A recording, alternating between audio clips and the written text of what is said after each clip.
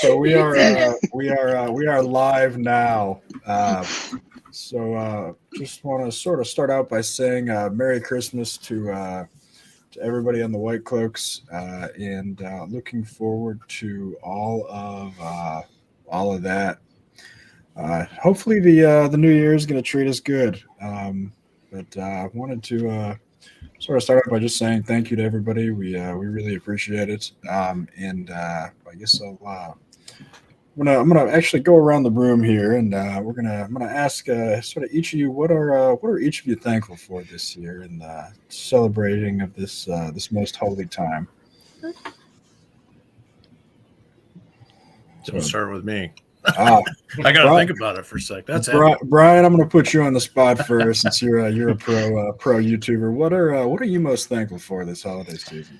Well, I'm grateful that I managed to not only create content and get to a certain level of subscribership, but to kind of create a little social circle, so to speak. And doing this long-term book club thing has been a real treat. I know it's been a year now since I started with over a year now since I started with Eye of the World. So there's 17. There are 17 streams up of just Wheel of Time book club.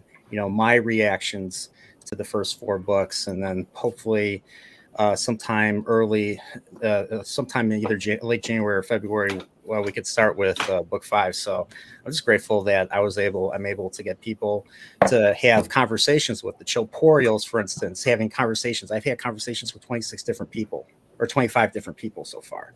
And there's more that I want to talk to. So I'm just grateful to have the opportunity to build connections, to build bonds, to have positive conversations, even with people I don't fully agree with and everything, and just learn from each other and just have a chill time. Well, I may, like last time, maybe drink a little too much. There you go. Is that possible? That's what the holidays are for. That's not possible. All right, who's going next? I'll go. It's pretty straightforward for me. I'm pretty thankful. I got my old man coming for Christmas. He's only left Montana one time since COVID.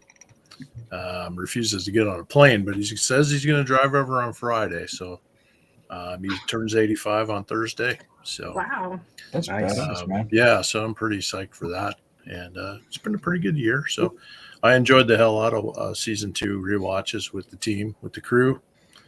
That was a lot of fun. So, and I'm thankful for Trip. She's on the text, but I don't see her on the thing after she harassed me to get online tonight. So I think she's Trip. still at work. Okay. Yeah. Okay. She's definitely in the chat. So. She's at work. Good excuse, Trip. I'm at work. We love Alex. He does it quite good with the leg stream. We should say hi to people in the chat too. That's an excellent idea. So anyway, that's me. Take it away. Perfect. So I apologize. I'm gonna say hi real quick to the people in the chat. Trip, good to see you. Spaced, good to see you. Kelly Adair, good to see you. Anybody in the chat who hasn't commented yet? Articus, good to see you. Anybody in the chat who hasn't commented yet, we appreciate all of you. And if people are looking to get in and join the chat, maybe not immediately because we're looking at a pretty full house, but as people filter in and out, absolutely shoot me a message on the Discord, and we will for sure get you a link. So I don't know. For LPK and Gadfly, we're doing a what are we thankful for this Christmas around the horn. So I think I'll go next. Absolutely. I know what I'm thankful for. All right. I'm pretty thankful that we actually got through this year. It was going to be a tough year with the second season of the show, and I'm just glad it's over. And I think I was able to this year better than the first season. I was able to get through it and just not care, and just let the lie back and let it happen. Yeah, it felt much easier this year than last time. What do you guys think? Agreed. It was. We're used to it now. You get punched in the face enough times, you stop noticing it. I feel like that's kind of where we're at with this. Definitely, it was an easier year this year. Yeah, for sure. Hey, Thumb. Hey, Edmund Horner. Edmund, I apologize. I don't think I've seen you around before, but good to have you on. Or you got to give us your Discord name. Yeah, that probably Yeah, that that too. probably Some somebody people would have know. different Discord / YouTube names. Right. So of the three of you that haven't gone yet, speak now. I guess or I can go. forever, Staple. Well, yep, go for it, man. All right. Well, I think the main thing I'm thankful for, and this is kind of cheesy, but I'm just thankful for my family, and they've really been helping me out recently, and I just really appreciate that. Also, I'm happy I was able to get through a lot of different like book series this year, which I enjoyed, like Faithful and the Fallen. Really enjoyed that. Nice. So I'm thankful for that. Nice. Any so was that I'm sorry, you said Fate of the Fallen. Was that your favorite this year? Yeah, it's a Faithful and the Fallen. Faithful it's and by the John Fallen. Crawford. Okay. I must confess I need to get on that. I finally started reading some more contemporary fantasy this year, and don't hit me, but I started with Sanderson. So I'm a fan of his, so it's all different. It's all good, Alex. It's not Robert Jordan, but it's good. absolutely. I'm not in the Dane camp with that. I tried. I honestly tried with that. I got you. There was a near stare down between Eldan and Dane during. Oh yeah, I've gotten was just into like, it with it too, and I'm just like, Perfect. So Gadfly, you're on more than LPK, so you're up next. What are you thankful for? Well, you as the stream goes on, you may get some unusual noises coming from my end. That's my brother. I'm thankful that this year he's been on average doing much better than previous years. So that's awesome. That's awesome, man. That's great. yeah. It just so happens that today is a rougher day, so that's probably why you'll hear stuff. That's I totally get it, man. We're all about supporting you throughout any of that. LPK, last but not least, what are you thankful for this year, man? Christmas sweater. Yeah, Oh yes, and an excellent Christmas sweater. Yep. I feel like the rest of us were kind of lacking, though. Ozzy, you got Sorta. spirit of some kind, man, just Yeah. not Christmas. There you go. it's sort of a pan winter holiday occasion, not necessarily Christmas, but it can be anything. So, are you hearing me okay? Yeah, we're just come gonna in. see. Yeah, can you do it? Adjust, because I think we can adjust your volume on here. Oh, Yeah, on the side, like right there. turn him up. Yeah, All right, go ahead, LPK. Turn me up, light it up. Hearing me better? yeah. Yeah, All right. you're 5x5. Excellent. I'm very grateful for health and for family, of course. As the year goes through, you have to focus on, just the next day, and as long as you have the next day, then there's always a possibility for the future. So as long as you stay healthy and you stay with your family, you're good. And I'm grateful for that. I'm grateful for a great deal of all the individuals here in the Whitecloaks and the Discord and the YouTube channel and the larger community that has evolved with these book reviews and these show reviews, especially all the content that you guys have been working really, really hard on. I'm truly grateful for that because it is endlessly entertaining. It has we're- wonders for the sanity of everybody to be able to have people that you can actually discuss things with without being adults. harangued. So a sincere thank you to you, Alex, because I know you've been working very hard on top of probably a very large schedule of work that you do professionally, not just recreationally. So thank you for maintaining this channel to the degree that you do, especially with Pips out to being deployed and having his child and whatnot. And Alex is having Pips' child? Yes, congratulations. Pips is doing it. You're doing it. The stuff science comes up with nowadays. And one huge shout out to in the chat, Trip. I don't know how else I can describe how how amazing Trip is. 1 trillion heart emojis to Trip. Everybody. Purple Give it heart a- emojis. How do you do it with this? No How am I purple. I don't doing know how it? to do it. But she is a Mwah, Trip, Trip, mwah. you are a real There you go. homie. And I got you back till the end of time. So Beautiful. Well, you go. You didn't go. Oh, I Yeah. am thankful for so much. I feel like everybody has kind of knocked the family one out of the park, but all of you guys have been, really wonderful this year. And I every time I log on to the Discord or the YouTube and I see somebody's left a comment, I'm amazed that somebody's listening to some dumbass like me talk about this stuff. But other than that, obviously very thankful for the wonderful Miss Lady Balefire here. She's been a phenomenal help personally, professionally, and making this YouTube thing happen. Thank you.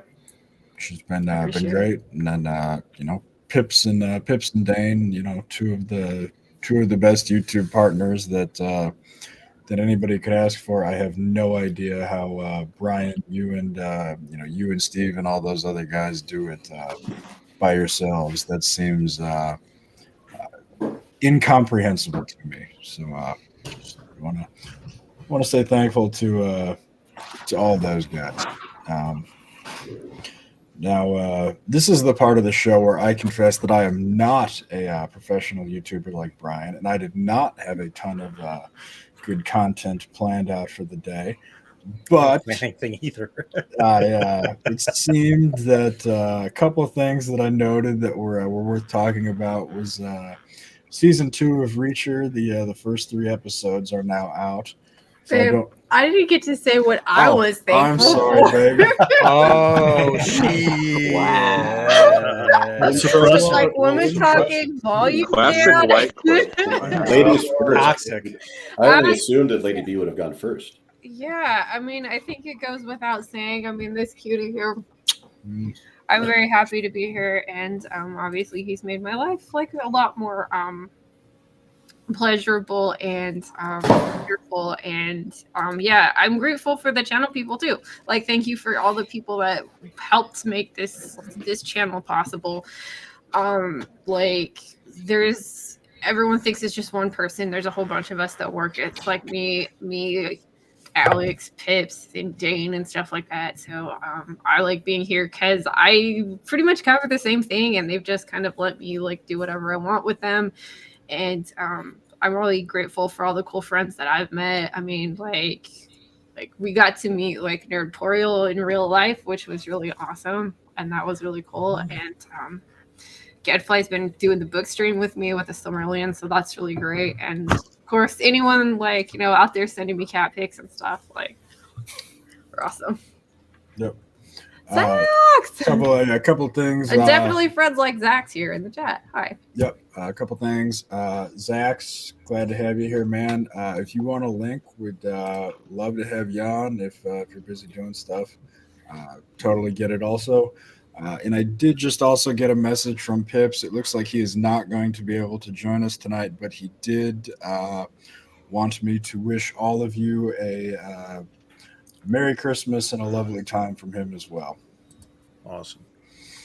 Maxi Primo, appreciate it. Good to have you here.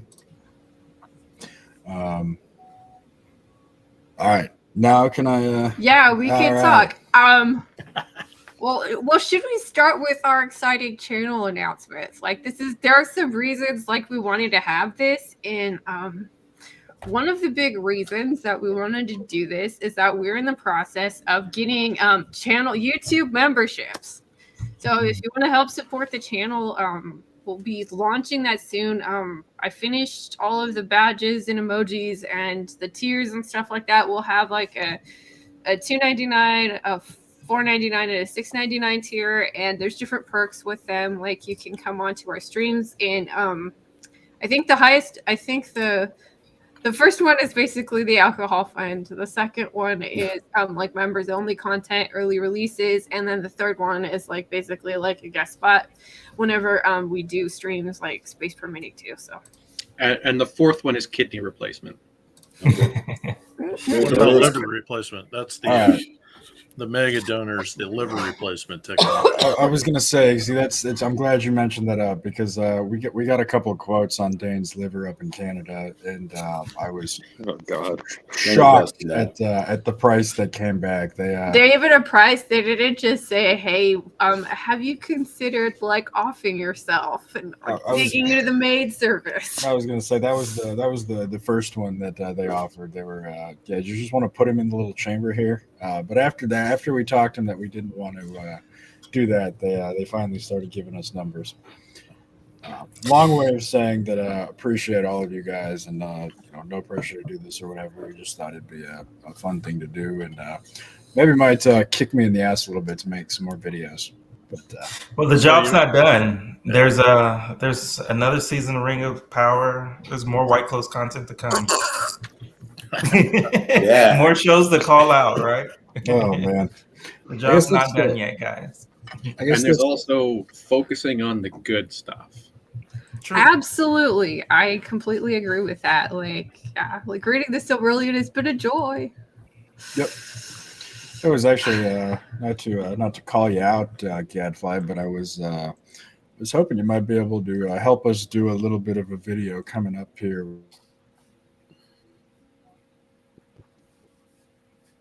I guess we'll never know. We'll never know.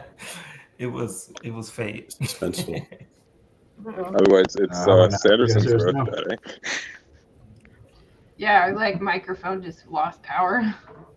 It sounds like you're on a different mic. Shit. It's called a USB port. Yeah, my USB. It is plugged into a USB port. Down. Do you want me to hear? I'll troubleshoot. The question we were going to start doing some sort of references in the Wheel of Time, and one of them that one of my favorites is Gawain and Galad, Gawain and Galahad, the Knights of King Arthur. And I figured that might be right up your alley as far as yeah, and one of them and contrast. One of them is a very good transition, and one of them is a very bad transition. One of them doesn't represent the Arthurian Knights character at all, and I think you probably know which one that is. So that was an idea that came across, and then honestly, I forgot I had some for you as well. I wanted to run by you. I know I wanted to catch Nerporial and argue with him about why Captain Janeway is the best captain.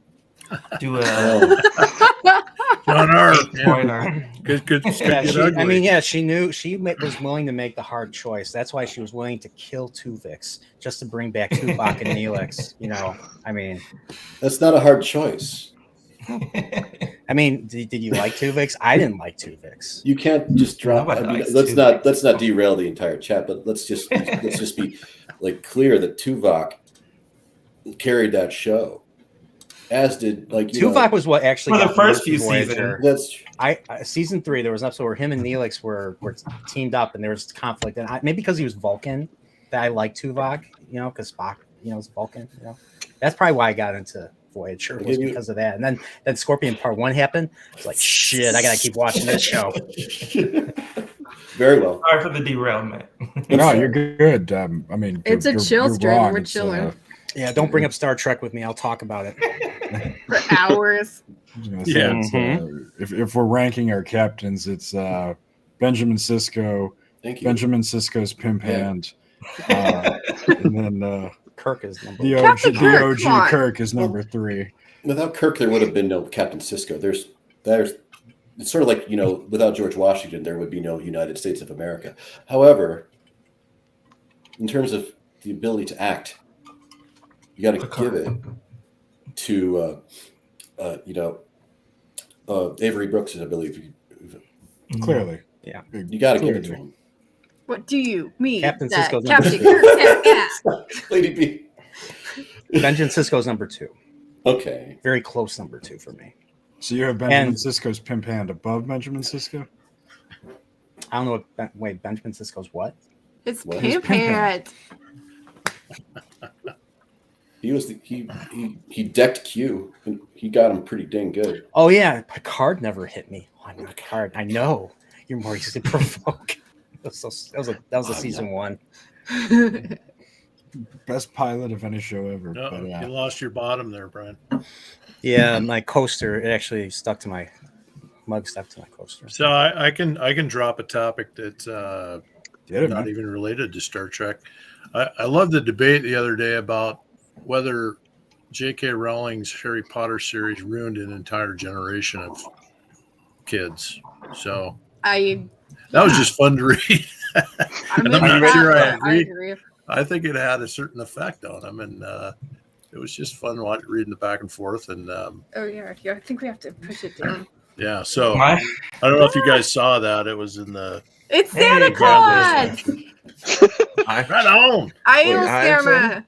Wait, Missed I'm the spot saying- shaving, Steve. I yell Santa Claus. Whoa, Your too many brother. what happened? There you go. Okay. God damn. I'm trying to drink some water. All of a sudden, I'm being called Santa Claus. What's up? So the to get past the velvet rope, you have to tell us what you're thankful for this year in this What crazy. I'm thankful for. Yep. Man. Well, I Right. guess recently, just because of my complications, I'm thankful that I'm walking around alive right now. But it's been a long year. I'm always thankful for my family, my kids. Obviously, you guys all, anybody that knows me knows that. But I don't know. It's been not to be a downer. It's been a weird few months and a weird few weeks. So back in good, semi good health, my family, and everybody that makes me know I'm not insane like you all, because it sometimes it's lonely out there when you're sitting there going, none of this shit makes sense, and I can say something and you all go, yeah, no, that doesn't make sense, and it at least makes me feel a little bit less crazy. So so there you go. I don't know if that passes the bar, but there. No, that is good. I think everybody here understands the significant burden of being right all the time when surrounded by Yeah. dumb people. Like we're Well, here for you, man. Yeah, no, I have this pile of stuff I want to do, but stuff keeps coming up, and now we have these insane interviews that I don't know if anybody saw them that came out. The Collider Yeah. ones. It's all. Oh, Yeah, I no, think it's Trick worse. put some in the Discord. Yeah. It's worse. It's Wheel of Time series did like a whole slew of interviews in the Collide. It's just, oh god. Oh my god. Is that the one where Rand's actor said that he was cheering for he and Celine to be Endgame? Did he say that? I haven't even thought he gotten read to the his book. yet. I stabbed myself in the ear getting through the Elaine one where she's like, oh god. Oh my god. Yeah. She said something and I'm like, oh god. So I currently have what in my bookmarks 1, 2, 3, 4, 5, 6, 7, 8, 9, 10, 11, 12, 13 articles. Dumb ass shit. It just keeps piling up. And So if you go to the masochist wiki page, Steve, there's a picture of you there. Yeah, right That's there. what I'm That's me. seeing. Yeah. Yeah. It's just the nonsense that's coming out. Like, and obviously nobody cares. Like, Why do you think they're doing it now? because there's no. Well, I was gonna say because nobody's talking about it, but nobody ever talked about it. So, it's the interview thing is the excuse. It's all part of the excuse train, right? It's like, and then now nobody's paying attention at all, so they can refer back to it and go, "Oh yeah, see, it was a success." Get your finger out of my fucking face, Shut up, brah. Steve. You Shut want up. to go? Let's go. No, what's up, buddy? Keep talking. What? I know I'm like Jesus Christ, but you don't have to invoke my name, Easton. It's okay. Anywho, Salty. While Steve works through that, the admission to tonight's party is you have to tell us all what you're thankful for this year. That's going to take a little while, guys. I honestly, I think it's maybe skip me. It's probably You're last. You can't be skipped. Friendship. I'm going to go with the basic bitch response. Obviously, and it's not basic bitch from its content standpoint. It's just friendships. Not feeling alone, like I'm losing my mind with what's going on, not just in entertainment, but what's going on in the world. And the two are intrinsically linked. Obviously. So, being able to reach out to people, like Purple Valkyrie in the UK, I was just watching The Hogfather with her. Great. Being able to talk about great books, with these guys, being able to be a toxic racist with Steve, Prophet of the Dragon, and Avan of Manethrin, being able to hang out backstage and talk about, normal real life stuff with Nerdporial. Obviously getting to know you, Alex, more, bearing the hatchet with Dane. Let's just acknowledge shit, Well, he talks to you now. So yeah, that's awesome. The Hogfather. There's some of my favorite Pratchett. The response where the I forget who it is, but asks him, you gave the kid a sword. Why did you give the kid a sword? And he goes, well, it'll be a lesson. Like, it's important they learn this. And she goes, well, what if she cuts herself? He's like, that's the lesson. That's it. Yeah. I'm a sucker for Pratchett. Me too. I'm all for some good Pratchett. He is so keenly able to present real, modern, humanistic tendencies and the flaws that those humanistic tendencies are in such a comical and bright and jovial way. Human. It's very human, and it's the message, especially in the Hogfather, is one about have wonder, be creative, make mistakes, go outside. It's just all of that. Like when you kill that, when you take the imagination away from things, you take our humanity away. And I think that's why a lot of us are rebelling against the entertainment out there, because there's no creativity in this. It's Wheel of Time, top of that list, but Jesus, I mean, the list is a lot longer of things that were just deliberately destroyed. Not their incompetence. This is negligence. Because the other thing is like the creativity and play that people go through. A huge and important part of play is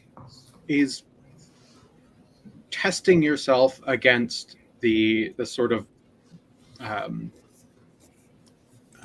zeitgeist of the time, right? And so Ozzy brought up the conversation about J.K. Rowling's books kind of railroading society into one track, and that's so true, because when you look at YA fiction now, it's all pretty much Harry Potter clones, just continually and incessantly. Yes and no. I mean, you also had the derivatives of the Hunger Games. For a while there were a lot of books that were trying to do dystopia. Dystopian ones, but some with less success than others. The point don't forget the Game of Thrones clones. The point being is everything is becoming so homogenous. Oh yeah. And people are no longer exploring the world in any capacity, because the structure in which children are brought up nowadays is to make them believe that they truly do know everything. And we all know the thing of teenagers think they know everything, but the fact of the matter is teenagers think they know everything, and they used to find out that they knew nothing. because they explored and they played and they did all that sort of stuff. But nowadays, everything is structured to reinforce that zeitgeist. And that's one of the issues I have with so much of the modern entertainment. It's all just... It is the same. And I hate it too because like the young adult genre of literature has like infected everything. Like you go to read an adult book, it's the same tropes and it's like the same. It's like, I know that me and Alex did a like series of talking about fan fiction. And one of the things that we talked about was how there's so many just not like the tropes are there from fan fiction and it's kind of become young adult. In fact, there's some even fan fictions that were even published and they just changed the names.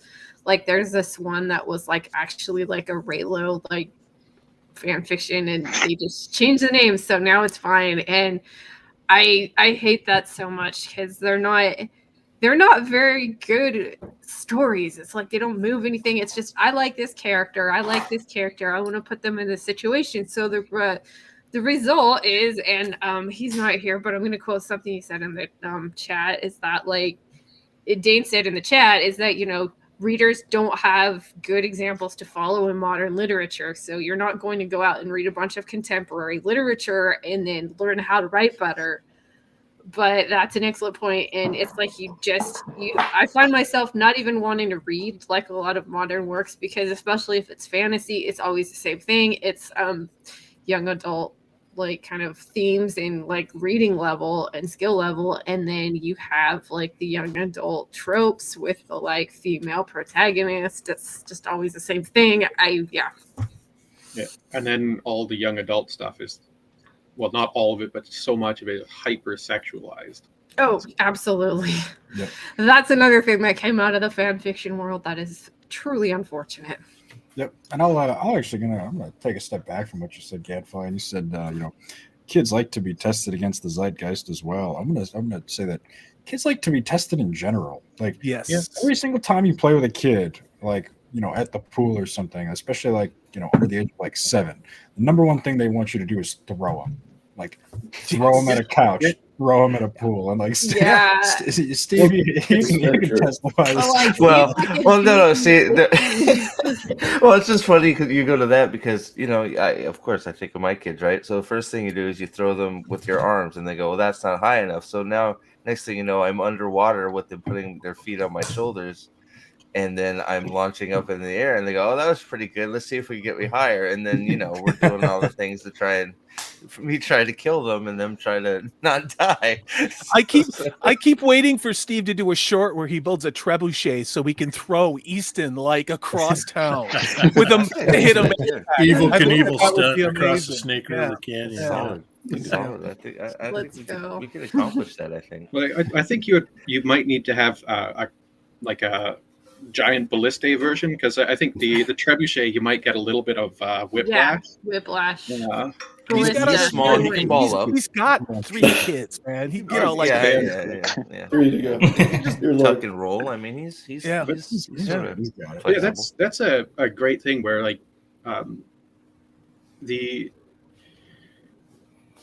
everybody forgets this notion that the masculine is also a nurturing nature, but the way it nurtures is very different to the feminine way to nurture things, right?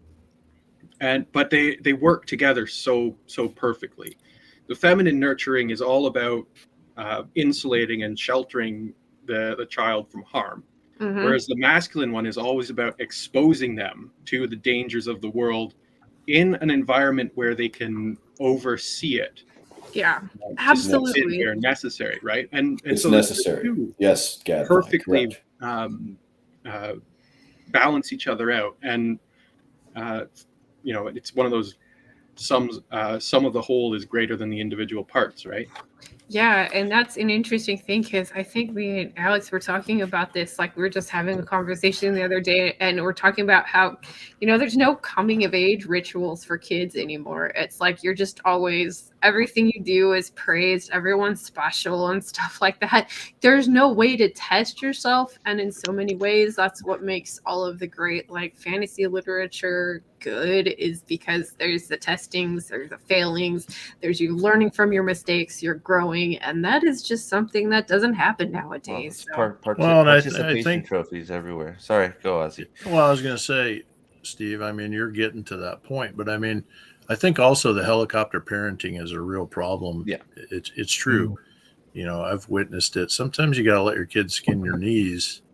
When you're protecting them all the time, they don't get tested as much, or you're keeping them from doing dumb stuff, and then they go do dumb stuff behind your back anyway. So, it's. I think it's also an artifact of our parent generation where we're being overly protective, because now you see news, somebody was kidnapped, this and that.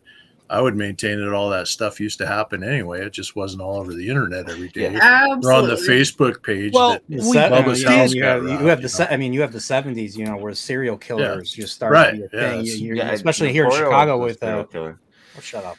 Sorry. Yeah, I mean, yeah. So I think that the advent of the internet, and everything that happens within a 20-mile radius of you, and it's all up in your head, just creates this negative worry, echo chamber, so to speak. It's also I think there's a lot more danger now because it's become a lot more socialized. I think it's become a lot more normalized to do really horrible shit to yourself. True. And now they're pushing it for kids. And I don't care I'll argue anybody anytime with that. But when you start looking at the loss of innocence, like you guys were talking about, the imagination, the lack of the masculine, it's not just the female energy that's maintained. It's not. The female has become the immature female. And of course, the projective of my children are an extension of me. They're an accessory. And therefore, I have to put their ass on the internet all day long. I mean, look at Instagram. Look at TikTok. I mean, I don't know. I feel like I'm a dinosaur because I believe in this thing called dignity. But boy, this is sure really a cheerful Christmas stream. Have you seen? I mean, because I go on Instagram. Have you seen some of the stuff like parents put their kids through? I mean, they throw cheese on their infants' heads now. I'm like, what the fuck is this?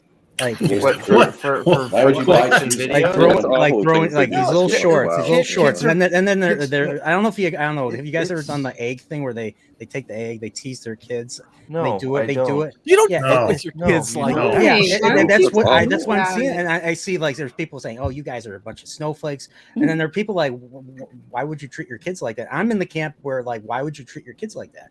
Kids, there's going to be they're going to believe, don't trust anybody over 25 or 30 or like back in the 60s. There's a certain age group where you can start messing with your kids in that sort of friendly way because they've developed that thing. But like they're doing this to like 3-year-olds. But yeah, when you're doing it to really young kids, slapping American cheese on their heads. Yes, and then these kids are gonna grow up and they're gonna see this shit and they're gonna be like, "Fuck!" How many views are those getting? How much? Like, they're getting like thousands of likes. Why? There's always some crazy challenge or some crazy TikTok trend. Everybody's always doing something different. It's just not really a challenge either, is it?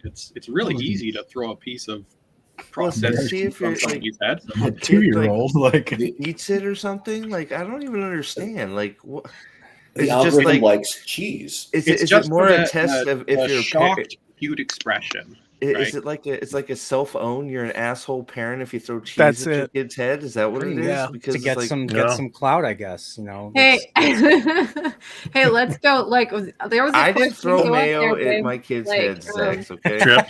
If we start throwing cheese on our show, will this stream get more people involved? Yeah, Zach's is right. Steve started it with the mayo touched mistreating mayo. Okay? I didn't. You're welcome. Yeah, that's salty started. So Steve, are we gonna get the next to destroy mayo? What to do with mayo? You ran the mayo all expired, man. I got rid of it before you guys maybe eat anymore. That makes it real, Steve. I know what to get you for your birthday. Didn't you? Hey, didn't you like lawn mow your? Didn't you try? Didn't you lawn mow? I did a whole bunch of crap to it. What's Like that? you had a golf club, a baseball bat. You ran it over Yeah. with your car. Such tennis violence. racket, You see it's golf worn club, out. tennis Like racket. it's car, tennis racket. God, there was a croquet mallet. We cut one with an axe. Some of these I don't think I posted, but we had a whole bunch of shit with these mail packets. What's the You name kept of the some guy for that yourself? smashed watermelons? He died. Gallagher. Gallagher, that's you. You're the Gallagher of Mayo, Steve. That's a high praise. Yeah. Gallagher. Yeah, it is. That's a Yeah. question. All right, Tripp's question. Yes. All right, so from Trip, serious question for you guys with a Christmas theme. What's the best and worst Christmas presents you've ever received?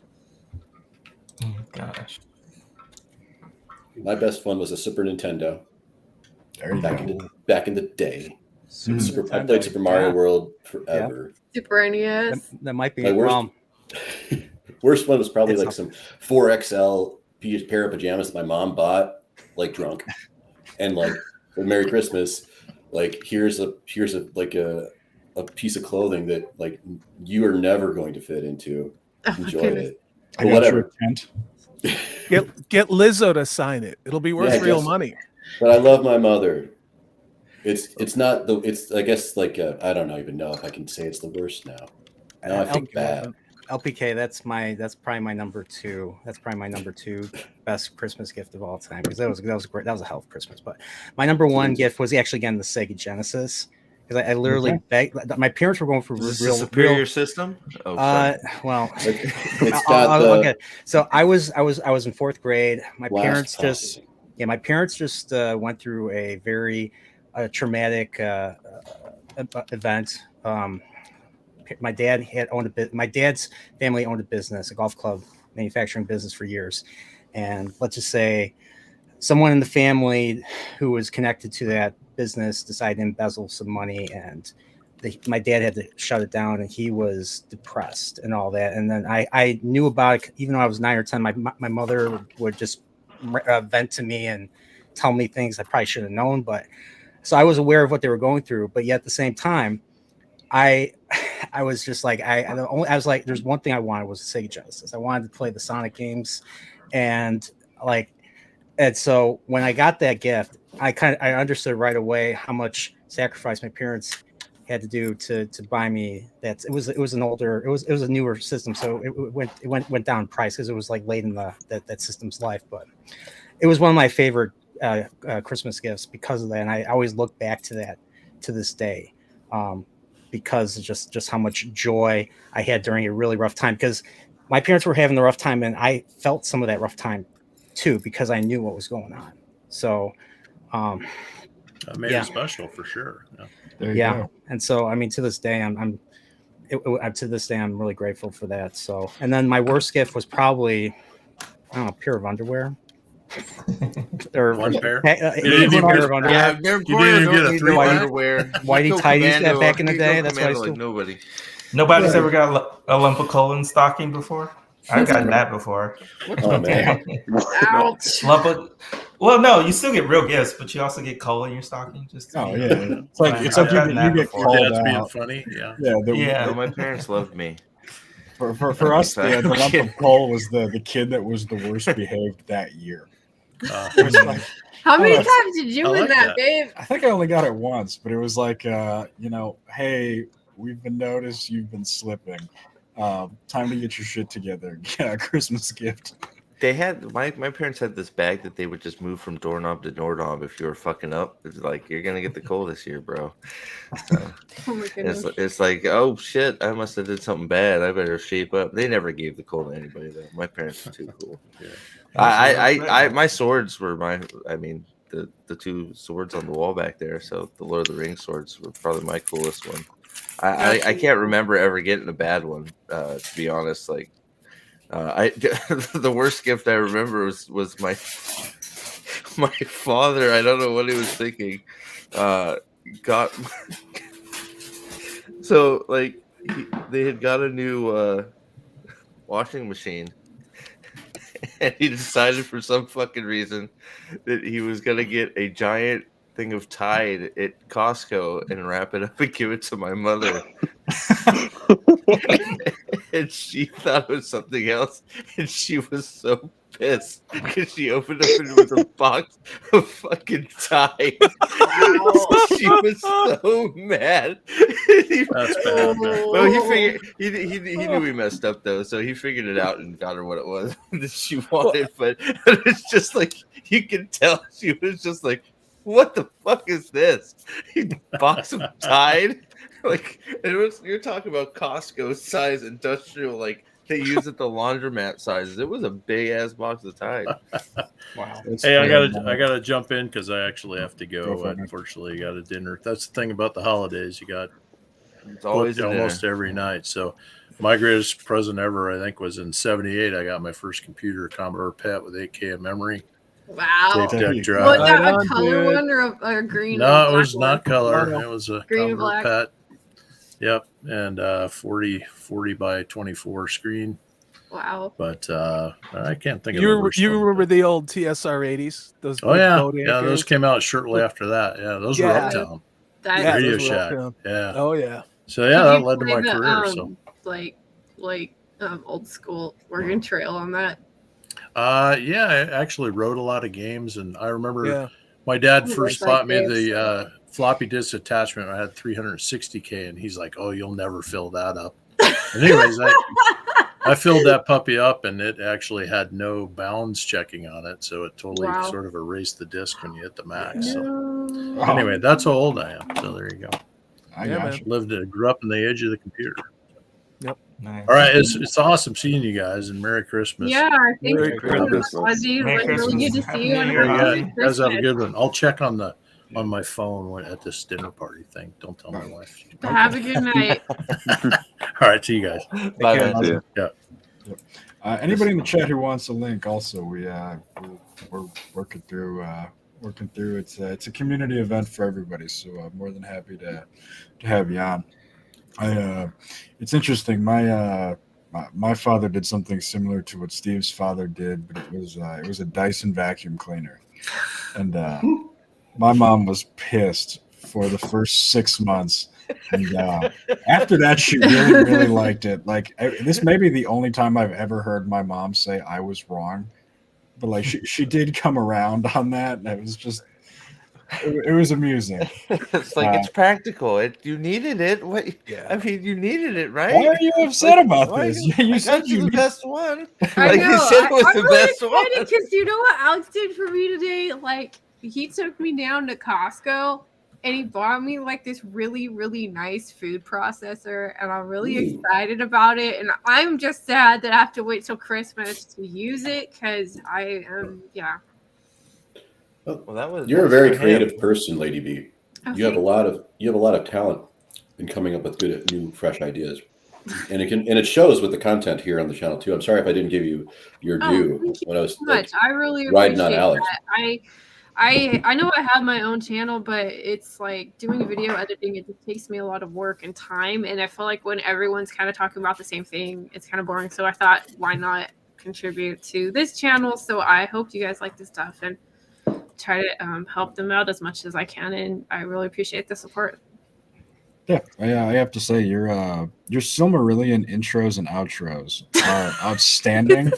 And even if you're not going to watch the entire stream, I would encourage you guys to watch the intros to those. I should make the intros. Like, I think like my favorite one has been the like Snoop murder Dogg? elf. Yeah, the Snoop Dogg murder elf.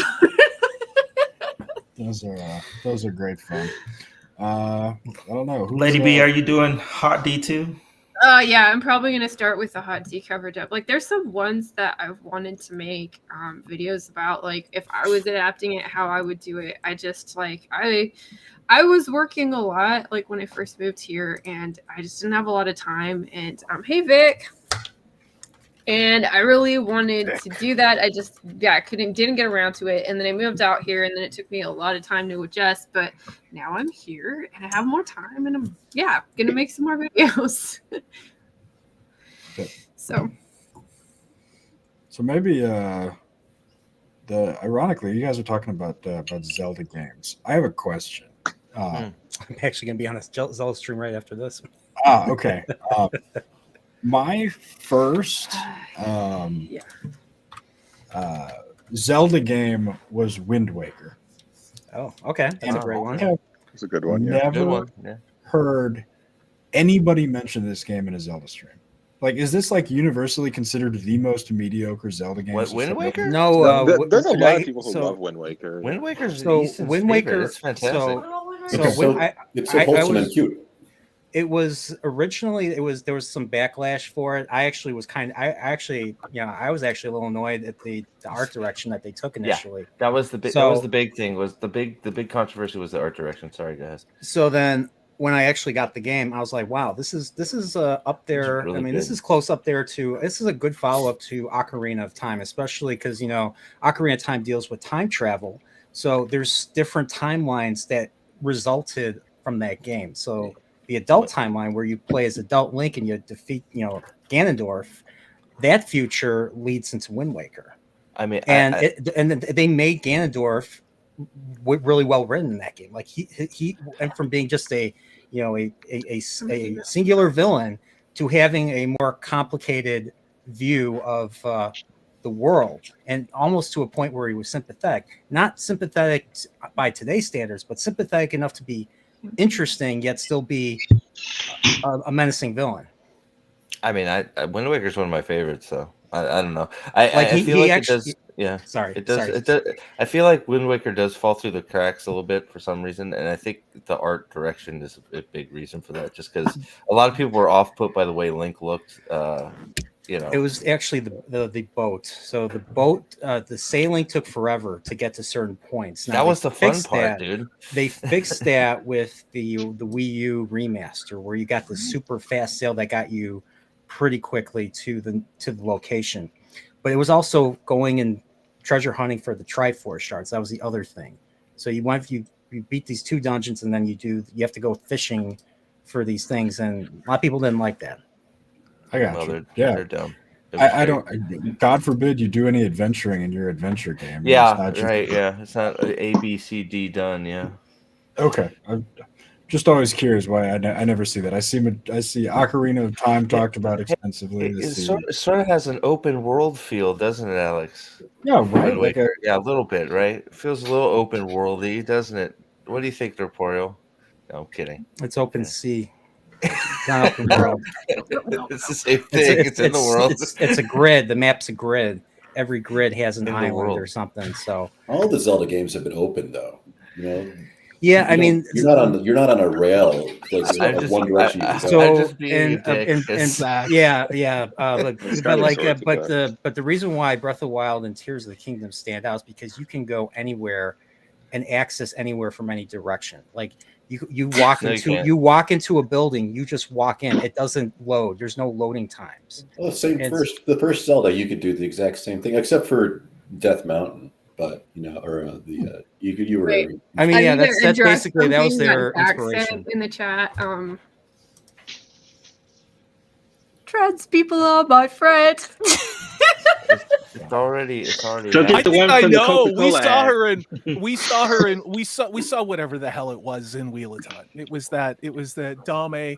It's the same one who's going to be in the Fallout series. They're grooming this person, and I'm using that language deliberately. If you haven't heard that song, it's an absolute banger, and Jax plays it all the time on his stream. Awesome. It's awesome. I don't know. The reason I brought up Link though was Salty's glasses reminded me of that. Like like Link's eyes in that game are the size of the frames of those glasses. Yeah, they are. Yeah, he's all eyeball in that game. It's true. Yeah, those are some winners, Salties. That you just wear those all the time. Yeah, all the time. Sweet. That's why especially in like May or something. That's really when I got a question. Was anybody else like I sort of didn't realize that Amber Heard's Aquaman is coming out this week. Right. This week? It's this week. Yeah, like it just came out, like it popped up. something. It's like look at the trailer. I'm like, oh, I haven't seen this yet. It's like out on the 22nd. I'm like, what? I thought that was It's out on the 22nd.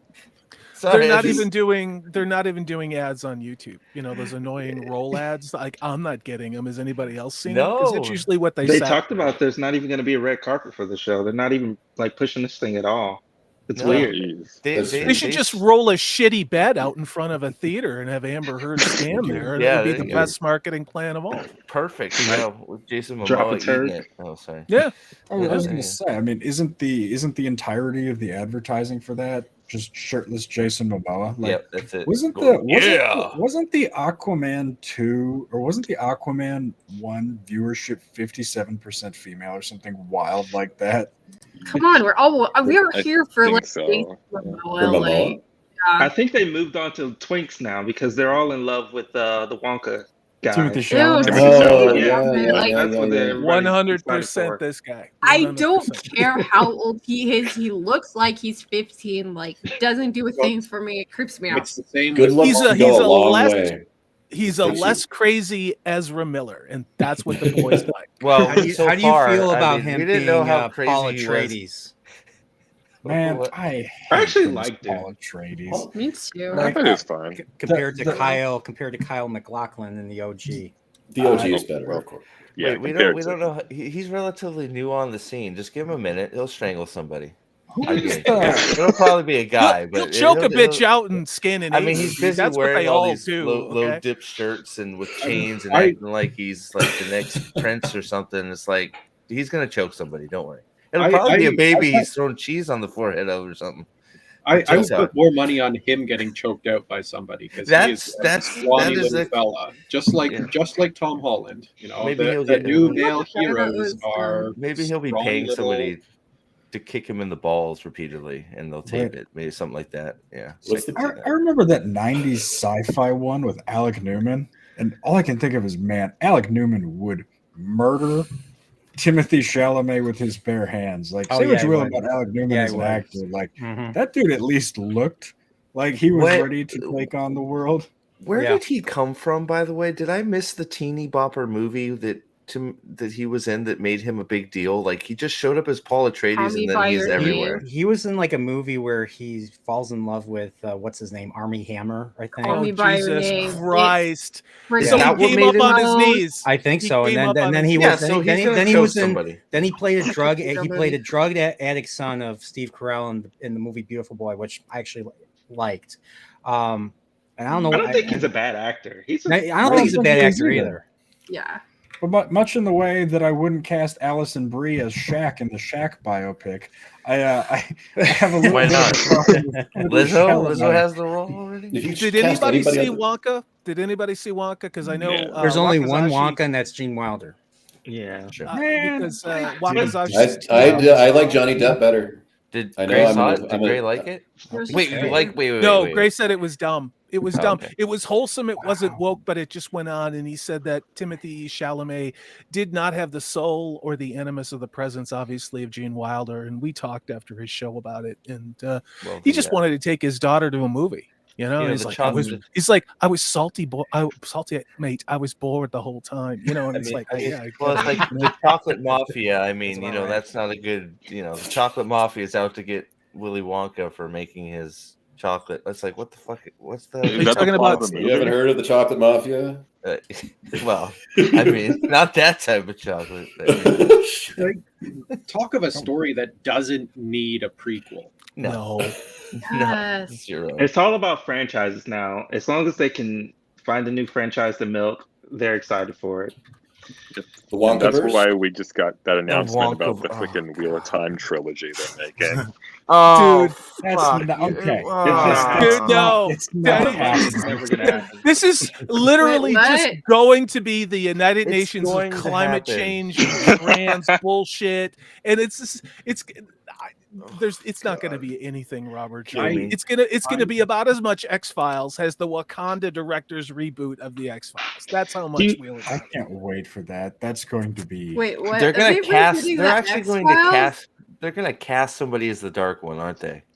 the dark one is going to be like It'll be a white half dude, yeah. male, It'll be freaking half female Rebus from freaking Castlevania, and Well, walking around like, it's like why have you cast the dark one? What are you doing? If they cast the dark one, then they need to cast an actual person to play the Wheel of Time. Somebody needs to become. Yeah, exactly. Somebody needs to become. Hello, it's me. Just, the Wheel there's a of costume Time. from a 1970s No beginning, McDonald's there is no commercials. end. There's a from a 1970s McDonald's commercial. You can find like a clock eye, okay, and then you get Grimace, and then you get the Hamburglar, and you could have them like be, you know, like the whole all of the Forsaken. Come on, like if somebody's there and it's like, you know what they're saying, you're the wheel, the water that turns the wheel. It's like there's no What water makes you think turning it's my actually wheel. gonna Get a happen, dragon though? out here. Oh no, it's the dark one. He's gonna break me. There's only Somebody one. help. There's particular. There's only one way to cast the dark one. It has to be a particular complexion. It color? has to be. It has to be. Wait, Yeah. Look, it's It has to Lizzo. be a If particular It sex. fits geometrically Lizzo. and Wait, she wait. fits chromatically. because it's supposed to be an inspection, Brendel, hello? how the dark one conned the Forsaken into being evil. So you have the wheel cast, right? Every time the dark one turns a Forsaken, a spoke breaks, and the wheel's just like, It's knocked off balance. help me, put me back together. Wait, Hey, You know- Articus, are you on? Like, we're Yes, I kind am. of- Oh, Yeah, I perfect. just didn't want to interrupt. Just to No, say hi. yeah, we need to get you going because you need to tell us what you're thankful for this year. Yeah, that's What your I'm thankful intro. for? Yeah.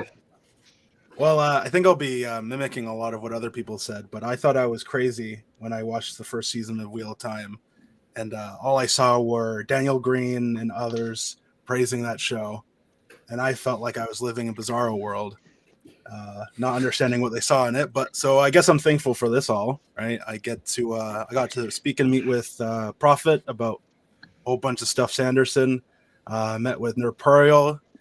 Always begging him to read a little bit more Wheel of Time so he can finish the series. I finished the Shadow Rising. I read the prologue to the Fires of Heaven today. So Oh, nice. I ran the math on it. At his current rate of progress, 2028 is the year. Oh boy! yeah, it's been a year. It's been a year since I started the Eye of the World stuff. So, by the way, Arcus, is that what you really look like, an orange rectangle? No. Look, I was Oh, jaundiced maybe. when I was born, I'm but not gonna lie, I I thought don't this look was orange a- now. I thought this was like a super close up of a Trump pick. I was gonna say Oh, Trump no. forehead right here. Trump forehead. Yeah. It's foreshadowing. Huge, guys, huge. But yeah, But yeah, this is the first time I've spoken with Alex, I think, and it was really. I loved all his videos. I think I watched most of the restreams. I'm not the restreams, the rewatches. That was fun. Good. Awesome. Salty, I haven't seen much streams of you recently, but I think you took a little break. But I watched all your coverage when you were doing it, which was always I haven't nice and done one in, dispersing. like, Yeah. 4 months, but thanks. Yeah. Yeah. Dude. It was lonely ground trying to cover season one with Yeah. the media onslaught. You know, a lot of people were there, and then of course in season two, they kind of gave up pretty quick. You know, like they couldn't defend what they did. Salty, I meant to say, and I think I've said this in the past, but dude, your Doctor Who coverage has been the best on the internet by far. Yes. Thank you. Mhm. I every time I make a video, I wonder if anybody's gonna watch. You know, I 'cause, haven't bothered to watch the new. Oh, you've been show. killing it, Salty. Come on. Be No, honest. I'm serious. No, I Like, think that's you all- say that, but it's like I've been doing this for 3 years, you know, and you never know what's going to happen. But I'm humbled. I'm honored. I love that people love it, and it's just me. I mean, sometimes you just watch the train wreck in the circus roll in, and just interview people on the circus, and the shit sells itself, you know. Hey, I So- started watching classic Doctor Who because of Yeah. your videos and plus the controversy. Controversy is what makes me make up my mind watching all this shit I have here because it's hard for me to decide what to watch next. So when Yeah. controversy comes up, It's hard. Even like you say, you don't feel like you're killing it, even if you are. It's like every that's it, like Steve. like What he's like, saying. There's so many times where I'll sit down and it's like, what do I even make this video? Like, is anybody That's gonna it. care? And you know, sometimes it's. I mean, you got to push yourself to just do it and see what happens. Yeah. Like, well, just Yeah. do it, see what happens, right? No, it is. So I mean, there's always that sort of self doubt in there, going, am I just spinning my wheels? But yeah, and I've started writing a couple of reviews. I just haven't been able. I haven't had the energy or the drive to do them. I'm supposed to do one for the Boy and the Heron, the latest Miyazaki Studio Ghibli thing, and one for Mario RPG remake. And I just haven't had the drive to do those. I've been pushing myself to put out content. It's lately. not sour grapes, but views are down across YouTube. And this is not about me. I mean, you can just look universally for whatever reason, and maybe it has to do with oversaturation about shit with Disney and Marvel and, I'd like Star Wars. Nobody cares. Maybe, but as far as Doctor Who goes, as long as you're not, for me, I cannot believe the low quality stuff they're putting out to market bad. the show. And I also can't believe the stuff coming out of Russell T Davies, I'd say mouth. I cannot believe the honesty of saying, the messaging is directed at kids and talking about all the stuff YouTube doesn't want us to talk about. Okay, I think can I is interrupt you newsworthy. really fast because Sure, I wanted go to ahead, Lady bring. B. We have a new white cloak. Oh, This is our cat George. We just Oh. adopted Is that a him. chicken? Is that a chicken? Look how It's a big hairy he is. chicken. He's That's, like, a don't lot of hold hair me. for a You woke chicken. me up for this. Yeah, we his name is George. It's too cool of a name to change, so we're calling him Lord Captain Commander George from Borg. Also, Does he slay dragons like Saint George? Oh yeah. oh yeah, he's so. a fun guy. Yep. Sorry, George. That's we didn't funny. mean to wake you up. He's I hate. something bad. Sorry to interrupt, but I have to step out. I have excuse me. I have another stream to do, which is about the music of the original Zelda and the second Zelda on the NES. So Sweet. Merry So- Christmas, Brian. So if Merry Christmas, and if you guys are still on by the time that stream's only going to be an hour, I think. I mean, hopefully, if there's room, I'd like to come back and. Oh yeah. Absolutely. no, get out. Open we will invite. take bribes. Bribes. Go are watch always Axel welcome. F trailer again. Sorry, Trip. My Yeah, bad. that video did not perform at all. I don't know why. Oh well. Me and Steve made a reaction video to the latest Beverly Hills Cop Hit me trailer on offline. Netflix. It's So, called Axel F. That's why. Axel F. Yeah. Call it 4. What the Real, fuck? real quick before you head out, who's your favorite doctor? Oh, Mine or easily John Pertwee, Third Doctor, because him and Roger Delgado's master some of the best stuff in Doctor Who. I mean, that's why that's the stuff I own right now. I own the 2 seasons of that. So I was raised on Tenet, and then Yeah. what's the next guy's name? I can't No, remember. Brian. Matt The answer Matt is Smith. Dr. Bashir, obviously. related to Yes, Fael, Doc. related to Fael and Dogs. Devram Bashir. Yes. Oh my Yeah. I'm That going to was split funny. 2 guys. Thanks for having me on. You guys, Merry Christmas, everybody. Merry And I'll Christmas. be Love watching your the content. Thank you, Salty. guys. Merry Salty. Christmas. Thanks for all your hard work. Salty, Thank you, we guys. gotta talk Doctor Who sometime. Yeah, I absolutely. am Hit me up. so pissed. I can't I even can't- watch part 2 and 3 of the anniversary special. I'm I just can't like, imagine what? Why would you? Why? But Anyway, much Bye. love, respect. Merry Christmas, everybody. Take care. Bye. Bye, buddy. Yes, Celtic. Trip, I think you walked into it next. What are you thankful for this year? oh, well, I put it in chat, but basically, I am just thankful for the friends that put up with me. That may sound kind of like I'm being a smartass, but I'm really not. I am not the easiest person in the world all the time, and I've got some great friends, a lot of them that I have met through this community, and I really am grateful for them. Yeah, the Discord wouldn't be the same without you, Trip. No, Totally. not at I all. don't know That's if that's good or bad. It wouldn't be as fun without you, Trip. I think there's a couple people on there who might disagree. They're wrong. They're wrong. Got another Pips update for you guys who are following. His wife is now in labor. So Oh, Is she? What? Congrats. No, it says he The will not be last joining thing- tonight. Like, 'cause she was getting some contractions and other stuff, so we went in the hospital, get everything checked. Everything looks so far, but we figured we better get checked out. Sorry to mess with y'all. Oh, okay. I'm Yeah, sorry. So I don't we're know. getting we're Oh getting my baby God. updates. Wow, Not wow, on wow. Labor. Sorry for the I false am alarm. gonna kill you. I'm just glad he's Oh back my for God. that. Me I too. heard. That's Yeah. horrible. Oh, If he's my that would be bad. terrible. I don't know. It's I've been really reading up important. on these things, and sometimes it can kind of take a while to get started. So I don't know. Like, Well, it's kind of. oh, Oh no, she it- well, I think part of it too is she's really ready Yeah. for the baby for Pippikins. I am calling the baby Pippikins. Thanks to Kai, by the way. Pippins. Fantastic. Pippikins. yeah. Hopefully it's a And quick labor. Yeah. I don't know your perspective, Steve. When your children were born, I have two, and when they came, like it's basically the same experience for me both times. I was like, "What the hell is going on?" I was like, "Ah!" And then I was a father. Yeah. You know. Yeah. Like, surprise! Now, is that No, because you fainted or because Ryan, it was fast? my oldest, I'm sorry, my youngest, we had enough. She had a scheduled C-section for Easton, but Ryan was like, I think it was 30 hours labor she was in. She was in labor forever, and the thing I remember most about was I was there for like I was just sitting there, and her mom came in and said, "Steve, you got to go get some sleep. Like you're falling asleep, right?" So I go home, or I go home. I crawl in the bed. Probably like 10 minutes later, I get a call. Steve, she's in labor. I'm like, motherfucker. I go back. I just made it. I just made it back. It's just like that's how it always is. It's like It's good practice though for the first few months of no sleep. Yeah. Oh yeah.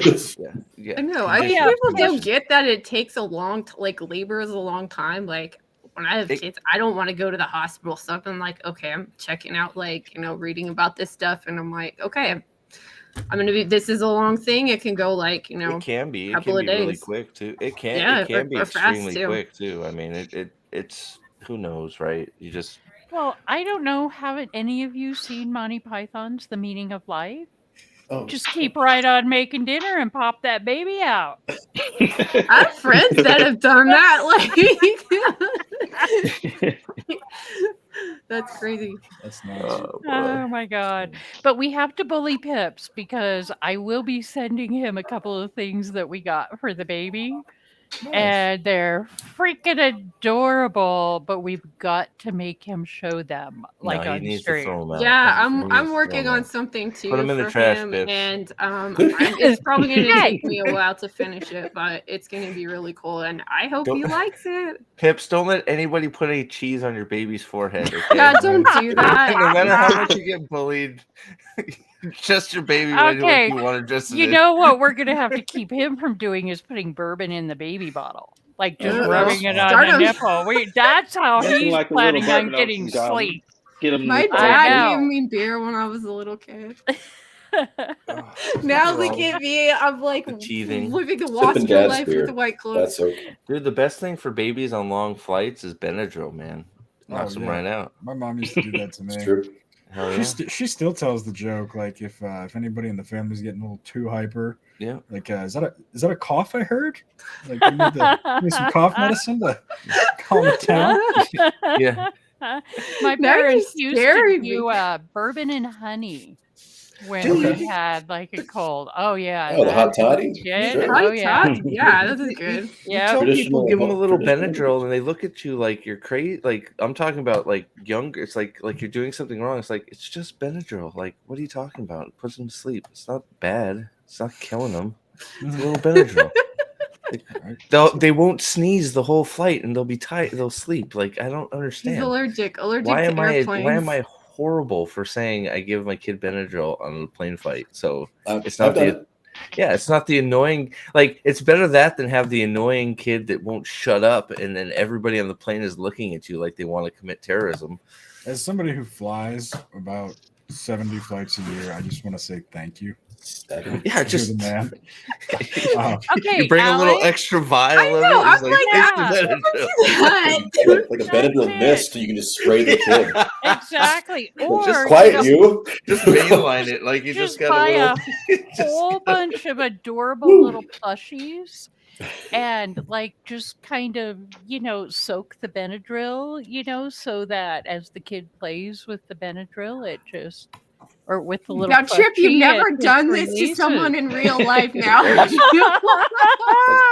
that a No, new but business now I idea? have ideas. Is that Tim Trip's new business? Benadryl laced. There you stuffed go, animals? little plushies. Oh my god. I don't know. Sleepy beanie babies. Yeah, I guess Vicks I feel beanies. bad. I guess I'm like totally like in that like mindset where it's like crying babies don't drive me crazy anymore. I just like, oh, that poor kid, let's comfort it. That's how I feel. Oh for the Yeah, God, first I want to grew- commit minutes. Harry came And by from a minute big family, so you 45, just get used to it. Yeah.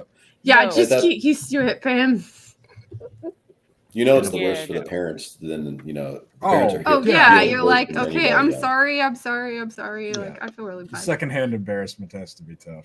What can you Well, do? you know, I'm kind of thinking how hilarious and actually wonderful would it be if little Pippykin shows up on Christmas? That would be 12.25. amusing. Poor kid. No, don't wish that on the Yeah. kid. I'm gonna have not it? wishing Presents it as on a the Christmas kid. Well, the It baby. would be kid's kind of funny. He's the gonna kid's get. already he's al- so close. He's already got to- adjacent. Yeah, he's already got birthday adjacent. Freaking like his gift supply has gone way down already. Like, don't put it on Christmas. He's gonna. Well, like, you know, how dare Pips and Mrs. Pips do Yeah. what they did 9 months ago? They should have is- been thinking about it is- birthdays and Christmas. Look, how Damn do you it. not wear a Yes. condom on St. Patrick's Day? Put the blame exactly where it should be. I hope you're listening to this, Pips. You He's couldn't too just drunk. control yourselves. yeah, You couldn't just I- wait a month. yeah, No. no. Yeah. Your kids ruined forever. Christmas birthdays, man. Ugh. That's just, I was born the day Godmother before Trip can donate some Halloween. I presents. mean, I'm just really glad I like Halloween. yep. Yeah, but that doesn't have to hurt your gift level. Don't lose gifts. Nobody gives Hey, gifts I for was Halloween. born 5 days after 420. His ears were ringing. Here he is. There he is. I Pips, didn't no matter how realize much it. cheese Trip sent you, Hi, don't Pips. put it on your kid's forehead. Don't. Okay, Okay, and so don't we've use gone your through child like. for abuse. Apparently, it's okay to dose the kid with Benadryl if Douse they're with flying on yes, an airplane. immediately. Benadryl, yes. Cheese, no. No Like, cheese. Bourbon and honey, yes. Now, if he's chewing the cheese soaked in Benadryl, that might be go okay. for it. That's a good crossover. Yeah, That could be Also- the next big it'll trend. be good for the teeth. All right, yeah, Yeah. for the Also- teething. So Numb I've it on been the- calling the kid Colt in my head. Colt. Like, is that name on the table? Like, Yeah, Would it be yeah. a Philly? What happened to the nerd acronym? What happened to that?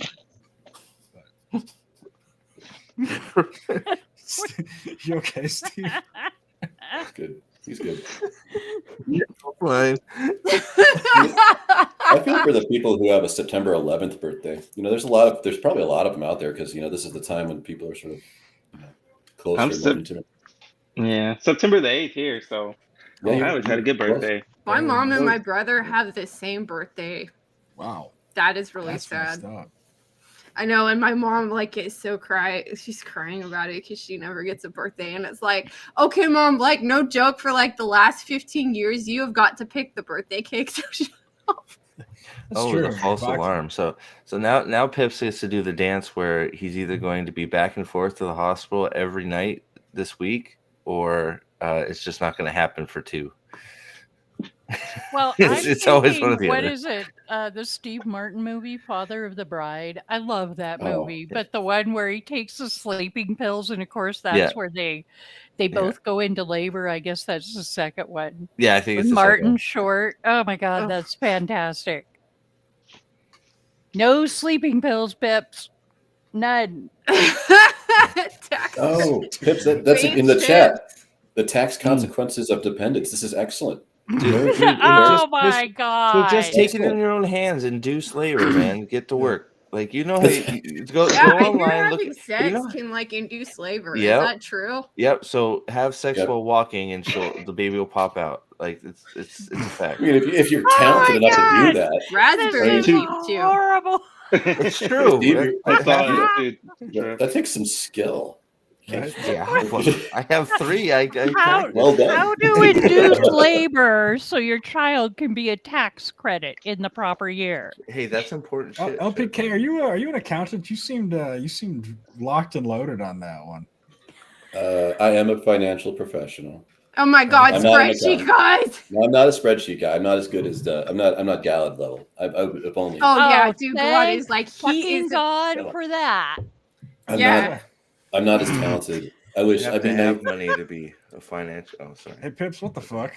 Explain this to me. Yes. He's Why smart. is That's it a why he's a subscriber? smart man. He wants to stay married. That's why. There doesn't need to be an explanation. That's Smart. Keep it that way. Keep the cheese away from your wife too. She might want to make the TikTok videos. Don't let it No happen. cheese and mayo. Do cheese. not open any box that Steve sends no. you. Okay. I Do would never not. send I didn't put any mayo on anybody. I never did Especially it. if it's dripping at the corners. Okay. That's what she said, but it's okay. Oh my God. Okay. Like, for It's not real, my though, fault. I'm, I didn't do it. Just get walking.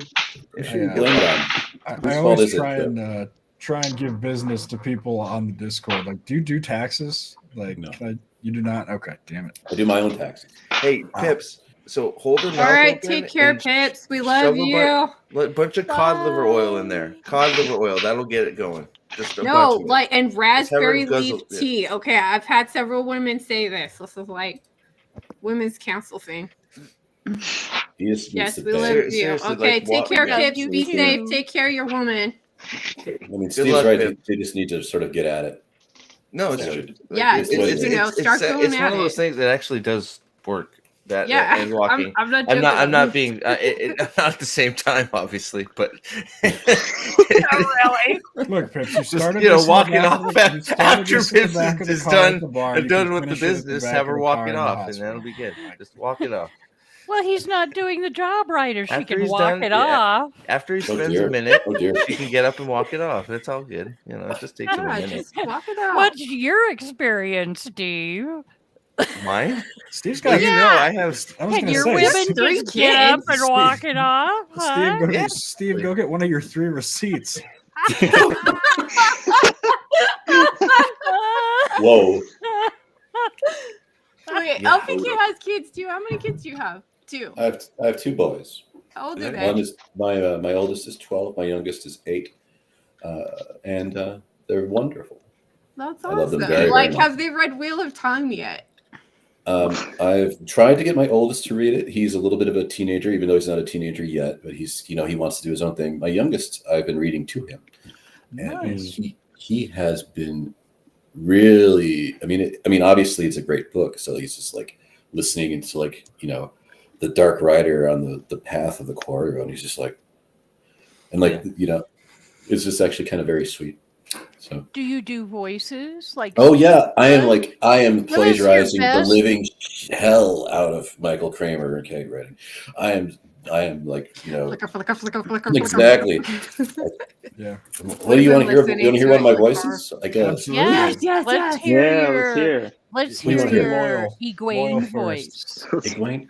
Loyal? You just Loyal? picked the hardest one. Sure, I can be loyal. Uh-oh. Let me show. Hold on. Yeah. Ren. Ogier-sized chamber pots. I don't have to shit in the barn like an animal, Ren. Hire him. He's done better than the show already. Get it. Okay. Oh wait, Rosamund Pike. You like why? Well, they should have been calling you instead of Rosamund Pike for that new audiobook. I was going to say, like, Elder Hammond's coming, Rand. I don't know what I should be doing with Rand. myself. Elder Rand. Hammond will kill you, Taverin. Rand. okay, like I'm going to say, I'm pretty impressed. That is actually Good. pretty close. I mean, as far as I'm not a professional voice actor. Obviously, Michael Kramer, Hard is to tell. the Hard to best there tell. ever is. I'm telling you. But the range of my voice, I can only sing 2 songs correctly because it's a little too deep. I can sing "You're a Mean One, Mr. Grinch," and I can sing "Kiss the Girl" from The Little Mermaid, and that's it. Those are the only 2 I've been able to figure out. Everything else, I just can't hit the right range. So. All right, so I'm going to give you some advice here. What you need to do is you need to go on YouTube after the stream, and look up Josh Turner. Josh Turner. Who's Josh Turner? Wait. So He's a country music singer who lives in your octave range. Oh, I love country. Although I haven't listened to it. I mostly just listen to a lot of Garth Brooks. Hey, you guys want to know something fun about Alex? Yes. Alex sings show tunes. Oh, excellent. I'm a cultured Musical. individual. He is. He's seen Cats multiple times, and the other night we went out and we got a little tipsy, and then we came home and on the whole way back we were singing. Like, How was the movie? You love the movie, don't you? I haven't seen the movie yet. Like there are certain reviews that I'm like, the reviews What for that movie movie are we were talking about? Cats. Oh God. He was singing The Les Cats Miserables. with It was sweet. Gordon Andrew Lloyd Webber. or the earlier one. I do have to say, LPK got away with not giving us his rendition of Elaine or Egwene. Yes, I know. I know. Cats. Back to Cats. Sorry. I know. I see. Friend, Hey, is that you're a from Miami Miami wild Miami is the strawberry best in your on the internet. pocket? I'm trying to figure out Or what are he's you doing. just Like, happy to see me? Is he gripping to try and get it up there? Sorry, Steve, I couldn't help myself. It's okay. I'm used to. He's still being quiet over there, LPK. Who, me? What? He's psyching Yes, himself up we for it. Who, we me? want your Yeah. we want want your Elaine. He's a Egwene. dad. Elaine. He knows, Egwene? Elaine he's or a Egwene? dad. He We're knows when not to supposed ignore something and So, act like he Egwene. never heard it. So he's in character. Well, first I'm gonna have to sniff, Tug right? the brain. Tug the brain. Oh, sorry. Randall Thor, Crush. you wool-headed like sheep herd. Like, I can't even. What do you I want? thought the sniff was a cat slang No, thing. you need to be Oh, wait, There's a lot of higher. Cat's Wayne is fall. Pitch Oh, higher. that's true. LPK, reach down there between your legs. That'll make your voice higher. There's Cat's Wayne. Kitty. Can you see George? Oh, George is upstairs. Oh my Is he? God. Yeah, he's up there. George He's about to from jump. up there. I don't know. We no kitty porn, okay? LPK. I love showing my pussy on stream. Okay, I can We're not on agree with Twitch, that. so Oh my god, that Twitch, the censored bars. Did you guys see that? That's insane. So Twitch is Saw like a going lot full, of- like OnlyFans now, right, or something? I'm not a Yeah, and then they what? Oh, walked back the changes like a day after they implemented them. a Goodness lot of gracious. furry porn. Oh God. That was, Oh my that was- god, are you that was guys what I trying to heard tell about me it, that yeah. there is kitty porn on OnlyFans? I have never been on OnlyFans and I There- never will be, but Sorry, I'm sure there is, but he said furry porn. Furries, yeah. Like Trip, I you're guess concerning Twitch me. did this thing where like they have like Trip has censored a stack bars. of So cheese next to I her. always assumed that you were subscribed to my OnlyFans. oh well. Oh, no, I'm joking. Maybe that's how he makes his real money.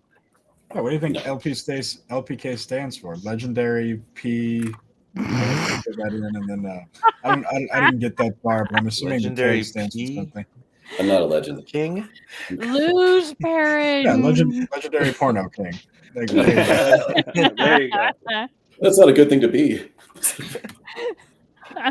Yeah, That's we know totally- you're pouring So he's out on your Twitch, cat, not LPK. OnlyFans. He's a Right? good cat. that's funny. Cat's innocent. He's a sweet little By baby. the way, Lady B, Mhm. because I know we've got George, we've got the whole long George's name, but he shouldn't be a white cloak because he's white paws. Has he murdered He's anybody? he's the white paws white cloak. Doesn't he Has have he little mur- white paws? Has your He cat has murdered little any white paws. dog? Yeah. We just liked his name and like it was, no, actually this is the story of it. So we wanted to do like we found two cats that we wanted to adopt. And one of them was a little kitten and she was about like what are you doing, babe? Don't speak. Oh, you're freaking me out. He's playing with his tabs. Anyways, so one of them was a little kitten, and I've always wanted like a silver tabby, and this cat was so beautiful. She was like a very like a lilac silver with like kind of like cream accents. Like beautiful cat, but she was a younger cat and she's probably like 7 to 8 months old, and she was in a room where they had a bunch of kittens and they were just so hyper. I mean, we went in this room and they were climbing all over Alex. They were on top of his head. One of them bit his eye. It was nuts. But this cat was really cute. Yeah. Her name was Gnocchi, Cats and I are great. really like she was really friendly and nice and everything. And then there was George, and George is just adorable. He has the Puss in Boots eyes. He looks so depressed when he was in the shelter, and he's cute. He's built like a linebacker. He is very dignified. And then we're sitting here. We came there too late to adopt a cat that day, so we came back the next day, and then we were with the two cats, and we're like, what are we gonna do? I can't decide. And then I'm like, okay, if these cats were like Wheel of Time characters, I'm gonna say that like George, he's like one of the more like distinguished characters. He's like Jeff from Bornhold, or like Oh, he's gonna die soon. What's his name? Oh God, I can't remember that guy's name. Gareth Bryn. And then this other cat, Gnocchi, is like Elaine. So it was like, at least she lives. Yeah, like I don't know. So you named him after Jeff, right? No, his name was George. So we just called him George from because that's sort of the same. I'm gonna make him a little white cloak thing. He's come he came on my book stream one time. It was in my lap, and he's been on. He had a solo when I was sick, like when I was on the sax and stuff. So like he's cute, but he's definitely like he's a white cloak for sure. Nice. Am I picking up here that Steve hates cats? What? He said he loved them. I have nothing wrong with kittens. Kittens are nice. Dogs are better. Dogs are way better. But I know. Kittens are great, especially when my kids are playing with them and I don't have to touch them. Yeah, Alex likes dogs too. Like dogs are way better because they eat cats too. Huge dogs. Yeah. Your dogs are. See, I like little dogs. I like both cats and dogs, and I've had more of them than I can even imagine in my lifetime. But I do like little dogs. Cats just generally don't like me, or like part of why I don't like cats is like we had a cat and it like scarred my oldest son right in the face because it swiped at him and clawed him right in the face. So it's like, fuck you, man. I kicked that cat out of the house. It's feral in Maryland somewhere now, but like, well, that was that cat or dead, Christmas like one or the present. other. But yeah, I don't know. That's what kittens are okay, but like I don't know. Me and cats have never really been like bros. Yeah, I think it's because they sense the cat energy in you, Steve. Probably. So they feel threatened. When I look at them and say, "I wish you were a dog," yeah. I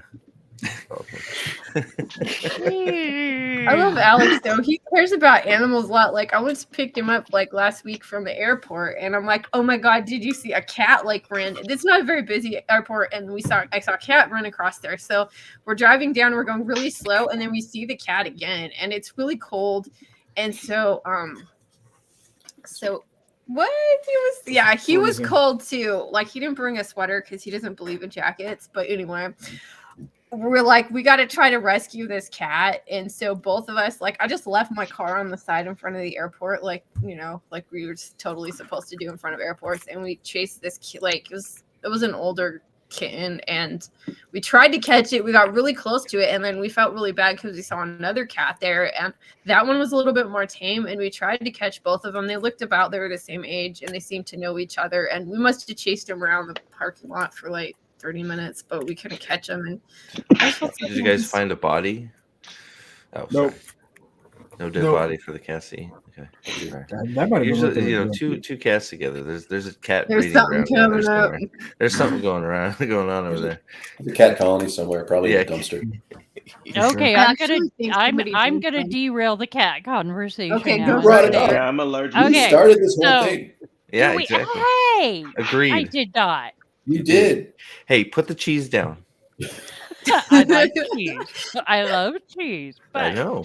Anyways, I want to know, do we have a consensus amongst the group that Die Hard is indeed a Christmas movie? Oh, yes. No, yeah, of course. Like, Was there ever a demo? Die Hard. Of course. Why not?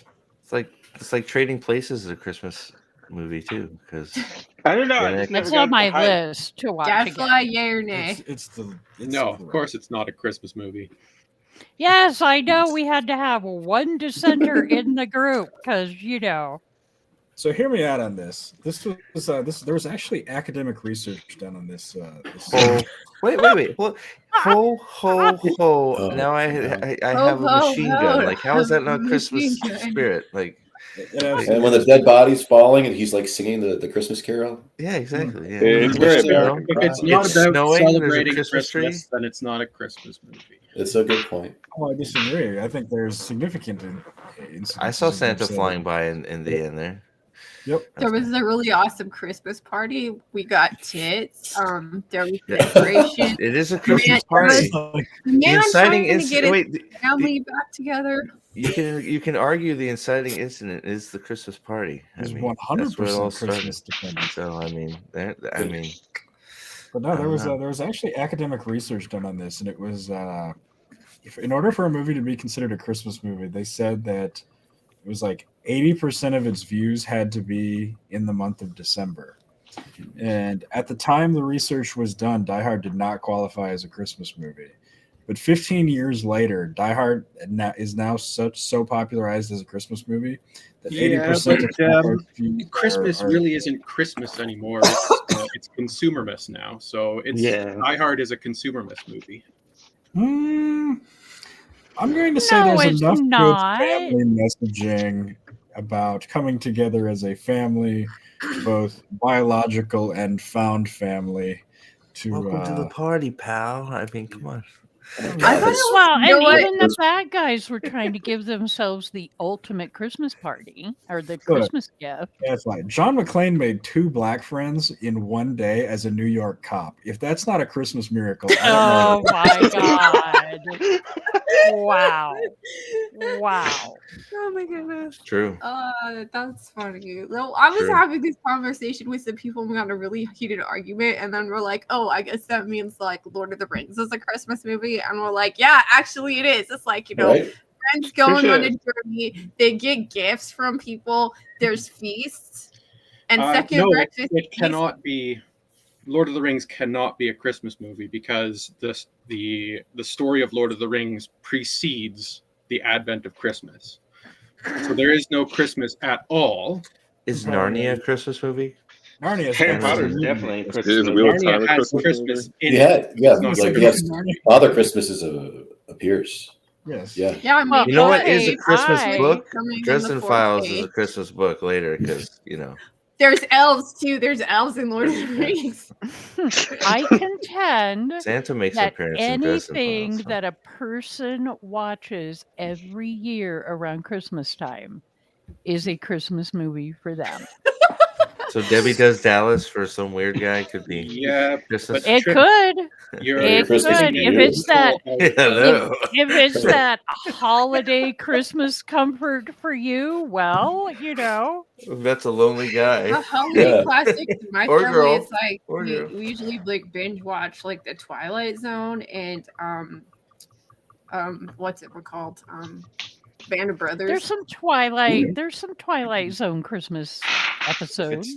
it's not played for 24 hours on a major network, it's not a Christmas movie. Okay? Well, they do that Twilight Zone's A Zone Christmas on New Story Year's. is the only Christmas movie. Elf. I hate that movie. No, Elf. Oh. Christmas also Story is now a played- classic. How can you hate it? Elf Just- is it's played not- 24 Well, hours. okay, Like, okay. Yeah, So I'm against then, all in by Second Amendment. in that theme, what is your favorite actual real Christmas movie? dude, What I about don't Bob? think I have Christmas one. movie?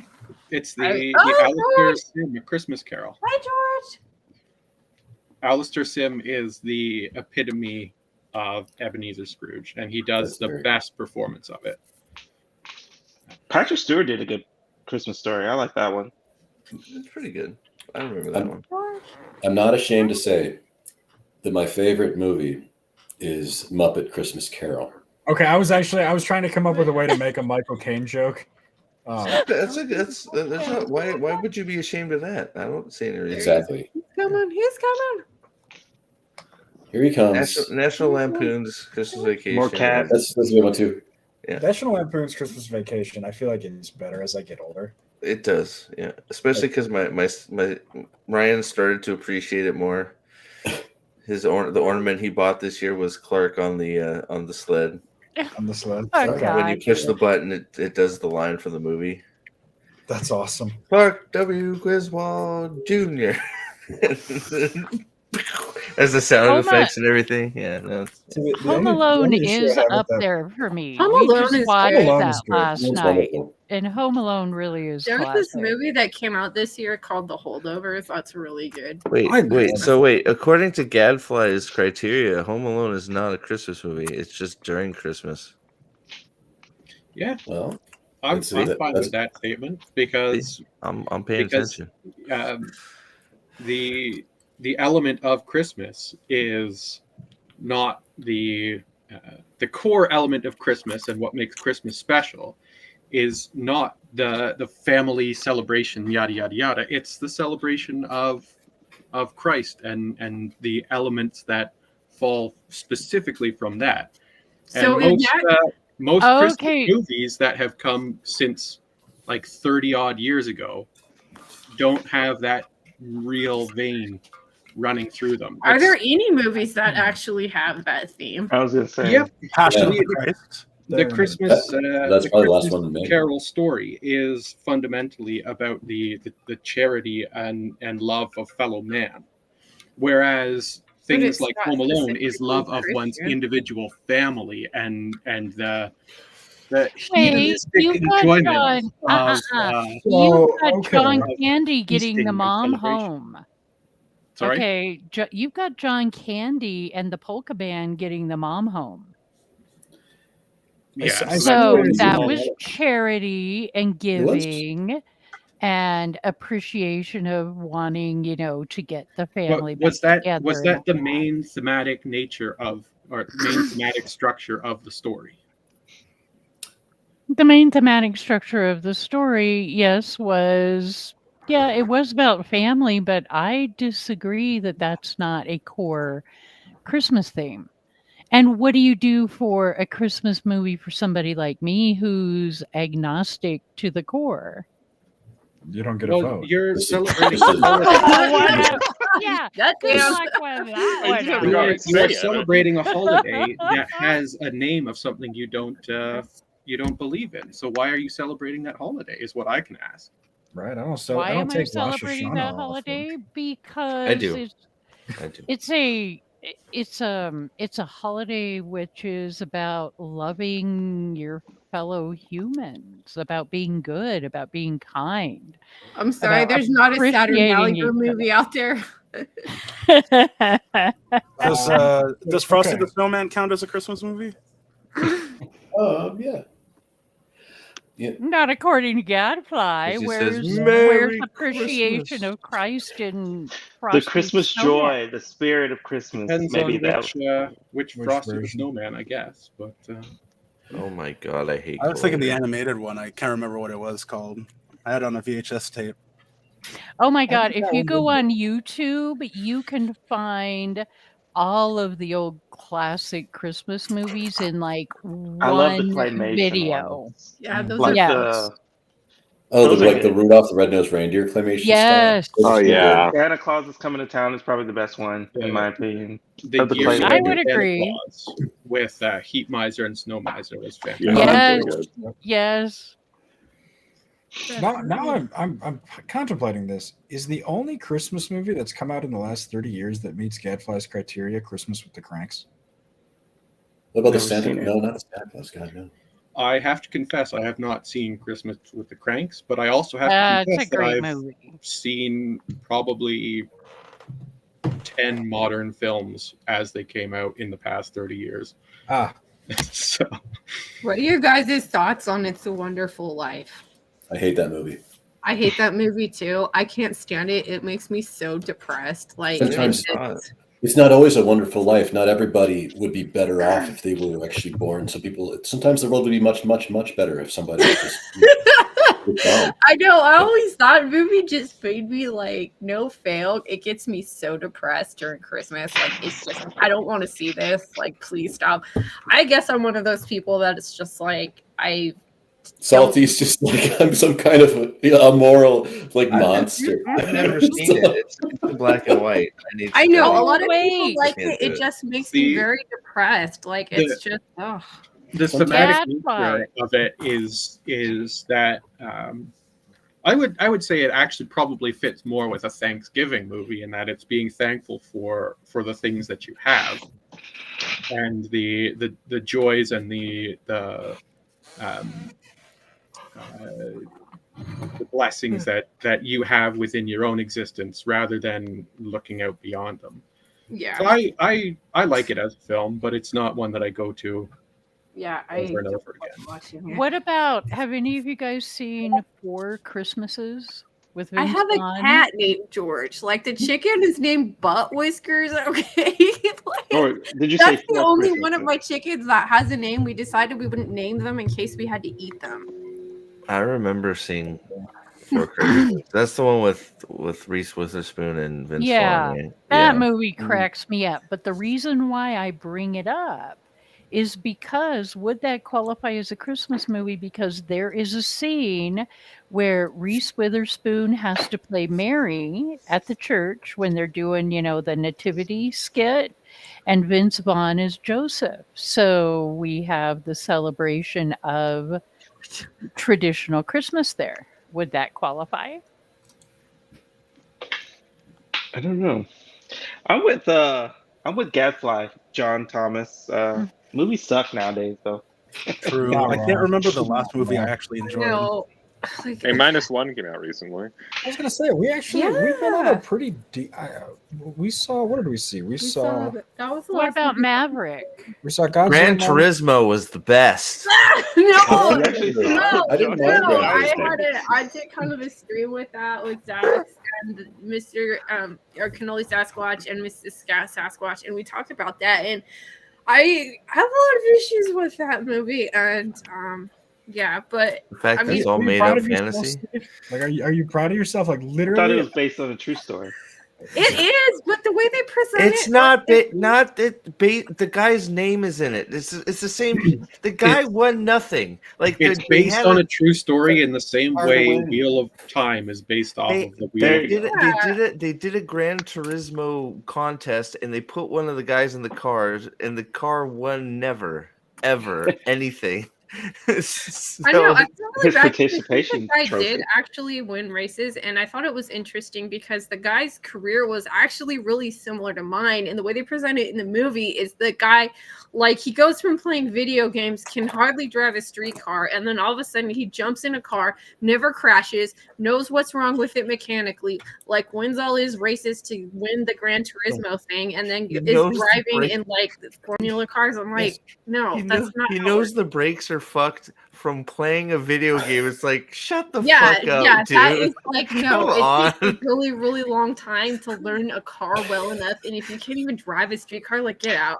And then Yep. he's like What kind of- running. It's like stop it, Oh, stop it. And welcoming then Adam Rand Senior in the house. and then Does Rand Rand do shows the up. same whisper speak thing that he does in the Yes, show? he does. And He is an awful Rand, actor. he I shows just up for a see him second. in, He like, beats three the shit out of things a now. table Oh. once. He's like, gets really mad. He's like, "Fuck you!" I'm He's like, like, "Boom!" I'm like, "Oh, "Yes!" And then he's like, "I'm getting into my car."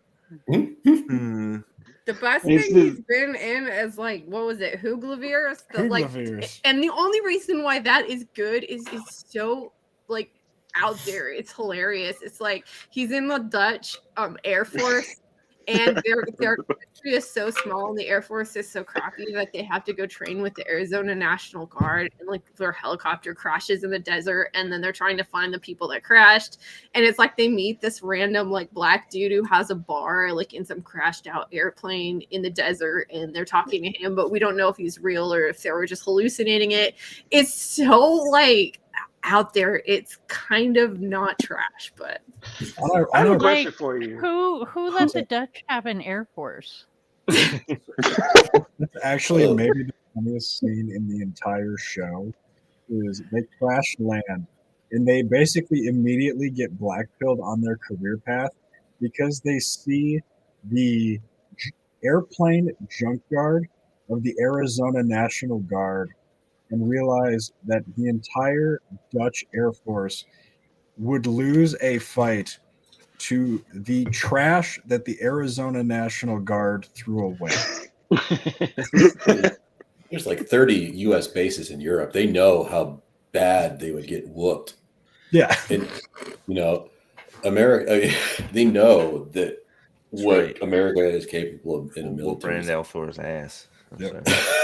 I'm pretty sure anybody could whoop show. We burnt down your White House in the war. Oh, we have a Canadian. Yeah, we did. 250 years ago. The one Yeah, time that's that right. came over the That's border. like- also Why is that always the event? I'm half that we get to hear Canadian. From Canadians? It's the only thing they can. We have. That the only How thing you many- hear about Canadians is about that one event and that they're all nice, which is a fallacy. It's false. All Canadians are not nice. Most No, of them are they're not. assholes. Most Canadians are assholes. Okay, like that's I lived They're in Canada for passive-aggressive, like a right? year and a half. Like they're not all nice people. Most of them say too much, drink Tim Hortons, and smoke, and they're assholes. No. Tim Hortons is good. Steve, I don't say. Like I don't want any Tim fucking Hortons is Timbits. good. Leave me alone. All You right, want Just Timbits? go away. What are you Timbits talking are about? good. What's Have you wrong had with them? you? Shut up. It's like Of course I've had Stop Timbits. with I lived McDonald's. I lived in Canada for a year. It's Like you can't go to anybody's house wait, and wait. not Tim Timbits Hortons are with a awesome. box of Timbits. It's We like, need to what the fuck? welcome High King Feanor to the stream. Hi, Fedor. Yeah, Oh boy. I assume Sorry. he's there. Sorry. hi. Canadians are And why the friendly. hell isn't Stablebo talking? What do you mean? I have been speaking. He's Oh, not okay. talking. Sorry, You just- I've not you been just have seeing him- your little thing. I guess know. I guess we now know you have him muted or ignored. I don't So think just it's out of not the- muted not. because the thing is on Good here. job. I thought you were going to accuse me of having him gagged. I didn't say Tim Hortons was bad. Okay, I said I don't like how Canadians all get like this thing that every Canadian is a friendly person. You gotta eat There's something. plenty of friendly Canadians, oh, of course. hey, But yeah. wait. Yeah, you better not be Steve, dissing all- Timbits, It's less all right? friendly and a veneer of politeness. Steve, all you have to do Respect. is say case in point, Dane. That's Yeah, all you gotta say. It's like saying all. Yeah. No, I'm not gonna say. I was gonna say it's like Hey. saying all Mexicans are friendly, just because it's like because they're not as assholey as Americans. I mean, that's the comparison. You look at America, and then it's like, well, they're friendlier than Americans, so I guess they're friendly. I don't know. They're Feanor, Maybe it's because you can just pretending. walk across the They're all border and they don't care. pretending. They don't care. I love when But Steve. the thing about Canadians is when we are involved in a war, we get thrown to the worst places. Yeah, because you no, I'm not even gonna say it. I'm not gonna Well, let say that be a it. That's lesson true. to though, you. that's true. Have you ever heard of Operation Shield? Shield. What is it? Oh, From South Park. South Oh dear. I don't think you can say that on YouTube. Operation. What is it? Black Just Shield. hide behind the. It was you know, you can get away with that, like when your movie's rated R. behind the racial epitaph. Yeah.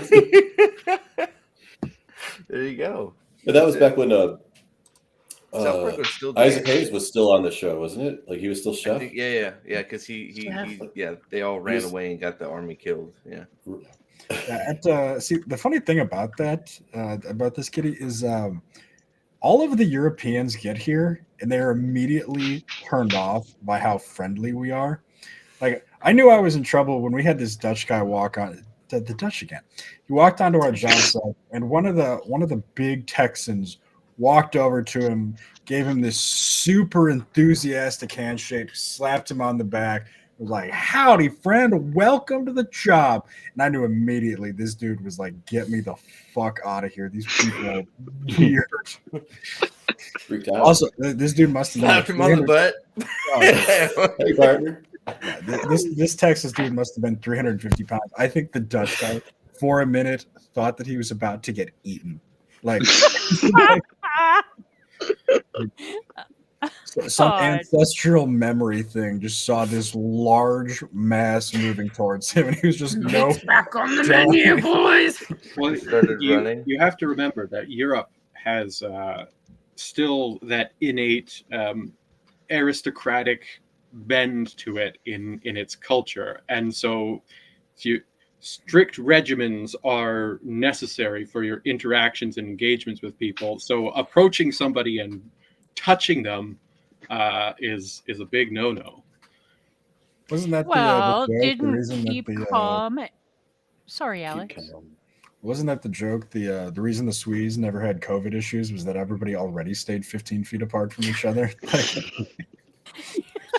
when they sent the message out, you can be close, you can go back to being 6 feet apart from each other. They were like, no, we're not going to change what we do. Yeah. And meanwhile, in Canada, we had our health advisor say, Oh, in the boy. middle of lockdowns, if you're going to hook up using dating apps, please wear masks. No, did you see the one that came out of BC Health where they're like, to have like coof safe sex, you should use glory holes? Yeah. Yeah, that was the thing that happened. Interesting. But I don't know how effective it would be for COVID. I don't know. If you're in the same room with a person, you may get the That was the AIDS, but thing you'll that be happened. COVID safe. Oh, Yeah, goodness. they're really progressive out in BC. Oh my god! Like, thanks, British Columbia, for promoting like anonymous oral sex. Listen, Are you trying to Canada- say thank British Columbia for glory holes, LPK? Is that what you're Somebody's got to. I mean, Nobody. I bet. No, You those know, I guys- bet the person who came up with that. I bet they worked really hard on that idea, and they worked tirelessly to come up with a safe way to do it. And they were like, "I'm going to tell everybody I can about my great idea," and then nobody took it seriously. They thought they were just joking. It's like, you're just talking about like glory holes. No, here we But are. when they should have been is being grateful that somebody would care about their health so much that they would, put a hole in the wall for them. Well, I'm Jeez. enjoying all this glory hole talk, but I'm gonna have to say goodnight for the night. I'm sorry, John. Thanks, everybody. Hi, John. Thanks, John. We all know where he's Have a good going. night, Merry everybody. Christmas. See you later, John. That's a nice poster. Get out of the BC now. Oh, boy. yeah, seriously though, those posters. Never mind. Oh, he's gone. Yeah, his He's posters gone. are rad. I would have already got those. Oh, you have them too? No, he I said said he was I wonder wondering. where he got We them. gotta- Yeah, I feel I'll like shoot him a message on Twitter and ask. yeah, I feel like there's definitely a dearth of like really good like Wheel of Time art and stuff. Like there's some big like Lord of the Rings art, like oh my goodness, the stuff I was finding for my intro videos was like, dang, there's some really cool stuff. There are some really talented Still people can't out get a there. It fucking always dragon banner. blows me away because I can't do anything like that. How Oh, can, yeah. how can I not get a single good dragon banner? Like, not even a Oh. good image anywhere. Steve, I'm Good glad you textile. reminded me of that. Not a single fucking Yeah, dragon that's banner. that's you can look at the Path something. of Dragon. I mean, Path of the Dagger I just cover. copy that shit. Like, I don't understand. Steve, thank you I'll for let reminding Santa me. know. We'll let Santa know that's something you want. Oh God. Okay.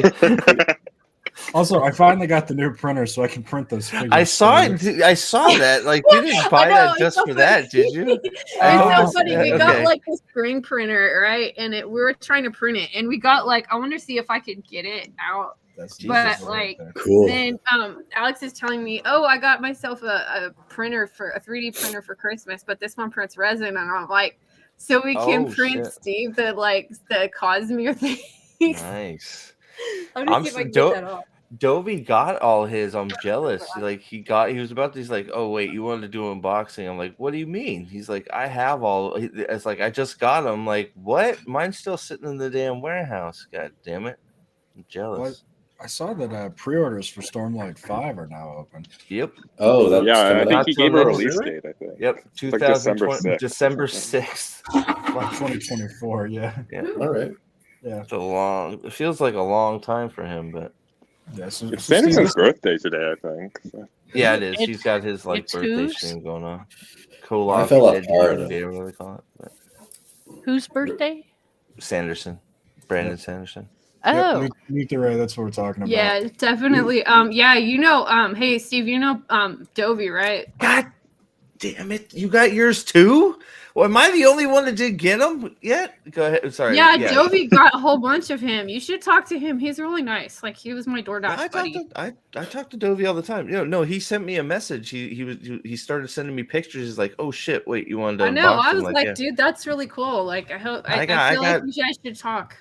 Yeah, no, I talk to Dovey all the time. Yeah, no, yeah, he was gonna. Yeah, he told me that he was excited because he told me he got him, and he's like, "Did you get yours?" I'm like, "No." God damn it! Still sitting in the damn warehouse. This is how much we printed of it. Yeah. So we got Kaladin. We got Kaladin's feet done. Jesus Christ! How big is that? It took like 2 days to print this with this string printer. That's like huge. Oh, that's the kind of printer you're talking about. I'm like, that's make my it old small. printer that didn't work. That's the. You're making a large scale. I know. I was like, can we do the small ones first? I was gonna say that's pretty big. Oh, it was gonna be dope. It was gonna be like this tall. Dude, can you imagine doing that with the Shard Bearer? Oh yeah. man, oh my goodness, that'd be a freaking awesome statue. Fuck yeah. Speaking of Sanderson, what was everyone's favorite book they read this year or series? Ooh. I finished Wait, Dresden. Do you have to read for the first time, or Yeah, assuming you haven't reading. just been rereading Wheel of Time for all year. I finished Dresden up, so I think that's finishing Dresden, Battlegrounds, all that. Yeah, my favorite was probably I mentioned this earlier, but it was probably Faithful and the Fallen by John Glenn. Really good series. I got it. I've heard mixed things Yay, about Fedor is here. Cool. because I wanted to read. Can you guys hear me? Yeah. Yay! Oh my Yay. goodness. Oh man, I hate Streamlabs so much. It's always a pain in my ass. But how are you guys doing tonight? Great. How are good, you? I am. So price I'm of tired. admission is you have to tell us what you're thankful for this year. Oh, You can't say burning boats. What am I thankful for this year? Well, I'm thankful for the stream that Lady B and Gavfly and I have been doing on the Silmarillion because that's been pretty sweet. Very, very thankful for that. It's been awesome to actually talk about something that I enjoy and not Rings of Power, probably the number one thing I hate on TV. Obviously thankful for friends, family, all that fun stuff. And thankful for good weather. It hasn't been too bad around here. Usually it's like 10 degrees this time of year, but it's actually been pretty nice. So Where That's are you awesome. at? I mean, I'm you in don't have to be specific, but I'm in northern Colorado. oh We've wow, been I'm having- central Colorado. Oh, Scary. We've been having very nice weather here. It was like 5 to 10 degrees Celsius, and last night it dropped to -20, so that was fun. Oh, fun. Where are you Now, at, do you use Articus? real temperatures? Or do you The use only Celsius? province in Canada that matters, Ontario. Oh Canada yeah, a doesn't lot of count in BC, we Ontario. hate. Okay, so you use fake temperature. Hey, real I like to went for a walk yesterday, and it's 24 degrees outside. Feels like it's 17. Oh Minus yeah, 4. you're only Thought of- -4. That's not that bad. Yeah, you cool. guys just get ice. We at least get snow with our I know. ice. Right. I feel like it's so cheap that it's 20 degrees and it's dry. Well, I don't know. It's because, finally started snowing where I am. So that's good. we do come from the land of ice and snow, so Yeah, we're the modern Oh, day great. Vikings. Thanks. Now I've got that Work stuck with in my Wawa. head, Gadfly. No, Which you know what? actually I wanted is to a ask my book question. fantastic song. It is a great song. Oh, I wanted to say the best thing I've read this year, that's a series, is I read Lord of the Rings for the first time, and then I read The Silmarillion, and that's great, and I'm almost done with that. I had to read The Rings of Power, and then, yeah. Shameless plug here. That'll be our last book stream, probably going to happen on January 7th. I think that's a Sunday. Yeah, I think you're right. Yeah. Yeah. I mainly stick to fantasy, but I tried my hat in sci-fi this year, and I've been loving the Red Rising series by Pierce Brown. Nice. Yeah, they're up to 6 of those now. I see. They Yes. there were a whole bunch of people that were I know what is it? Tudor Rambles was talking about that, and it was they may have talked me into picking that series up. It's really fun. It's it gets gritty and dark at points. Well, nothing wrong with that. Cool. You know what? I will give a plug to somebody who I mean to most of the time just because, but I mean, I haven't finished it yet. I'll get yelled about that when Dane hears this because I'm trying to finish by the end of the year, but I'm actually really enjoying Dane's novel. I've read it too, and it's really good. Like, what do you think about it, Trip? I think everybody knows I think Dane is an extremely talented writer. And He is. Yeah, I think it's really good. It's well thought out. It's engaging and intriguing and makes you think about what's actually going on here and stuff. So I like it a lot. I just think my only criticism of it is kind of the way that he's decided to structure it. I think the kids streamlined it a little bit.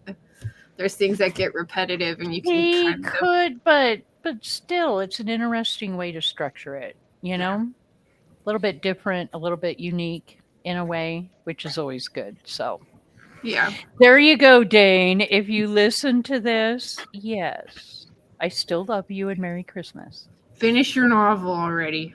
Like I can talk. He's really working on it. Has he gotten past what was it, like the fourth one or something? Did he finish the Charlotte? He finished Charlotte, and he has now finished William. Oh, is it William or is it crap? Damn it! Now he's really going to yell at me. But he's finished the fourth one. Oh, that's good. Yeah, because the last thing I read was he had just started the Charlotte part. Damn, that was 3. Charlotte was 3. I always find that interesting to read because, like, in much the same way that, like, we talk about how every piece of YA fiction is a J.K. Rowling clone. Dane basically wrote, like, what would Robert Jordan be if, like, Robert Jordan's style was on steroids? I find that to be such an interesting way of looking at a story. But anywho, Gadfly, you're up next. I gotta roll though, guys. I gotta be up at 3 a.m. to send the kiddies off to their mothers. So it's early. Rest well. Oh, take care, Steve. Yeah, God bless. Yeah. Have a good Good night. We'll see you guys soon. Sleep well and wake, Steve. Thanks, Trip. Bye, guys. Bye. Merry Christmas. Merry Christmas. Merry Christmas. Merry Christmas. Merry Christmas. All right, Gadfly, putting you on the spot. What was the best thing you read this year in English? Middle English counts. Also, does that change your answer? And if so, I do want to know that. And it has to be new, right? That was the other. No, it doesn't have to be. You have to have read it for the first time. See, read for the first time, as in new read. Yes, new reading. So I had picked this up from my conference, A History of the Crusades by Stephen Runciman. So volume 1. This is. Oh, it's an old book. Oh, nice. Oh, it's this cute. is the founding of Jerusalem. This is volume 2, which is sort of the history of the Kingdom of Jerusalem and the Frankish kingdoms in the east. And then volume 3 is the Kingdom of Acre. Nice. Cool. So not fiction. Take care, Tom. Doesn't matter. That was not a stipulation. But very fascinating stuff. Very interesting. The fella Runciman is like the authority on the Crusades. Although there are a lot of people who are attempting to discredit him for all the usual typical, like these are published in the 50s, I think. So like, I think I'm picking up what you're putting down, Gadfly. Yeah, but it's like it's proper academic work. That's good. And it's comprehensive, very enlightening into the actual conflicts and the actual things that happened during those periods. So not at all welcome on the Harvard campus then. Yeah. Yeah. But yeah, it's just really good, interesting stuff that I picked up, even though it's not for my MA, but like, because doing that is getting tiring. And what are you doing your MA about? Zosimos of Panopolis. Let me just grab some stuff. He's the his stuff is very interesting too, but unless you read French, you're not gonna get most of it. French or Arabic or Greek or Syriac. Okay. But he's the fella who turned alchemy from a sort of trade discipline in Egypt to a esoteric form of mysticism. Oh, that's really cool. And that philosophy and interesting. stuff. So, but the reason why I'm doing the MA is because everybody who studies him through some other avenue. So nobody studies him and his work on their own merits. So I'm trying to present the argument that he has his own comprehensive philosophy within it, and everything we have about him is interpreted through some other lens. So we have scholars who are Hermetists, so they study Hermetism and Hermes Trismegistus, and they all say that Zosimos Hermetic tradition. Yeah, they all say Zosimos is heavily influenced by them, and then of course the Egyptologists say he's heavily influenced by them, and yada yada yada. But nobody studies his own stuff, and yeah. Well, you know what, Gadfly? Sometimes you scare the shit out of me.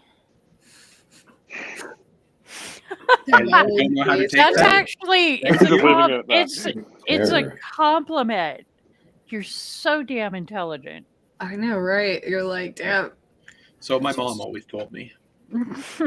Although that does, I must be in, I don't know, a sweet mood this evening, but I find it very interesting and enjoyable that I don't want to just say Red Hand or Whitecloaks or whatever, but in the community that we've kind of joined or that has formed or we've become familiar with, it's really amazing how really intelligent people, how many really intelligent people are there in different fields, in their own ways. Absolutely. It's really interesting and fun.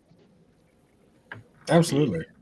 And sometimes depressing as hell when it's like, I have no fucking clue what the hell you just I know said. some days I feel so stupid on that server. Some days I'm just like, what the heck? But no, it's very cool. It really is, actually. Absolutely. So Gadfly, I'm actually we're going to call on you again to get your opinion on the Harvard plagiarizing scandal. So, but in the meantime, we're going to welcome Kitty, who is eating breakfast. First-time visitor to the Whitecloaks stream. She is a big Wheel of Time fan and has her own Discord and her own YouTube channel that is similarly filled with scarily brilliant people, and they talk about mostly goober things, but they also get serious sometimes, and it's always interesting to see what. Yeah, you guys did a stream together, right? Yep. Yeah, that's cool. He did a watch through, a little bit of a watch through. What episode were we even on? I think that was season 2, episode 1 we did. Yeah, and it hasn't come out. It wasn't recorded for my channel, but yeah, it hasn't. The point is, we just spoke for hours, and we watched like maybe. Yeah, we did get through it, I think. Yeah, we watched it. Yeah, but we had just because I just want. It was the first time I'd had Alex like on to talk about stuff. So I was like, okay. Yeah, I had a great time. Yep. And yeah, I have been considering diagramming Wheel of Time because I'm all about diagrams. That's And cool. I don't know what form that would take, how detailed that would be, but Well, there's showing 4.5 million words, so it'll be fun. Well, diagramming one chapter at a in time. like what way? So what I was thinking is I could show where everybody is at certain times as well, and also you see I'm trying to figure it out as we talk. No, It's that's basically no, like the comparison between the books and the show. I would also have, have that. Oh. Just visually showing the difference. What was You're a that? masochist So out too, of then. curiosity, do you know in football what a goalpost looks like? Yes. Okay, I imagine the diagram would probably look a little bit like that. Like they start in Emmons Field and they And just take diametrically opposed. It probably would be the size of a football post as well. So. I know, right? All right. Well, and I was also thinking that the diagram for the books, even just the books they've covered supposedly in the show, right? Oh my So goodness. the diagram for the books would be huge. Like, cover several walls in your house or your apartment, whereas the diagram for the show, one teeny little poster size thing. Yeah, exactly. I think that's what Exactly. made me feel like it is doable because of the show as my reference is just like because there's just to pick on the show again. I literally just write it down because I just have so much rage that I haven't gone through. You guys have went through it together on your streams and things. I haven't done that. I've been just silently raging. You have to let it out. Would you say Let that it there's out. a tempest within you? Are you gonna Okay, come wait, join? hold on a minute. Are you- Wait, I heard that. Oh, God, you heard the Ring of Power reference? Are you There gonna is a join tempest a in White me. Cloak Oh, rewatch? dear. We're probably gonna see if she wants to join us. Absolutely. Watch. That would be fantastic. Yeah. For the folks that are not familiar, do you mind showing your Moraine tattoo? Oh, Yeah. yeah. I guess Can I we have like to double figure click out to how we toggle to the spotlight? There you go. There's my Oh, cool. breakfast that you guys are seeing. It's aged pretty well, I think. It's That it's is really 50 years cool. old. Wow.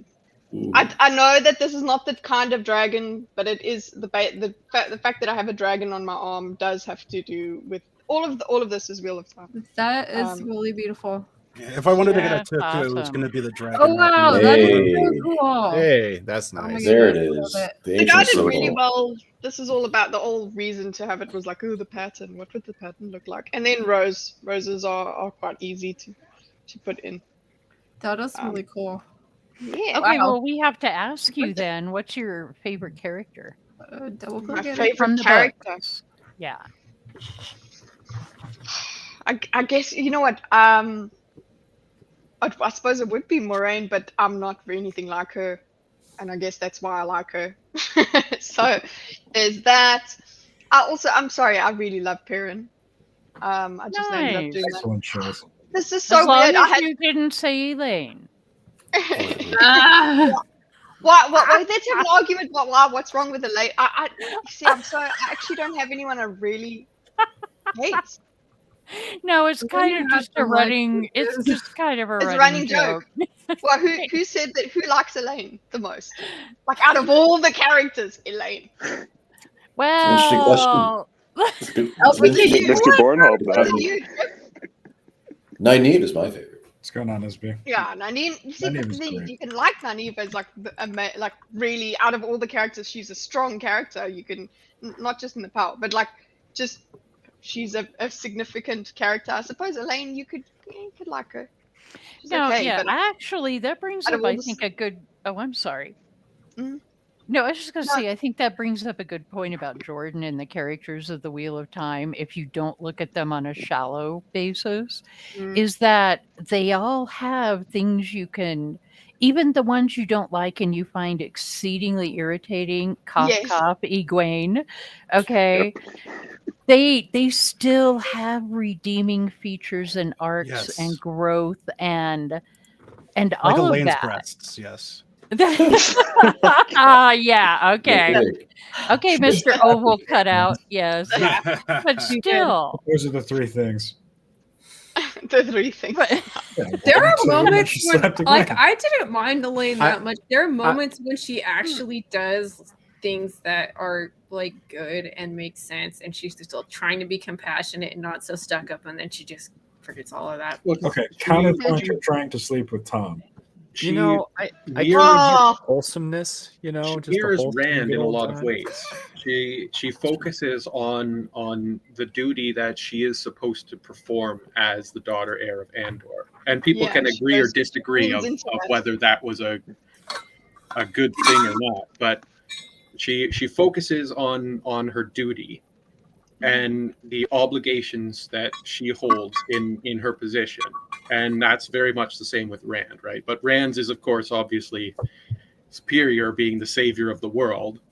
But they complement each other in that category, and it's the same with Avienda. Avienda is also another character whose focuses On the- hyper attentively on the duty that she has to her people, and the obligation she has to perform that as being the person who can do that.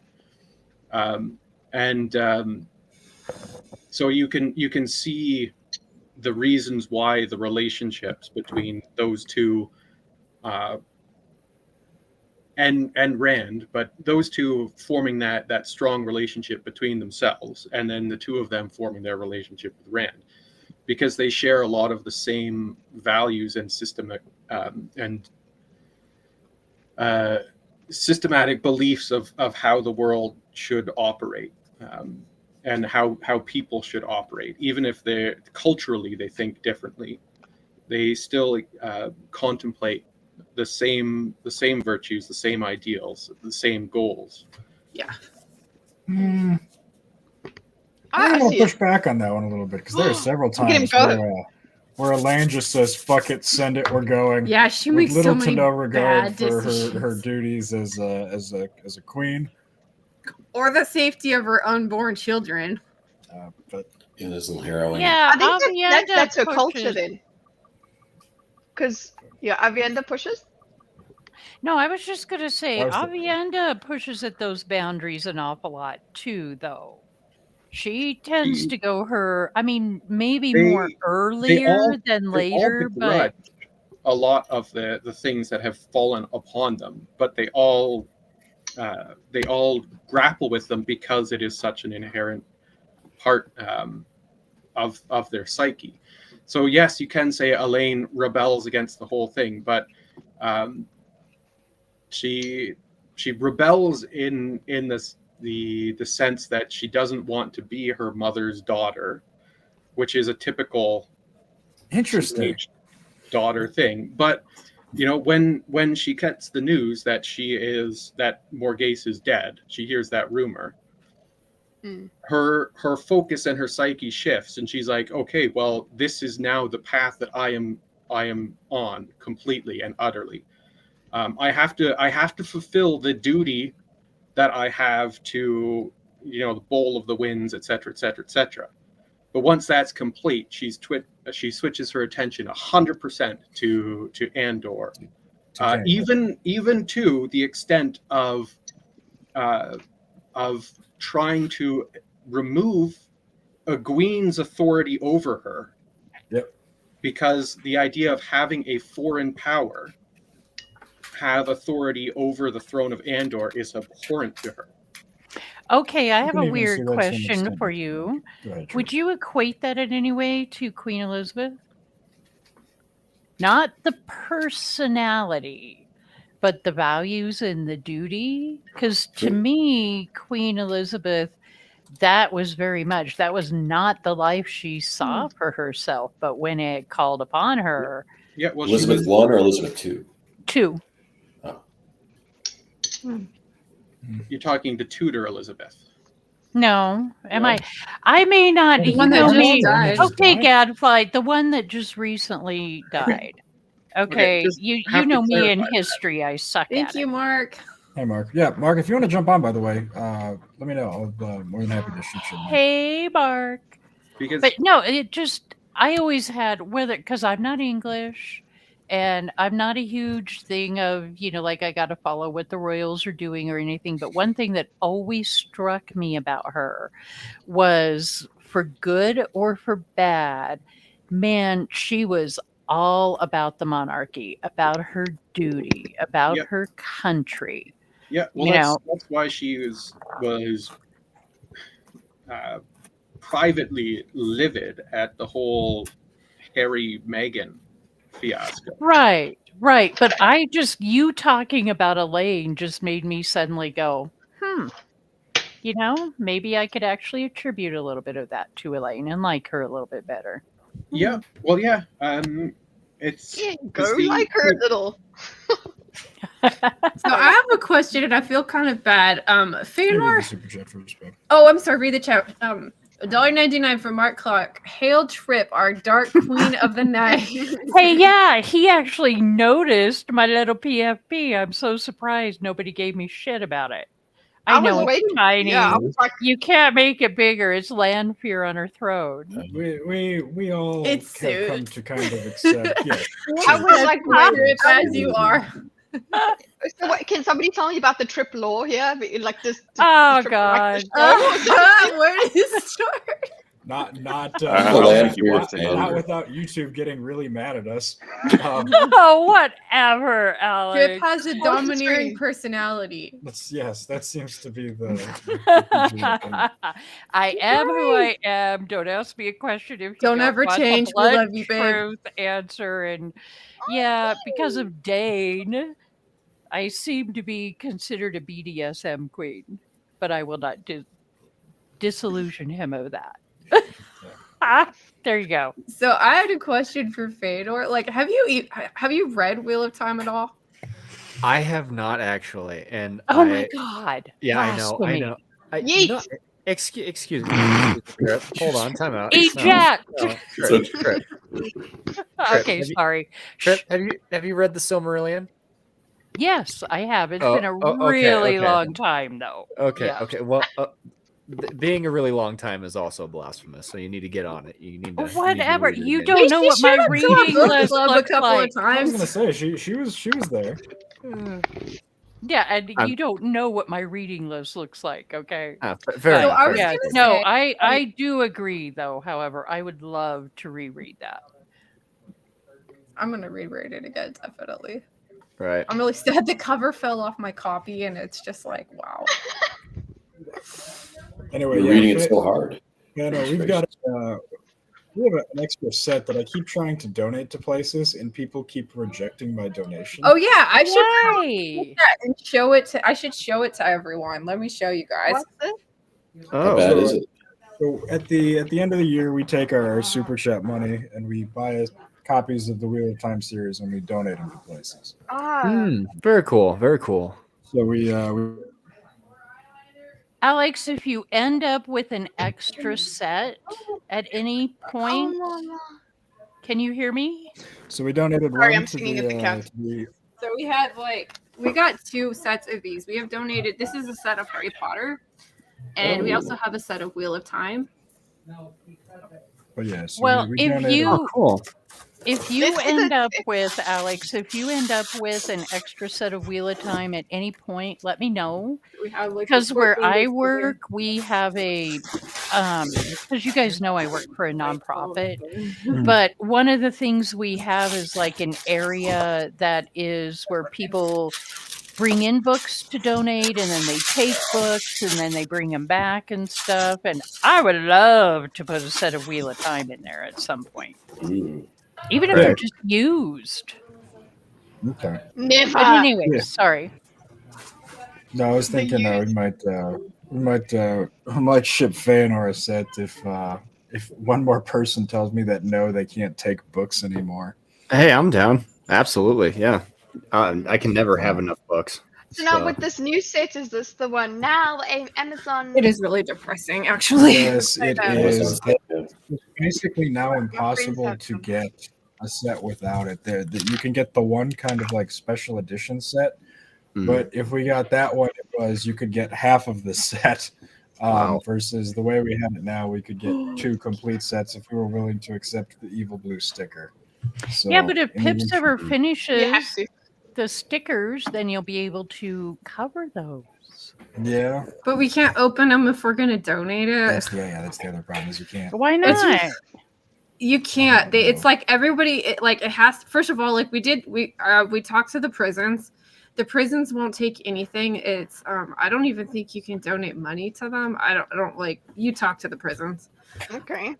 I we actually contacted the Iowa Children's Hospital and we were able to donate a set of both books to them. So that's really awesome.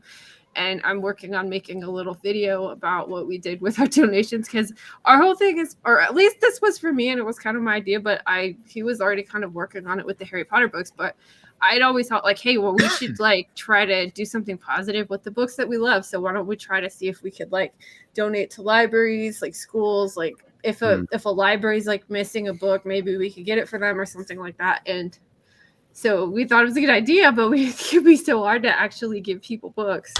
And you know what? I will make myself a note because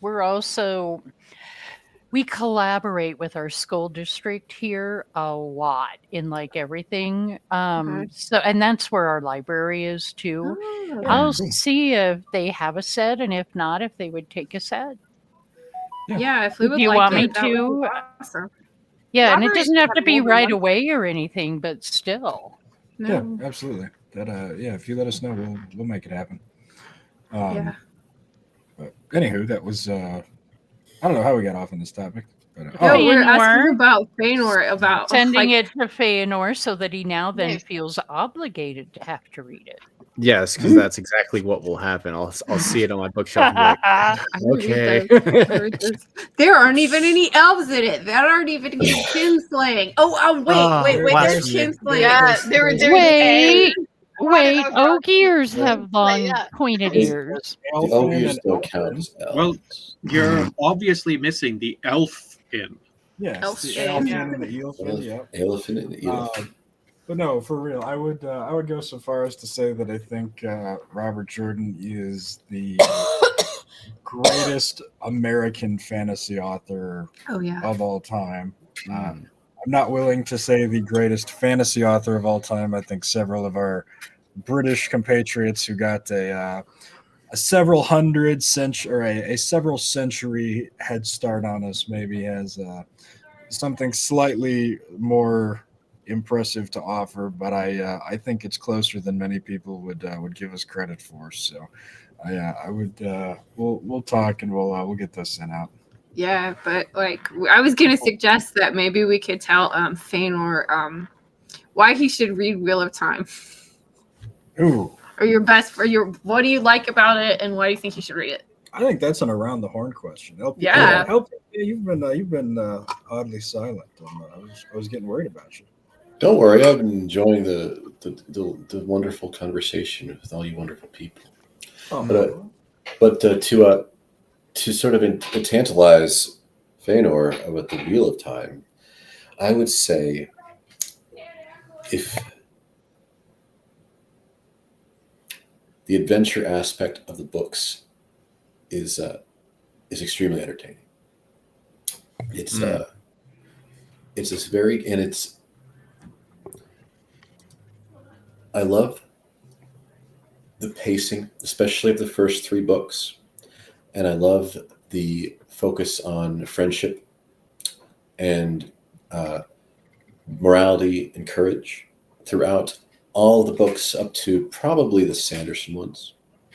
And although there's some stuff in the Sanderson ones that are quite excellent, when Sanderson hits a home run, he really hits it out of the park.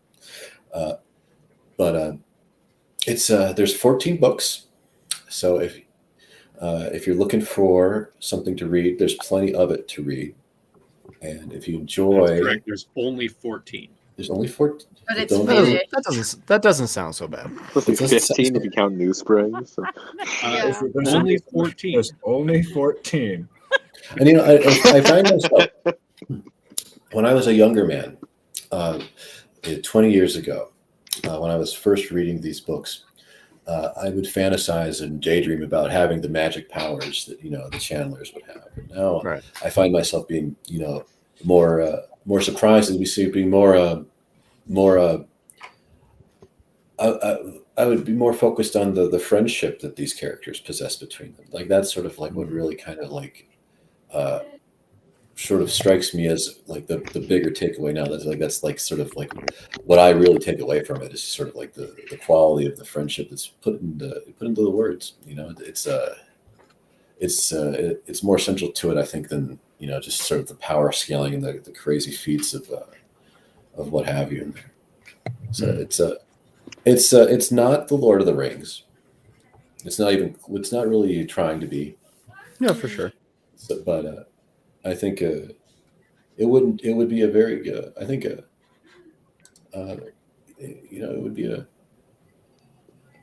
entertaining and fun way to spend some time with the new books. You get to know the books, so the books get to know you. Right, definitely. Another thing that I would add to that, because I just thought this and I want to forget it, but I liked the Wheel of Time because I read it after I had a lot of problems with the pandemic really affecting my life and my relationships, and I was in a very bad spot emotionally. I had a relationship fall apart because I couldn't see my ex, and I lost my business and stuff like that. I was very black-pilled, and so I read Wheel of Time on recommendations from comments in a YouTube channel, and I loved it because like Lord of the Rings, it's a book about hope. And it's a book about being faced with some really awful choices to make and decisions to make. And it's you can choose to kind of go your own way, or you could choose a noble sacrifice. And so many of the characters do that. And it really gave me hope when I didn't have much. And it really kind of got me out of there. So I really like that. And it's there is a positive message in it. And that's what it really, really meant to me. Definitely. Well, I'm definitely gonna check it out, regardless of whether you guys send it to me or not. If you guys don't, I'll just buy my own copies. That way, more than anything, that way I can participate more in these streams. Because when you guys are talking about Wheel of Time, I'm just kind of la da da. I'm just kind of sitting there, just okay, I'm just learning new things, little bits and pieces here, and once I finally read the books, I'll be able to actually put it all together, and it'll make sense to me. So. But yeah, definitely. Well, yeah, and I would add, because if you obviously love the Silmarillion and Lord of the Rings, it's a completely different style of prose, more or less. But world building, complexity, as far as the story goes, and trying to figure out what's going on with all the foreshadowing and everything. For me, that's also a huge part of why I like Wheel of Time. It's quite an undertaking. Just to start, because I don't know, how many people here? Okay, so we know that you, lady, you read it as an adult. Who read it as a child? So I don't know if it counts as a child. I read it when I was 21, which was 2 years ago. So. No, that doesn't count. Okay, they weren't written when I was a child. Okay. So I got to experience them as they came out year after year. With a chisel. I'm so glad Whatever. You probably did use a typewriter, Trip. You probably typed it out. The first few books, you probably had ink and paper. You probably typed that shit. Dot matrix printer. Longhand. It was probably longhand. You joke. I was doing a video script the other day, and it was one of the jokes, or one of the things that I wanted to bring up was the people that say Robert Jordan was out of touch. I want to shake them and be like, the last book came out in 2007. Robert Jordan had a blog. This wasn't Tolkien who switched between fountain pen and typewriter. Like, the idea that this is somehow out of touch is basically, if you say that, that's basically an indication that the morals of the average person in 2005 is now entirely antithetical to our current culture, which I might argue is a correct interpretation. Yes, I was but going to say that. But also is a incredibly, I feel, damning indictment of where we're at right now. I'll tell you what, I can empathize with that completely, because on Twitter recently I've been having arguments with people nonstop about the how evil orcs are in Middle Earth.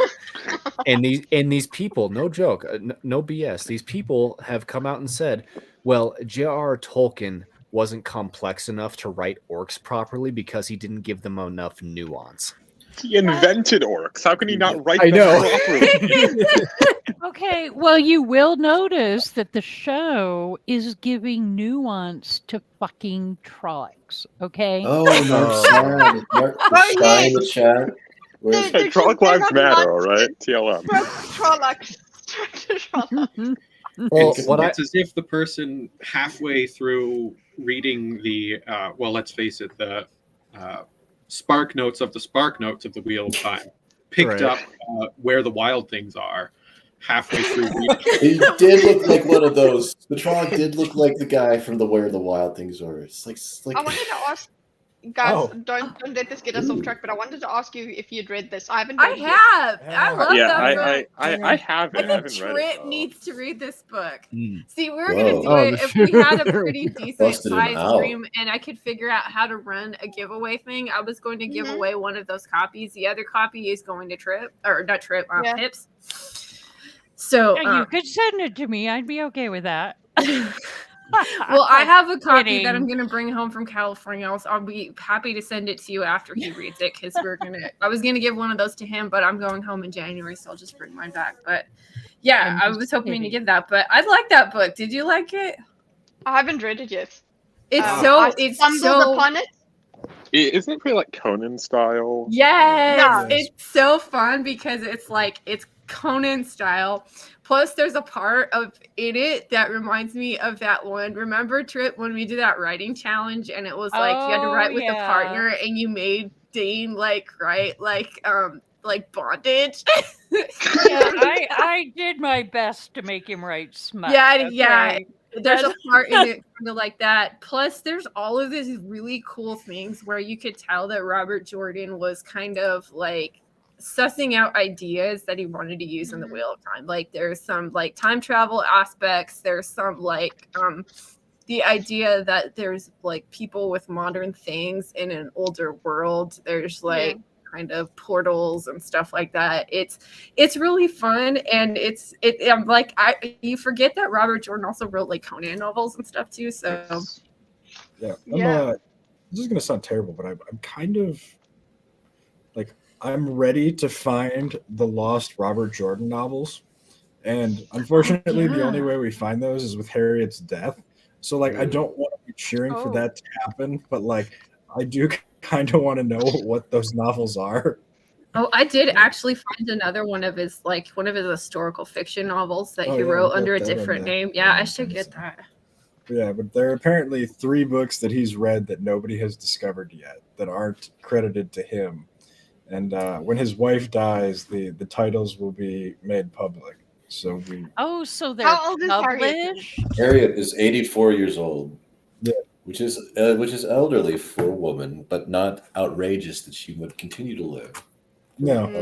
She looks to be in pretty good health and very active, and she's still buzzing writing about. history Conan. I love this because I don't know if you guys can see it, but it's got a Daryl K. Sweet cover. So the main character looks like Rand, who looks like he's 30. Can you make it bigger, babe? oh my god, that's how we find his books. Is you go out and you look for the Daryl K. Sweet covers, Alex. Look, and there's Davram Bashir right next to him. I know, right? Did we see the moustache thing? But yeah, circling back to like the comment about RJ being out of date, I feel like this is just endemic of everything now. Because like there was this recent article talking about how Kevin Feige with X-Men wants to do the X-Men but focus more on the women of the X-Men. And I don't think I could think of a more diverse, female inclusive comic. I know. It's out like, there how that- can you than question the X-Men. X-Men? It's like they have women, they have like different So that's religions, different races. Like they've had LGBT people on there since forever. Like, Well, the I entire don't know what the he's entire talking origin about. of the Don't we ruin every X-Men trilogy by doing Dark Phoenix? Like, well, here's the Yeah. thing. we've done this 3 times. Like, If I recall the creation of the X-Men as a concept, it was during the civil rights movement, if I'm not okay, mistaken. It was stop. supposed to be Nope, like nope. What? some sort of deal I need with to that. stop you here. What? This is Okay, This I is might something- have that wrong. Yeah, but So this is something that the whack job activists have been pushing. The official creation of the X-Men was quite literally they hated coming up with new hero origins. So they just decided everybody gets their powers the same way.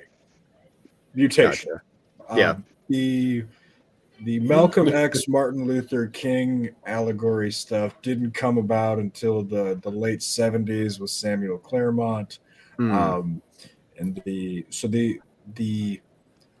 X-Men have always stood for civil rights is a farcical. cope.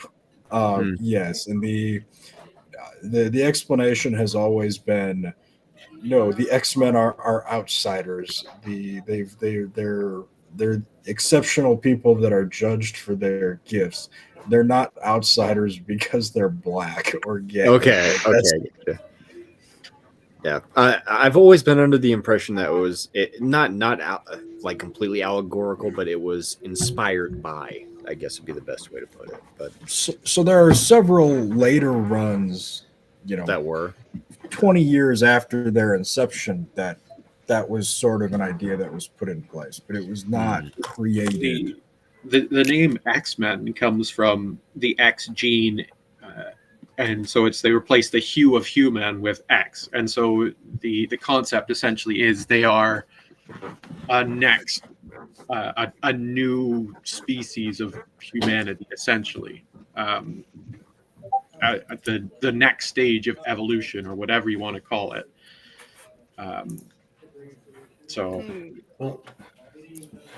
Yeah.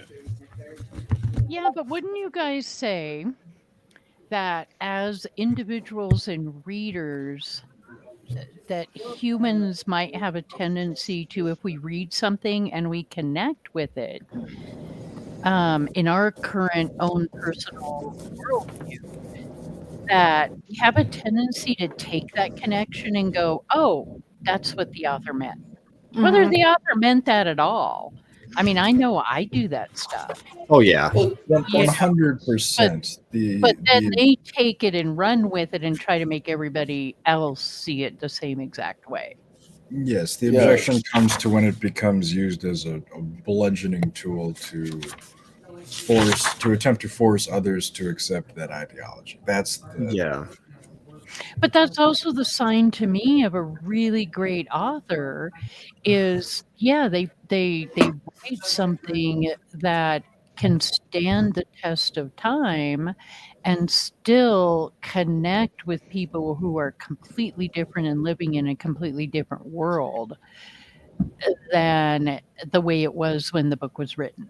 Like Wheel of Time. Well, I think people view those characters and find things in them that we go, what the hell are you talking about? Well, that's what I was gonna say, is that there needs to be a distinction between connecting on a personal level and connecting on a superficial level. When it comes to people, like you have all the people all the time, like I have to deal with them on a regular basis, the Rings of Power fans who will try and find queer allegory in Tolkien, and it's superficial. I am serious. It's like like the transitioning Gondor thing. Yeah, well, there's that. There's that. Well, Gimli and Legolas. Okay. No, there's the what? one. There's the one that I saw. The House of the Healing. Does something happen in there? No, LPK. You need to watch and read to experience the full appreciation. There's the literary. I've read the essay. books. I don't recall the transition part. Hold on. There's one I read where it was like it was Frodo and Sam and Rosie were in a polyamorous relationship. Guys, I was looking for art for this Yeah. thing, and it's like the story of Numenor is obviously very Sauron heavy. So I was looking for pictures of Sauron in the Temple of dear. Melkor, and I ran across this abomination. It's a ship name, so They you guys shipped can Melkor. figure this out. Called Ang Bang. Yep, I already know about that. Yeah, that's a What? classic. Yep. That's a Rings of Power one. Yeah, that one's What ship is that? Is that like Melkor and Sauron. Sauron. Oh, Because you know God. Sauron's little and he's so cute. So Satan and mini Satan? Yes. So the Well, Listen, you know what okay. the There's real a rings of legendary power one. are, right? Oh, stop. You wrote it, didn't you? Max, I It was can't you. help it. Maximus You was did there it. for that nonsense. No, I did not. It was Trip. But Trip no, shipped. LPK, there is a legendary paper, and there's even like a video accompaniment to it now, called Gondor in Transition. That was presented. That was Tolkien presented Society. at the summers. I think it was the 2021 Summer Tolkien Society. I forget what they call it. They read it to his relatives. Seminar, His yeah. descendants. Oh man. And it was quite literally the academic paper that Denethor is trans. Steward of Gondor. The stewardess Of Gondor. all the characters to go for, why freaking Denethor? It was You got it. literally the moment the Tolkien Society died. Like it was just that one thesis. I mean, killed it it. was on Wait, the wait. light for a long time beforehand. All of it Yeah, that's trans. true. That is very, very true. Yeah, but- Society So has- Wait, Denethor. I'm confused though. So because and this is I am truly not saying anything negative about trans because I think you guys know I am a tad bit lighter and all that stuff than I run into sometimes. But I always get confused because it's like somebody will say trans woman, and in my head, I'm going, okay, wait, so does that mean they're now a woman and they were a man, or they're a man because they were a woman who transitioned? And Yes. yeah, okay, don't It's a yell at good me. You don't. question. I know what it actually is, but if they're saying Denethor is trans, are they saying this was a woman that became a man, or Denethor is a man is actually a woman? Right. Did he give birth to Boromir and Faramir? What- Or Well, the thing you need to Tolkien never said he did it. Both That's true. He Boromir didn't. and He didn't mention that. So you say can, that it's he wide did. open. listen, Yeah. Boromir and Faramir are both bisexual furry otherkin. Okay, that's that's Exactly. Exactly. Very well. Now we're thinking on the same page.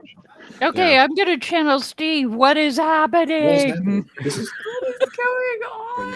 so they Arag- went. He went in Aragorn from front. House Non-Binary. Okay, I'm just saying.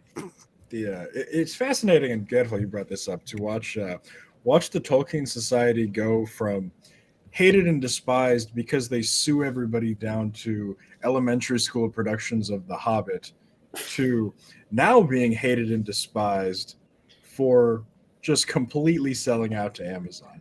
Oh, do you know? Do you know about how they copyrighted Tolkien's likeness? No. You What they see do? serious? I'm serious. They bought a copyright to a particular picture of J.R.R. Tolkien, and they will absolutely report any and all, even if it's like the smallest, like just like Twitter account or YouTube account that uses that likeness. It's the same picture where you see like Tolkien, but he's given the middle finger in the Yes. Photoshop. It's the original of that image. That's where that stems from, is because the Tolkien Society was false flagging people for using it. Wow. That's awesome. So what do we That's the think one that the has the season gun 2 is in going to go his hand, into? right? It's gonna be awful. I know some of the leaks already. Isn't it feel like the fall of Eregion or something? Yeah, they're doing that, but what they're doing is they are imparting part of Celebrian's story, Galadriel's daughter, onto Galadriel herself.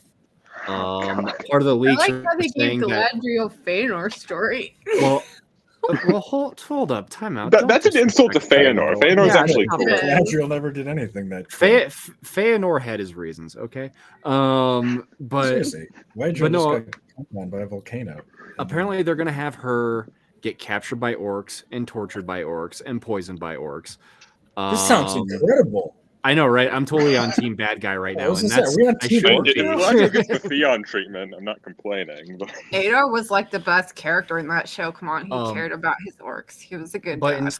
but instead of Elrond being the one that sets up refuge for the refugees of Eregion, it's going to be Galadriel. Because girl boss power. Since when did Galadriel in the show care about refugees? Didn't she walk past a burning person in episode 7? Right. This at least said "fuck y'all" and left. Literally. Oh, sweet Jesus. I forgot about that. Damn it. It's like an onion, man. The show is just layers and layers of shit. I can't take completely it. ignore that. Completely ignore that she's a Mother Mary, not allegory, but like archetype of character, right?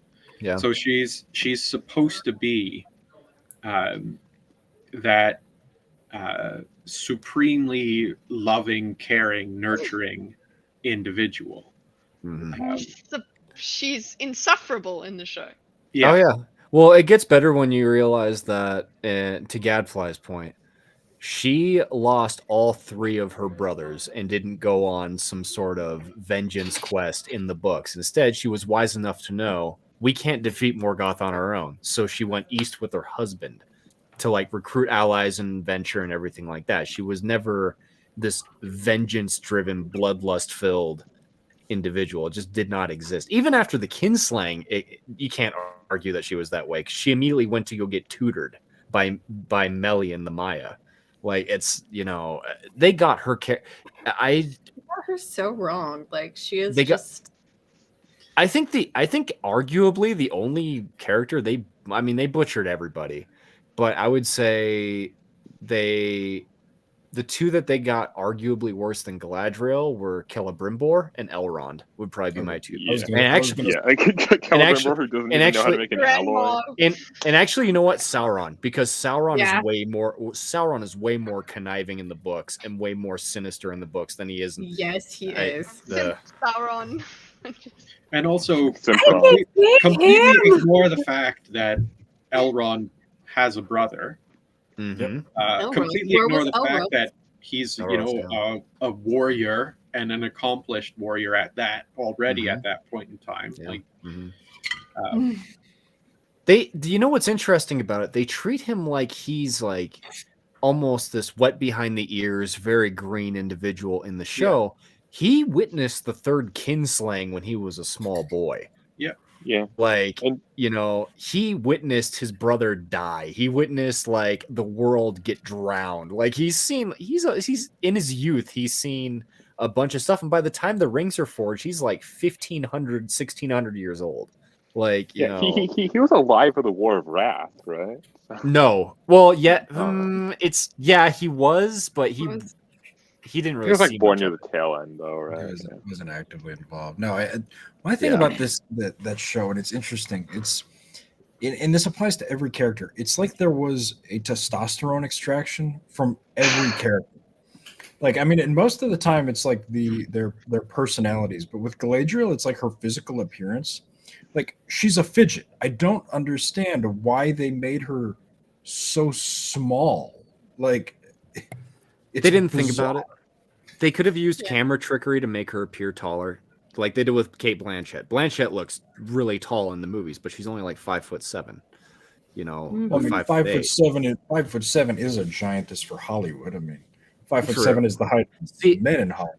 But my choice, obviously, Kate Blanchett did a wonderful job. But if I was to choose like somebody to play Galadriel that like looked the part, where you wouldn't have to like do too much editing or anything, there's a Dutch singer, and she's like my second wife. Massive celebrity crush on this woman, but her name is Floor Jansen, and she is 6'1", and she looks the part. Like, she could be Galadriel easily. Big girl. Yeah, That's a big draw, though. Yeah. Sorry, I have a quick question. Hey, Alex, do you see Tankbeard waiting? He's trying to join, but he's just joining in a little circling just thing. tell him to reload, because that happened to me as well. It's just Yeah, come I'm back. having some issues with this for some reason. It was Okay. worth it. I started paying for it. But, I have a question, Thanos. Yeah. Did the leak say anything about like the freaking Balrog that woke up at the end? No, there's nothing about the Balrog. There's one rumor that's going around that like the Balrog is telepathically controlling the Black Dwarf lady so that she'll sabotage. What? Yeah. What? Who started that? I forget who it was. It wasn't an official like Amazon leak or anything. It's literally just it's pure rumors, pure speculation. But that's the only thing I've heard about the Balrog. Well, you know what? We didn't think Wheel of Prime was going to take the fucking dagger and stick it on the end of a stick. Okay, so Hey, Prophet did. I know. Yeah, well, the bingo card. You forget. yeah, the but card that the so only one I didn't get right was that Perrin was actually a werewolf. we don't know yet. That could be coming. That could be coming. My brother's like still But- like on Parents of Furry, and I think I remember seeing something like that where it was like, yeah, he's kind of. Well, he did bond with the wolf because they both had dead wives. But I Yeah. don't think Hopper killed. Oh my god! But here's the thing, though. Wow. That completely ignores the wolf dream and the fact that wolves continue Most to exist amazing- in the wolf dream. Yes. The most amazing part of Perrin, that whole thing, the wolf dream. Oh god! Tell Right? them Why? The I show's don't barely know. touched on the dream world at all. Really. I don't know, Kidda. Are you not just so terribly sad for Perrin's, now dead unborn child? That was so horrible. Wasn't that what was just that all about? devastating? Why do they hate children? Why do they hate the family? Why do they hate women?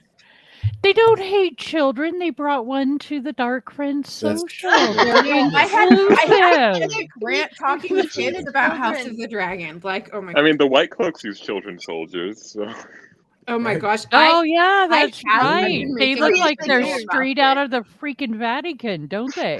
I have a video I'm making Oh, about God. this. I recorded all of the things. I really just don't want to I just have no desire to make this video because the subject matter is not pleasant, but I realized that they were signifying something with the bird and the little kid serving it to him, and I knew what the like ritual was, and so I looked it up, and then I found it in a whole bunch of other shows, and I'm just like, I don't want to know.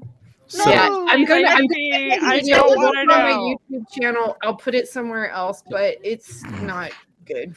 So My guys, mind is warped enough. I don't need help. I have something incredibly funny to read to you guys.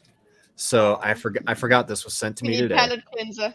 I'm So scared. this is a quote from one of the showrunners, Patrick McKay, of Rings of Power, regarding the the Mount Doom origin story that they put into the show. Okay. I quote. God. A huge theme in Tolkien is the environmentalism and the way machines and industrialization destroys the land, McKay told The Hollywood Reporter. We wanted that to be central and core all the time. It's a thing that comes up again and again throughout the show. So in the writer's room, we asked, what if Mordor was beautiful? All bucolic like Switzerland. And then what could I happen remember this that could transform it? We talked about the poisoning of the land, which starts in the first episode with the cow. Then you find out about the tunnels being dug. Old man Homer's cow, yeah. The cow, yeah. And sulfur is going up into the air. It all builds towards this geologically realistic way of igniting the mountain, which He put It's a magic sword in a keyhole. It causes a volcano. You sprinkled some water on some lava. Which now blacks out the sky for a very practical reason. This is cope. This is so much cope. Oh, the cringe. I forgot. I thought I was over this. Adar, our villain, sees the orcs as his people, and they deserve a home where the sun doesn't torment them. We're hoping it will take people by surprise. I thought you were. I have read that before, but never I seen it actually before. thought you were going to say the orcs deserve a home where the sun doesn't shine. That's where I was going to. Literally, there needs to be a test in Hollywood. There needs to be an inquisition. That's what there needs to be. Julius, break out the crosses. I mean, Toss them into the fire. Crucify them? Burn them? Maybe I was Alex going to will. say, Oh, sorry.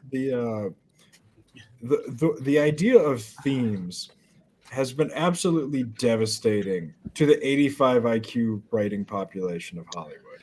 Just like, well, I know it doesn't make sense logistically, but thematically it makes sense. It's like, fuck you. You can't use it then. If it doesn't make sense logistically, you can't use it because my themes. Like, so I don't know. Sorry, you go. The reading comprehension of these showrunners couldn't fill a 45-cent seat at a Panthers game. I mean, like, this is just, it's they never picked up the books. I am convinced all that back to the book crap that they were preaching for months prior to the release was just a lie. It's just a flat out lie. They never picked it was up. back to the critical theory book. Yeah, Yes, exactly. that's That's From what I've heard, like from other channels, is that one of the showrunners actually is a fan, and then one of the other ones is just lying. How does the fans stay on that project though? How do you actually? Well, rumor has it. Hi, Okay, 'cause so here's the thing. Kitty. So rumor has it he was the one who was leaking all of the first season stuff, because the thing that we knew about the people that were leaking it was that they were very, very unhappy with what they were doing on the show. They were hoping to make a change through that. The rumor has it is this was like a secret kind of act of protest by leaking all that information to people like Nerderotic and people like Heels versus Babyface and others.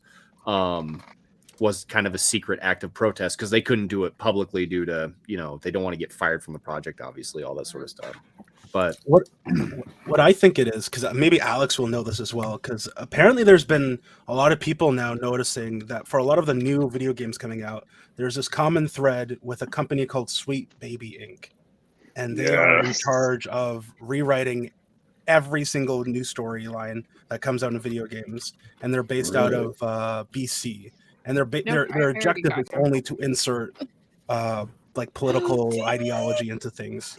So I wonder if there's just another company, or if they're even involved with Sweet Baby Inc., where like they write the story and then they have to send it off to whomever, and they just rewrite whatever they want to put whatever they have to. Yeah. So it's a combination of things. It's a combination of ESG money, which is basically if you hit the right political messaging, you get discounts on your financing. And so basically every project done by any large corporation is not financed by cash on hand. They go out for a loan to get the project. So even something like the Rings of Power, Amazon went out and got a multi-billion-dollar loan in order to get the rights to it and produce it. And if you promise to do all the right shit and you have, the correct political opinions previously, you get a couple of points off your loan for the funding the project. So that's part of it.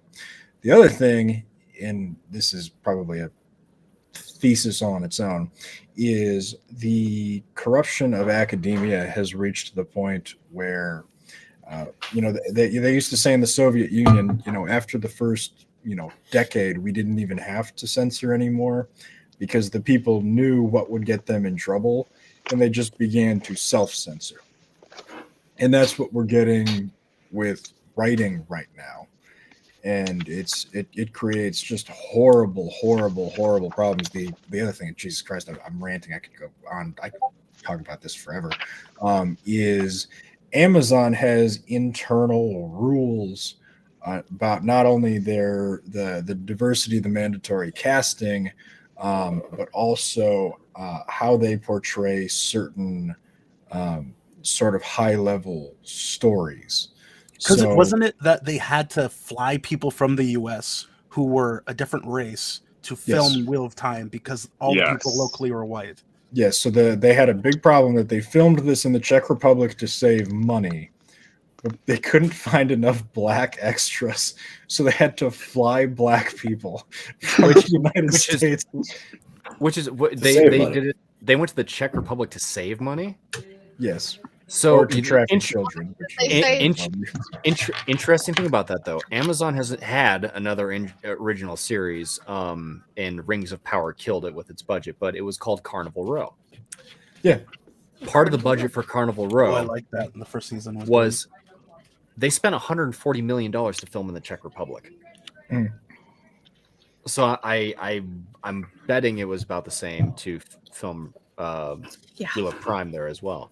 Oh, Lady B, since you said you were looking for images of Sauron in Numenor / Sauron in like the Temple of Morgoth type deal, I sent you a couple of things on the Discord whenever you get a chance. Have a look. Oh, thank you. What I was gonna say is part of go sorry. ahead. No. Go ahead. No, I was just going to say that the whole thing with that one of the articles Steve was talking about, and I posted a little clip from the interview with Daniel Henney, and I always thought like certain things like the Waygate in the middle of the fucking ocean. If you ever want, by the way, I'm going to cut in real quick. Okay. If you The want to Watergate, laugh, if you will. go back and watch that scene and note that Moraine is completely dry. Yeah. Immediately after standing up, like it ruins the immersion so bad. I know it's like continuity is not that show's strong suit. Also, did we say hi to Tank, Beard, and Careful Rogue? We have not. Welcome. Hey, Tank. Welcome to the show, Hey, boys. Careful. Thank you. Tank Beard, Hello. I feel like I know. I should say this more often, but I love your profile picture. We the love the Kitty. little cat. The little TVs. He's so Thank you. cute. Thank you very much. He is actually adorable. He is that cute all the time. Yeah, he giving me George vibes. I'll jump in here when I can, but I'm also working currently, so I have to mute every time I'm not talking so that I can actually type on a keyboard and not blow up my speaker. Oh, okay. Understandable. Okay, so just real quick, what I was getting at is so I think a lot of you guys know I also lurk on a certain other server, but never actually talk there because I would be booted in like less than a millisecond, probably. So, anyways, they do share actually a lot of really, I'll say, good information because it's actual researched information about where the sets are, what kind of filming is taking place, what countries they're in, all that stuff, right? So I know from that there's a lot of money that gets dumped into physical sets. But like with the Waygate, I really thought the majority of that type of thing was probably CGI a lot, right? But so there's another big part to me of, there's where a lot of that money went is they're insisting upon going to all these different places and worrying more about the location that they're in instead of what the locations look like and whether they actually match what should be going on in the story, and spending money on building like a physical fucking Waygate in an ocean. You know, what did they do? Call in the Army Corps of Engineers right? and fly them over to wherever they did that just to have for how long was that scene? how long did we see 2 that seconds. stupid One Waygate? episode, So yeah, that's Too I long. look at that and go, okay, well, it's not just the wig budget, it's shit like that. But I actually have maybe I shouldn't bring this up, but I kind of have a question for Alex that might derail this.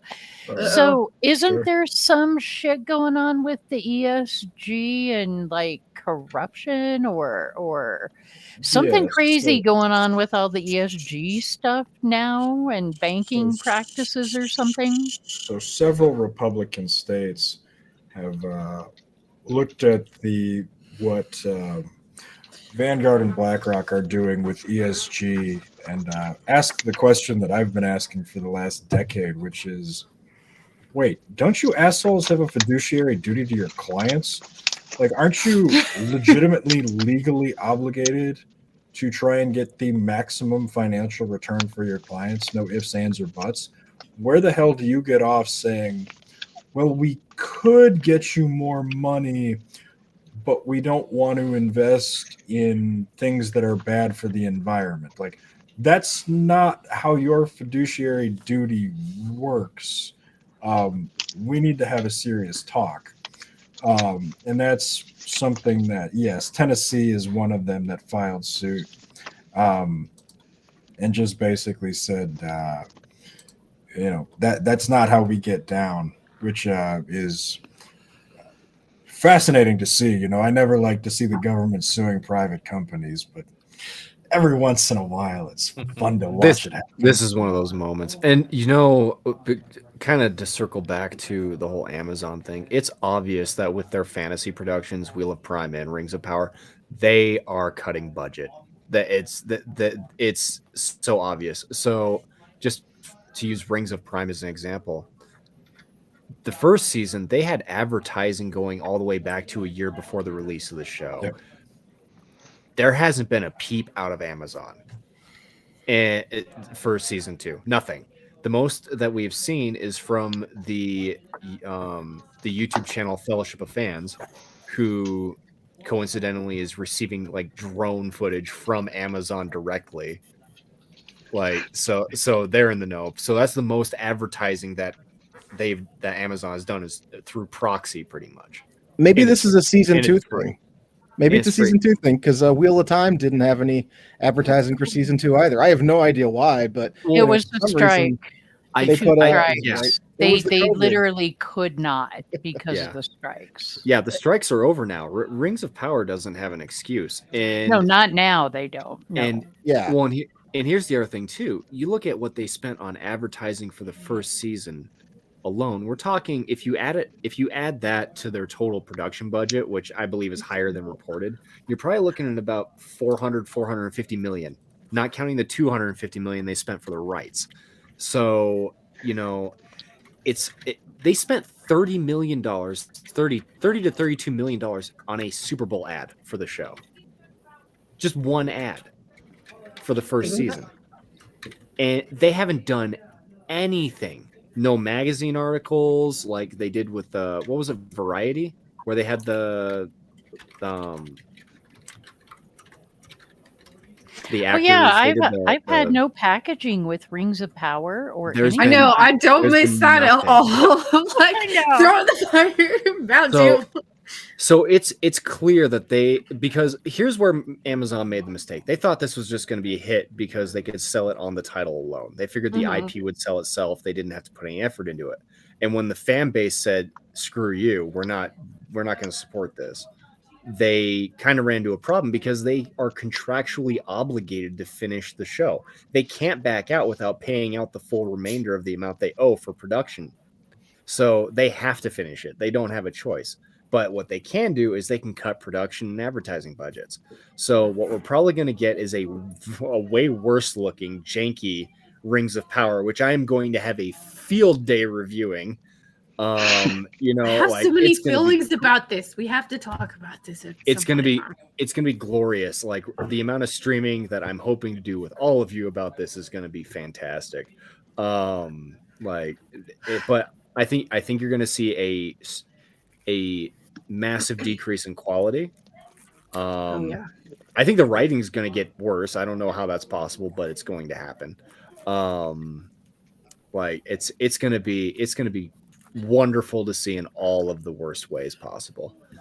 Well, I'm thinking it would be fantastic if it got worse, because then I would enjoy laughing at it, because Right. before You're it was just just crying. painful and boring. I want it to get so bad to the point where all the Rings of Power idiots that I have been arguing with on social media for the past year and a half all come to the conclusion that, okay, no, this show is actually really bad. I'm waiting for that day.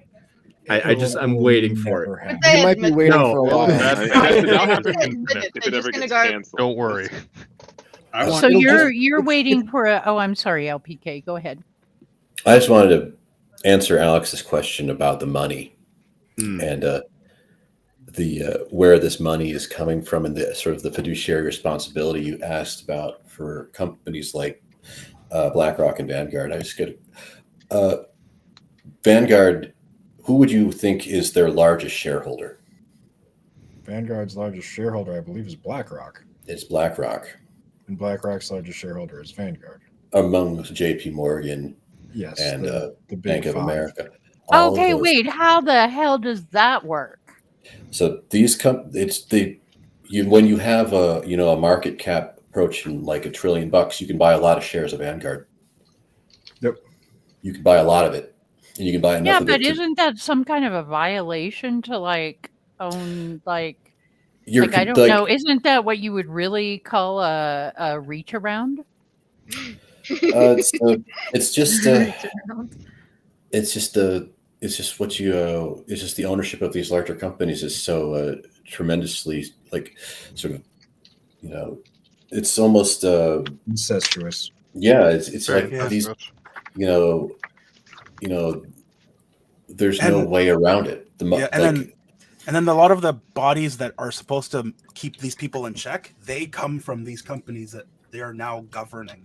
It's like so you go from these big companies to government, and you're supposed to be monitoring these big companies you're CEO of for the last 10 years.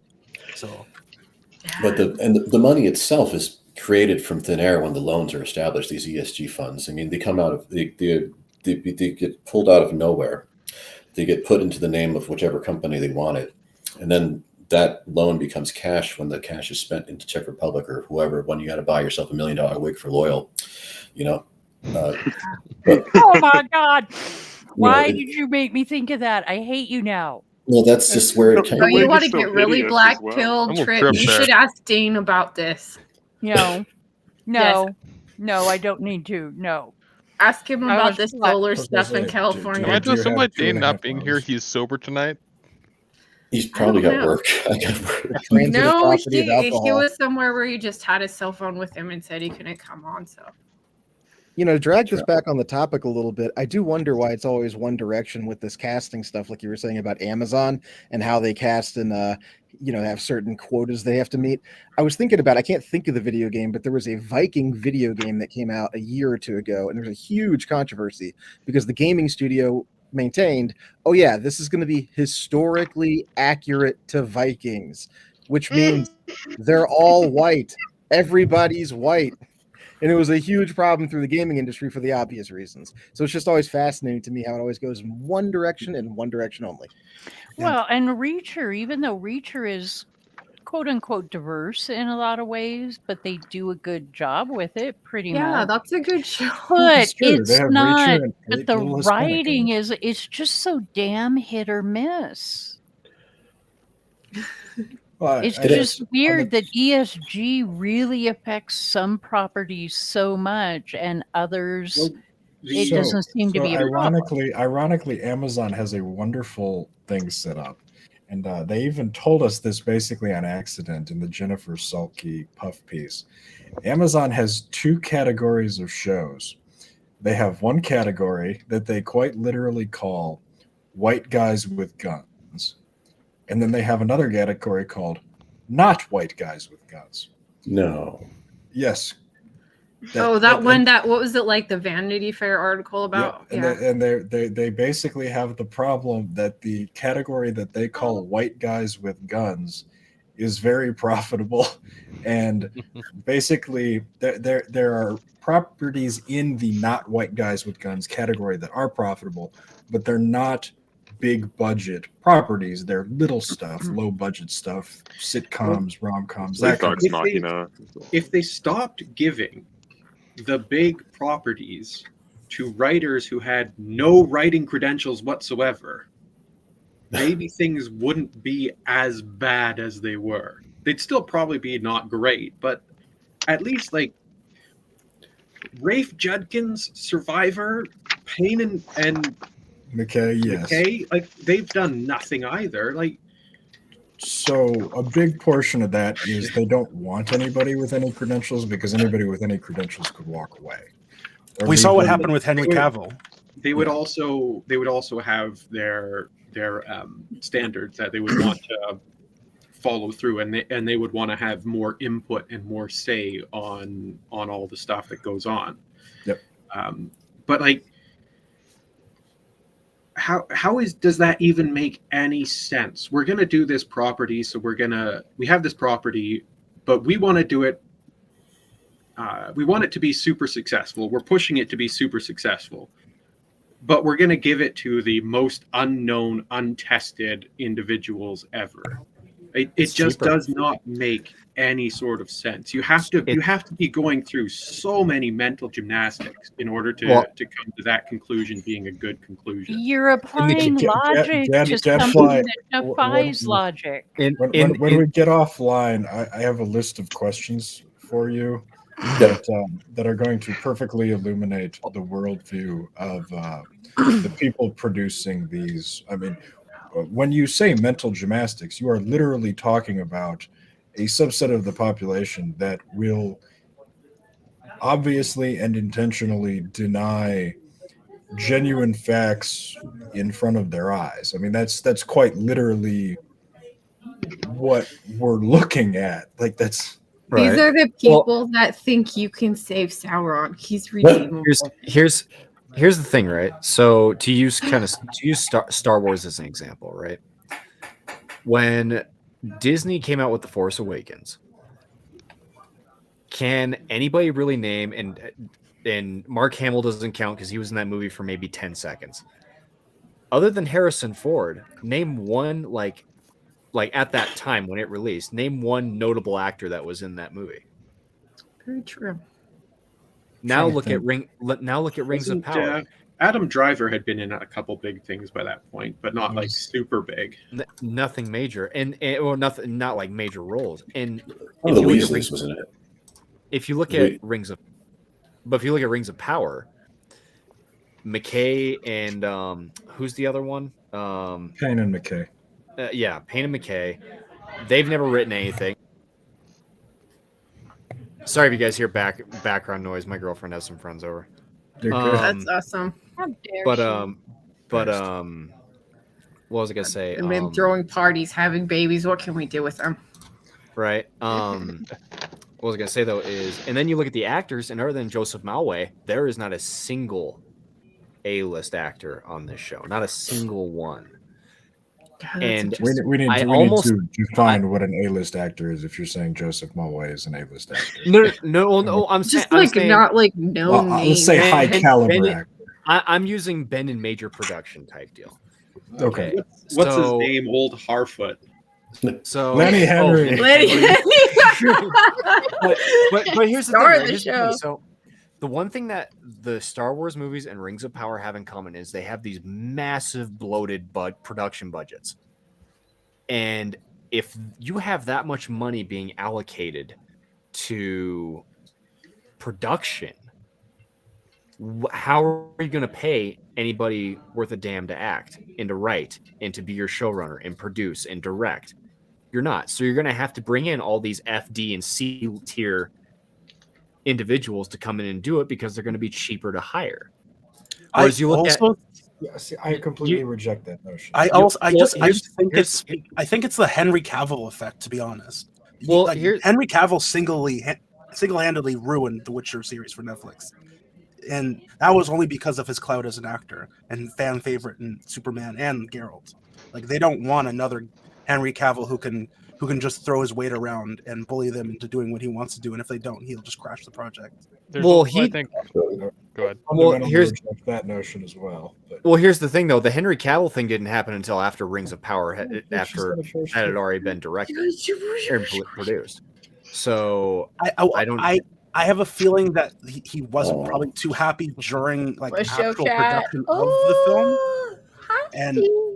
And with Netflix, Amazon, and everything, they all have the same emails. They all share information. So I'm guessing he was throwing a fit even in season 1 production, which I think was before Rings of Power as well. Well, like I said, my theory on it is entirely that they had to kind of handicap their staff budget in order to make way for the actual production budget of the show. That's just my theory on the whole thing. I don't think if you spend $1 billion on 5 seasons of television, you cut corners anywhere. Well, they're gonna have to cut. They're gonna have to cut budget anyway now because the show wasn't a mitigated failure. I mean, well, think about it like this, right? So if you look at the rights and the production budget, we're talking about $500 million for one season of television. Probably just the acquisition for that was extremely expensive.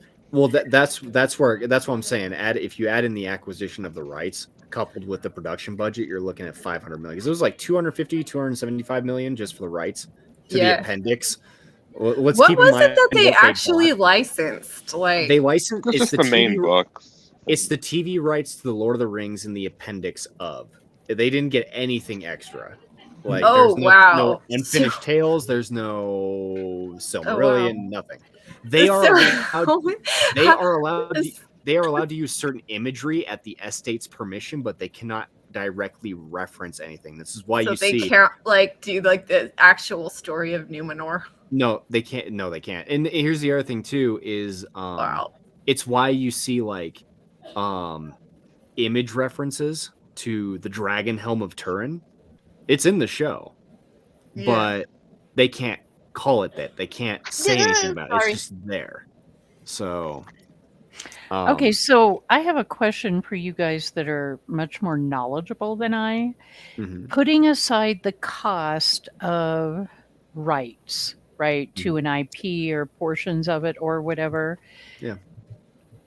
Given the generation I grew up in and the type of movies I love and remember, from the 80s and the 90s especially,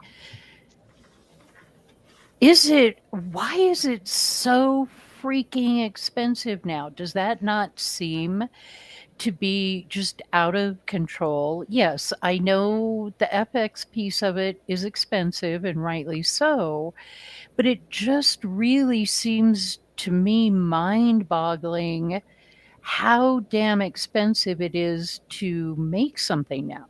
So I think a part of the issue, and you're seeing it in other industries now, is that a lot of people are graduating schools with all these degrees and these specializations without any of the knowledge or skill in these specializations. So a lot of the cost is hiring these people and then them not being able to do the job efficiently, or good at all. Like you saw that with Marvel. That's why their CGI budget's out the window, and it looks worse than 90s cartoons. So I'm just gonna say sorry. Yeah, you see it especially in hospitals right now, in doctors and nurses, and then you see it in, I think, pilots and what is the ground control? Those are the big ones right now. Can you elaborate on the pilots bit? I was just gonna say go that, ahead, like, just from my experience from working in production studios, like I think film industry is especially easy to launder money through it. It's like you could go and do something like you're filming in like the Czech Republic, like once it's like there's a lot of like diversity quotas that you don't have to do there. There's a lot of like financial tax incentives that you get from the place. There's a lot of things that you can write off as expenses that you actually aren't. Like the accounting isn't amazing in there. And it's just like, and the other thing too, that people act like is that the film industry is like something that we're like just continuously working. And that's not how it works. It's like each each film or whatever that they produce is like it's gig work basically. So you just do this one thing. So it's like, if there's like, you want to hide money somewhere, it's like really easy to do. It's like, you just have different contracts with people, or you pay them certain rates, and then you just say that no, the budget, it's more, and then you do whatever you want with the money. And if I really had to guess what was going on with shows like Rings of Power, and especially Wheel of Prime, is that like there is some serious money laundering going on in here. It's like, I do not know how, like with like WAP, that like how is each episode to produce like $90 million? You telling Sam Bankman-Fried had his fingers in some of that, Yeah, and especially when you look at stuff like Godzilla -1, which is made of like $15 million and looks a million times better than a lot of stuff Hollywood's making. Like a single episode of Wheel of Prime is almost as expensive as -1 was in its entirety. I was gonna say, like, I feel like a lot of it also has to do with Hollywood vanity. Oh, look at us! We threw $300 million at this project. Okay, that's great. It still looks like shit, and exactly. Whereas you look at it's the movie I always use as an example, and I beat it to death. But the movie Hero with Jet Li, it's one of my favorite movies of all time. It was made on $15 million, and it has some of the best cinematography ever. Like, it's gorgeous. It's gorgeous, and there's maybe like 2 scenes in it where they use CGI, 2, and the rest is all practical. And and that was made back in 2002. That was 21 years ago.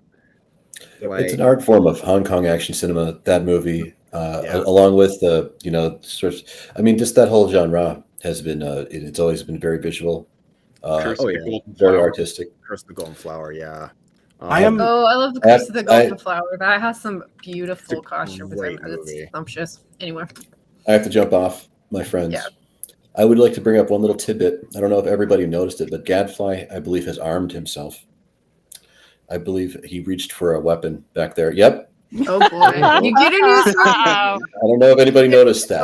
I'm in danger. You were mentioning something about sort of the corruption of authorship and the degradation of the. Yeah, show us your sword. Is this a new one? You reached for his blade. It's I haven't gotten a new one in a while. I'm going to be getting a nice axe soon. But, that is really nice. I love your weapon production. I miss that I don't have like my stuff here with me.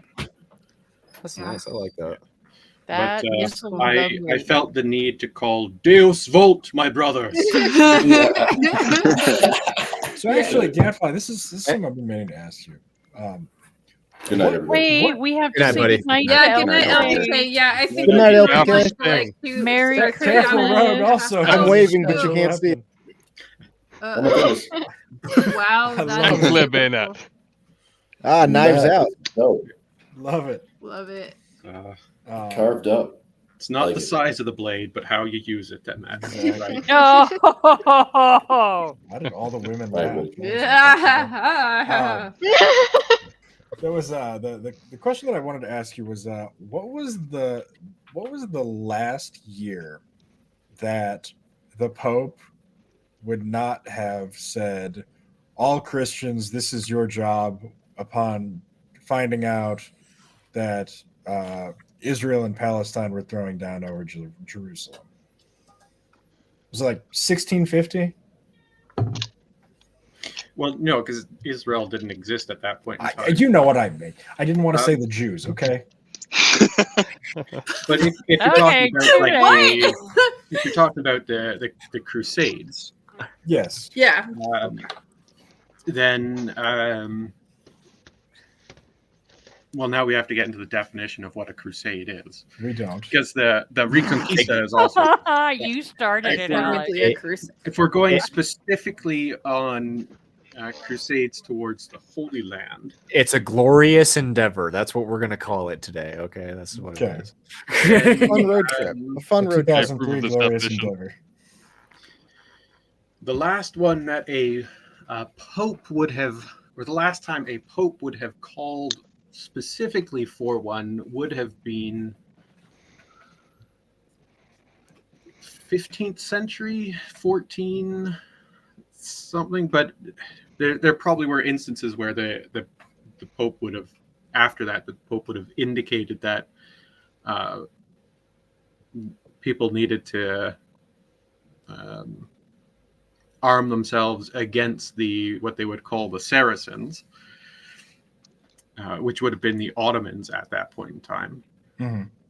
So effectively, the last call for a European conflict against the Arabic Islamic powers in the Middle East would have been 1914, 15. Okay. Against the Ottomans. Okay. Fascinating. So I was just born into the 100 years since that we wouldn't be getting involved with this. Okay. I was just wondering, we had some announcements from Pope Francis today that was, not today, but this week that were very interesting. And it struck me as a historical juxtaposition, but I'm glad to get your opinion on that. That was the other thing I wanted to ask you about. Harvard. Is this a case of sloppy citations that we would have overlooked, or was this straight up?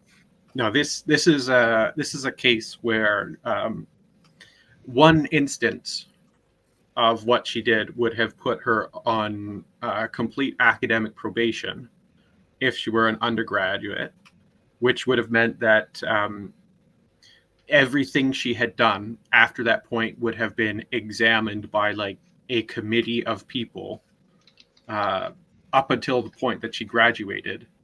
Then she would not have been able to go on into an MA because she had this black mark against her. And that's just one instance. If she had done two of those instances as an undergraduate, she would have been expelled and essentially blacklisted from university. And this woman has 15, 16 concrete instances of direct plagiarism. Okay, so this is some straight up bullshit. Yeah. Okay. I was curious because I always know that there's some people who are like, okay, fine, you didn't put the footnote in. Like, we'll slap your wrist. But no, I mean, it seems like this was. No, like what I saw, she was entirely passing off portions of somebody else's work as her own work. Isn't that insane? I was like reading some of that and what the original was, and I'm like, as an undergrad, just like, you don't do that. The crazy part is that it was stolen, as I understand it, from somebody who was a person of color. So yeah, another black lady.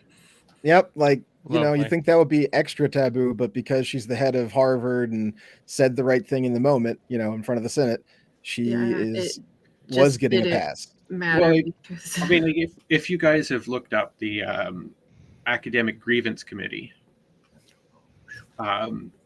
Unfortunately, yes. Well, I love it because it's so hilarious because they prove that a lot of these journals and a lot of these individuals who in the quote studies field have no concerns and no bearing for the integrity of academic rigor and procedure. So it doesn't surprise me that somebody got, pushed through the doors, forced to succeed, essentially. Fell up. It reads to me like this woman was they were going to make her succeed one way or another, no matter what. Yeah, she did. it's like if she submitted a PhD dissertation that was an entire plagiarized copy of C Spot Run, they would have passed her. Yeah, I mean it's oh, sorry, go ahead, take me. Well, I was going to say to bring it back, once again, look at James Lindsay and some of his buddies when they put out those fake papers, with Mein Kampf and gender studies, and they were getting awarded and things, right? And they get ripped to shreds. But you've got this lady who's literally stealing work from a black body, right? Well, I think that's how they would say it. The And here worst we thing are, about keeping her job. The worst thing about the Academics Grievance Committee is that they got a huge number of their papers published. Yeah. So the one that they point out to the most that is ridiculous is a sexual assault culture in dog parks amongst dogs. Didn't they have one about like Mein Yes. Kampf rewritten as Yep. feminism? Yes, it is. They did They that just one took out too. took out the Yep. Jews and put in Yeah. some other word. Like I'm not even joking. That is how they took out What? pieces and parts of it. It's and so funny, copy but it's pasted. also Oh yeah, really guys, this sad. exists. Yes. And then there was What do I another one, search? What do I search? Where do I find that? Academics Grievance Committee. But there was one where they put an article together about how bodybuilding competitions should also include bodies of size, because people build their bodies to that size and therefore should be examined. It's sad. I think the saddest part about the Harvard thing is this whole story about, and it comes out when people expose like fake hate crimes and stuff. And it's just like, it doesn't matter that this woman cheated. It doesn't matter that these people made up the story, but the story that they told is plausible. So we need to believe it and we need to honor these people anyways, which is like what the original author of that stuff was so upset about, because it was like, this is my work and this is denigrating the Black people. And like, Oh, The other speaking of problem- that, what is that movie that's coming out? The American Society of Society of- Magical. No. Okay.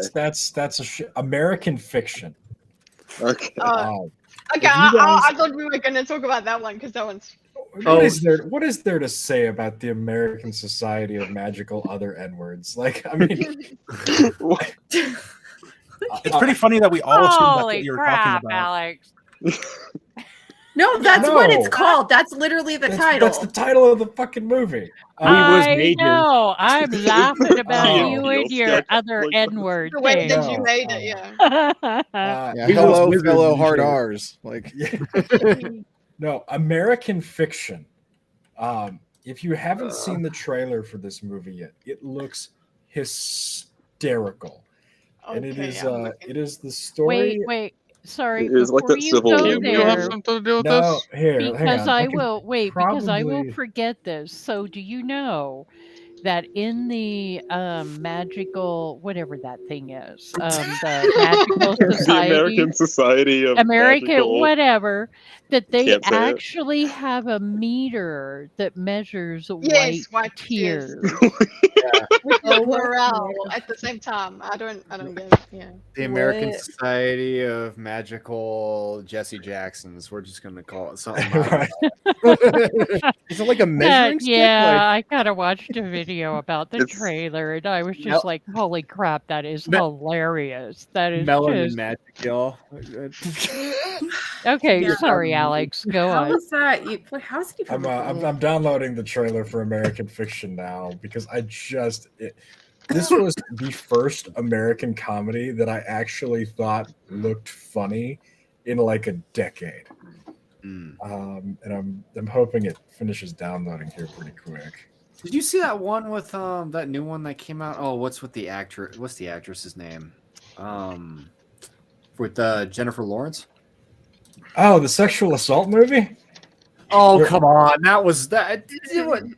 You know what that reminded me of? It gave me like it was like a mix of like 90s comedy meets like American Pie. That's the vibe I got from that. 'cause- Okay, that's totally what it was, and I'm Yeah. with you that it like, in a way, it was funny, but I've just been ruined by these people. That all I'm thinking when I see this is like, oh my god, this is horrible. Like, if you pretend to have any morals at all, you cannot watch this. Yeah, but she Well, I don't. Is Lauren still hot? Oh, Haven't she seen looked anything. great. Yeah. She looked fantastic. Yeah, no question. But That's the only like- reason I watch any of her movies. I don't know. I would throw out there that Panderverse was pretty funny. It was funny, but then they super softballed it near the end. Yeah, well, that's They did, unless I don't know. Will I think they were being you could take the ending a couple of different ways, They but both sucked. knowing Matt and Trey, they were probably saying things that a lot of people didn't realize they were Here's- saying there with the Here's ending. here's the thing about Matt and Trey though, and I went back and kind of looked at their catalog of episodes just to kind of make sure I was not misremembering. They go after soft targets. If you remember back in the day when they went after Mel Gibson, it was when Mel Gibson was going through all of his alcoholism and saying stuff about a certain group of people And his wife, and his wife and all that sort of stuff. It was a soft target. They then went after George Lucas and Steven Spielberg after the prequels and after the Indiana Jones movie. What is it? Kingdom of the Crystal Skull. They went after the fan backlash of that. Now you're seeing them go after Disney, who is falling apart.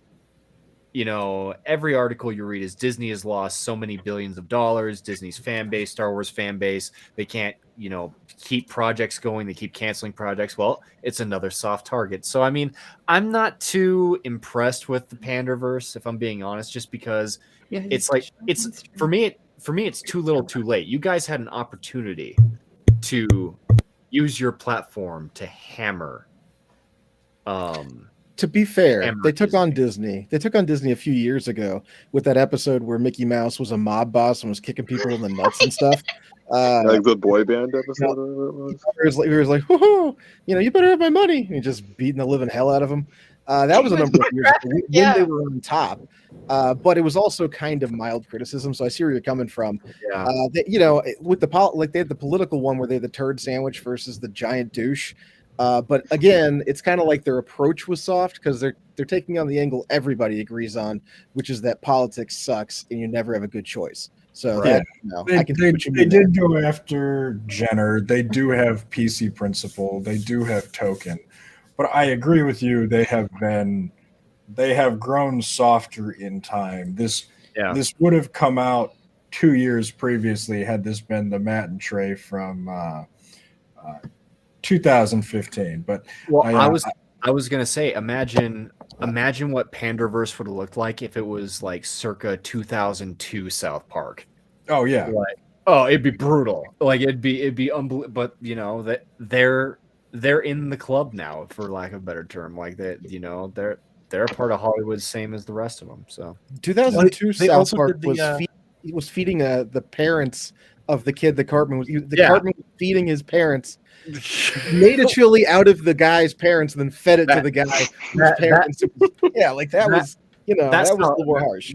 That was when South Park was raw. Like they just didn't care, and you don't get that no more. But and they also South Park. They anyway. also went after the prince and the Duchess, right? Yeah. Yeah. Privacy Is this episode. Soft targets. I agree. Is this the trailer? Yeah, this is the trailer that I'm like.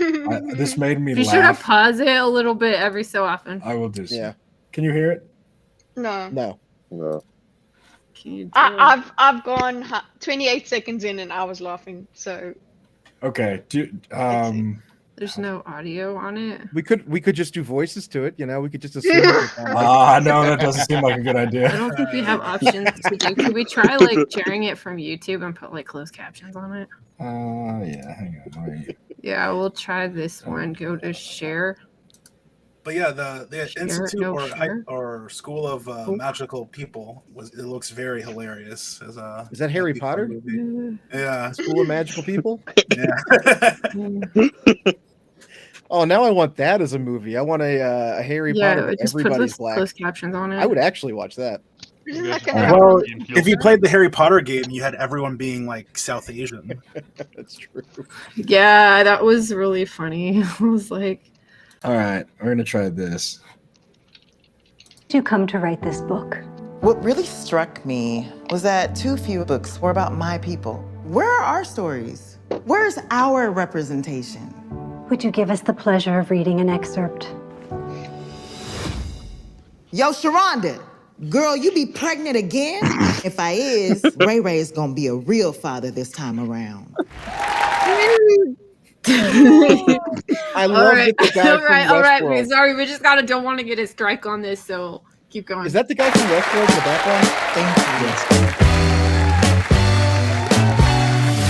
you. Monk, your books are good, but they're not popular. Editors, they want a black book. They have a black book. I'm black, and it's my book. There you go. Okay. This sounds like it makes sense. This is a good premise. You know what I mean. Look at what they publish. Look at what they expect us to write. I just want to rub their noses in it. Oh, God. Imagine if for like track coach, you called everyone athletes. This is reminding me of that. IB stand. So Charles Barkley, when he was talking about going to black schools, he would ask the students what they wanted to be when they grew up, and everyone said basketball player. But he would go to a white school, and they would all say doctor, lawyer, physician. I feel like there was also another movie that was similar to this. Stranger Than Fiction. What's the one where the guy changes the way he writes just to get popular? I forget what one it is, but I don't know that one. Then outside in the night. Deadbeat dads, rappers, crack. You said you wanted black stuff. That's black, right? I see what you're doing. You sold your book. No. We believe Mr. Lee has written a bestseller. It's a joke. The most lucrative joke you've ever told. We are. How in Wheel of Crime they have the guy named Steppen, and like they don't realize that's sort of like a minstrel show stock character. Steppen fetch it. But... Now, is Stag a pseudonym? Yeah. Mr. Lee can't use his real name. Is this based on your actual life? Yeah, you think some bitch-ass college boy can come up with that shit? No, I don't. He instantly gets defensive. Oh my god. Nobody in the industry. Can I ask what you were in for? Was a murder? Yeah, you said that, not me. They ran 300,000 copies. Your books change people's lives. They're offering $4 million for the movie rights. Yes! Yo. Dumber I behaved. This looks tremendous. This I cannot wait. I know. Wow. This looks good. I love this The dumber I actor. behave, the richer I get. This has gone too far. Stag Arley is still on the run from authorities. You haven't done anything. It's not like they can arrest you. I wish I could go back to not selling books. Is it bad to cater to people's tastes? People want to love you, Monk. You should let them love all of Oh god. Oh jeez. Interesting choice of words. There's already so much buzz because of the movie deal. Michael B. Jordan is circulating. We want to put him on the cover in one rape? of those scarves, I guess you would call them, tied around his head. Do-rag? Do-rag, that's it. Do-rag and a tank top with That's the muscles great, showing. you Oh, guys. Wow. Yeah, Yes, got a this new guy rag right and a here- wife beater. Hey, This guy hold right on. here is Dave Judkins. No, hold up. When did they get Oh, who's the guy? He got busted for plagiarism on YouTube. Frank Somerton. What the hell is his name? That's who this guy's reminding me of. Is James Somerton? That's the name. That's he does look like him. He does look like him. He looks and sounds like him too. Hi, George. Oh my god! Somebody call the fire department.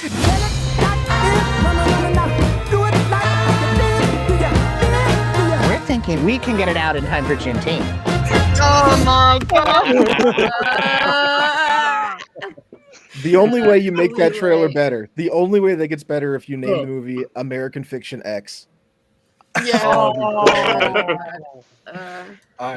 I saw this commercial. This, like I said, the first American comedy I'm looking forward to seeing in a while, decade. But yeah. Anyway, that's I think that actually comes out tomorrow. So God, I didn't even know that existed. That's Oh, great. yeah. Did you guys hear about? So obviously, everybody here has heard about or seen maybe Godzilla -1. Yeah. I have not seen it yet. But Okay. Go see it. I don't care. Have a way to see it yet. I So- don't have a way to see it yet.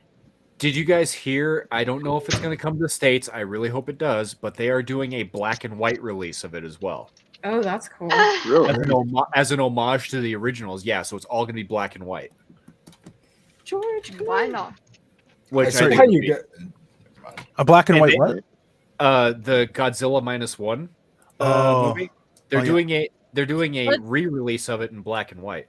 I was Let's gonna just say hope they about don't that because call we it were the talking Zack about Snyder cut.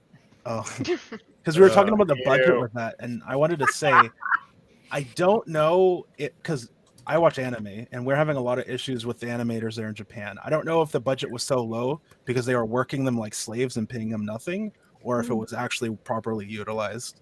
That's I my think it's only thing with properly the movie. utilized, judging by There's how not a that lot of movie looks. CGI in it. I was actually surprised at how much there was for $15 million because I was Wasn't assuming that- $15 million in America, like you can talk to one of the Indians animating your movie, but that's as far as $15 million gets you. That's insane. Well, here's the thing. Like, Well- the director of Godzilla said that the $15 million thing was BS. That he said he's on record saying that he wished he had that much money. Apparently, the budget was lower, like significantly lower. It's crazy. That's crazy. They made a lot of money for it. Well, it's not. I'm not surprised. I brought up Hero earlier. Like, for whatever reason, that the Asian market of movies, they produce a higher quality of film on a much lower budget. Yeah, That's like because- that's sort of been the death Their of like the unions. mid-budget movie too. Like people just don't make these sort of like between like 15 and 30 million dollar movies anymore. It's like you have like low budget to mid-budget movies or like the cheapest budget I've seen is like 150 million. Wow. Like for like mainstream, like Yeah. the big projects is like 150 It's million. kind of insane. Aquaman. Yeah, there were a couple of like $80 million ones. What was it? Well, wasn't the Marvels like 300 million? Or Yeah, it something was like that? 300. And it didn't make that money back either, which is hilarious. Okay, well, since we've been talking about Disney and Marvel, I saw something today about Disney firing Ryan Reynolds as a writer on Deadpool 3 and then rehire him because he's so problematic with, the upper executives and stuff because he's sticking to his guns like Henry Cavill was. So I guess he's back as a writer and they're still anticipating Deadpool 3 to come out mid next year. But I just found that kind of hilarious because I can just picture in my head, Ryan Reynolds just in his beautifully intelligent, snarky way, mainly just telling them all to fuck off. He's going to do it the way it needs to be done, Yeah, absolutely zero chance that movie's coming out on time. I know I saw Gary from Nerdrotic and a couple other channels talking about that and covering it, but some of the schedules they have coming up are insane. They're also just pulling stuff left and right, like that Snow White movie that was all set to come out with the actress who was trashing everybody got shelved for a while, and I have no idea when that's going to end up coming out, but it seems oh my like God. Okay, here we go. everything's in the air. Everything is juggling and in the air. What a whiny fucking little bitch. Sorry. Right. Well, Hey, sorry, she's been not trying to backtrack recently. So yep. I don't know who brought up the Marvels, but so I'm looking at it right now. Boy. You might rounding up, it's a $300 million budget. Worldwide box office before splitting costs with the movie theaters, 199 million. Yeah, it's a brutal loss. It's a brutal loss. It's you could have made 20 Godzilla. You could have made 20 Godzilla. $600 million on that movie. Yeah, Let's make a movie with the least popular like characters that was like the least profitable of all the movies. Like, oh my And God. here's the best part of it all, right? So typically your mainstream Marvel movies, Star Wars movies, etc., they're gonna have a bigger domestic than international box office. Okay. Domestic box office 84 million, international 115 million. Yep. They're losing the American audience on a Marvel movie. That's insanity. Like, how do you do that? Like, that's just pure incompetence. Well, they're in deep shit too, because the main villain, the new Thanos, they just fired him. got fired. Yeah, Kang's gone. He was Kang. Now Dang. he's Oh, gone. that guy, that problematic dude. Okay, I'm just gonna say it. If Disney had any amount of humor, they keep everything the same and rehire Cuba Gooding Jr. Like, remember when they got rid of Cuba Gooding Jr. as Brody to put Don Mhm. Cheadle in? Just take it 360 degrees, bring it all the way back. Just put Cuba Gooding Jr. as Kang. Wow. Yeah, but that wasn't Cuba. The original Rhodes? What? That was definitely No, that No, was. that was, Oh, what the heck is Don his Cheadle. name? no. Don Cheadle is who they replaced him with. Yeah, no, it was. I'm sorry, before Terrence Howard.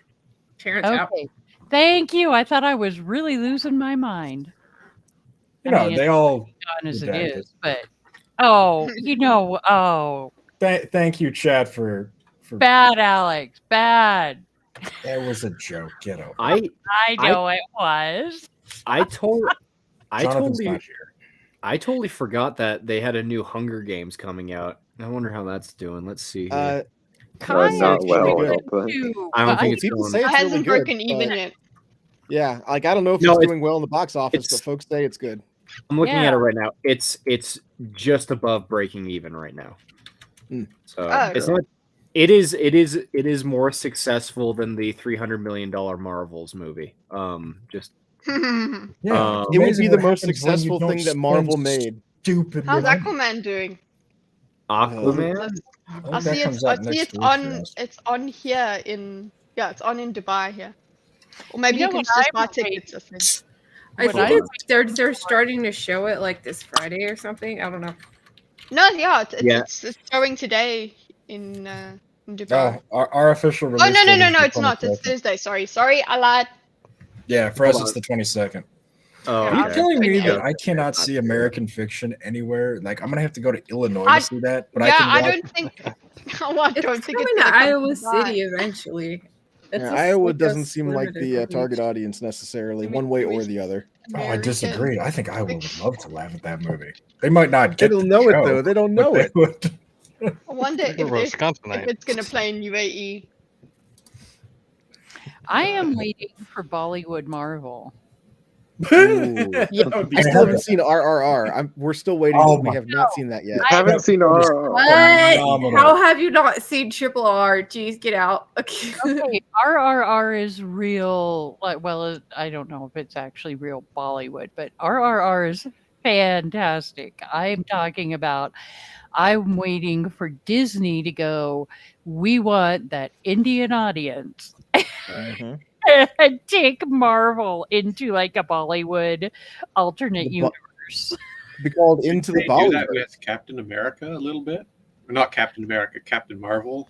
Yeah. Unfortunately, they made you it. know, I Pakistani just kind of pretend like she Indian. doesn't. Yeah. Okay. I don't think she. What is she from? In the movie, is her lore that she's from India though, or is No, she she's just from a character? she's from Pakistan.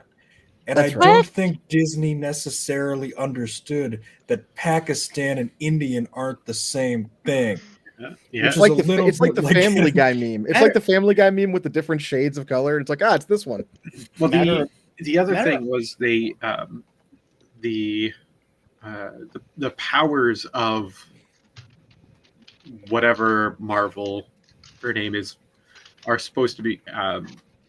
They explain them as being like magic initially Mm-hmm.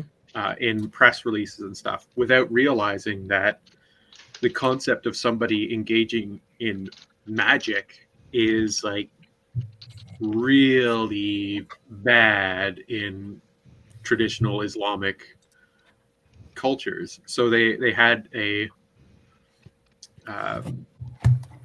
Pakistani Christian woman playing a Hindu person that they were pushing as being this from this Islamic world that they had practicing magic. And so it really messed Whoa, up. that would not fly here. I'm sorry. I don't Yeah, think it you would fly can't. here. It's sort of like if when they release stuff to China and there's certain things that you can't have. You can't have ghosts. You can't have gay people. You can't have Black people. Interracial couples. Yeah, you can't have anything talking bad about the government.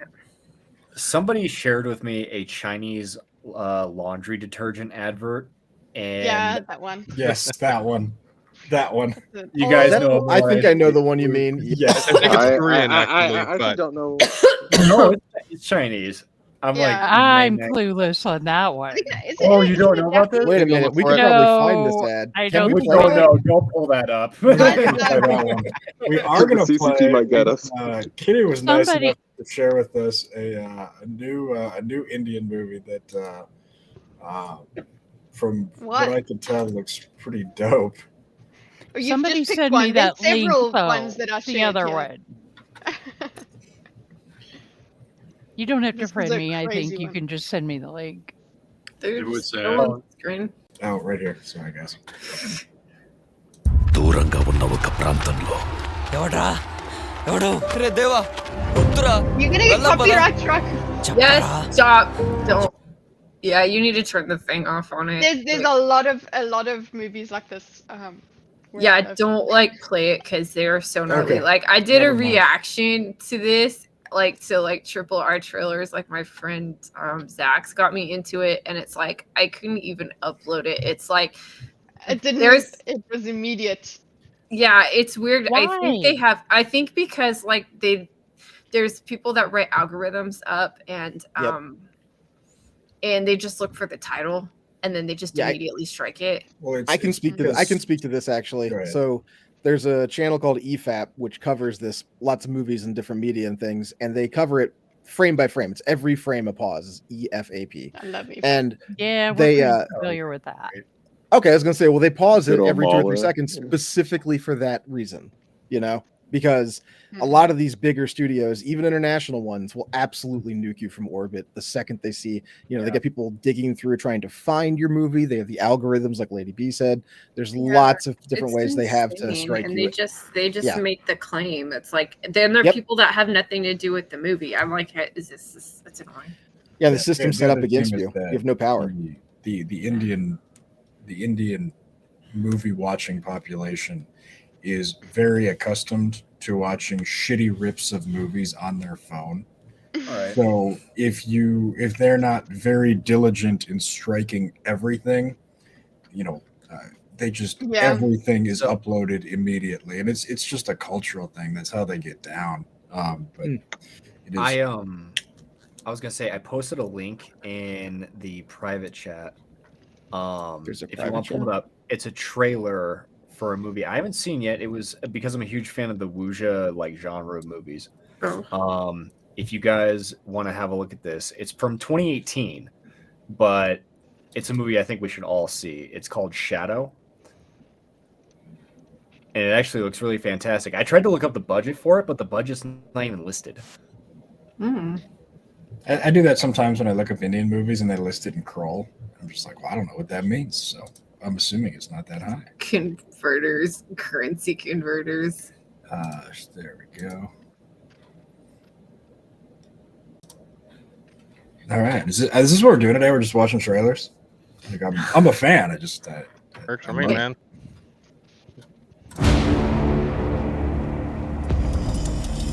The ancient symbol of the Aes Sedai. Probably a more Oh like my God. legit like Wheel of Time adaptation than what we got.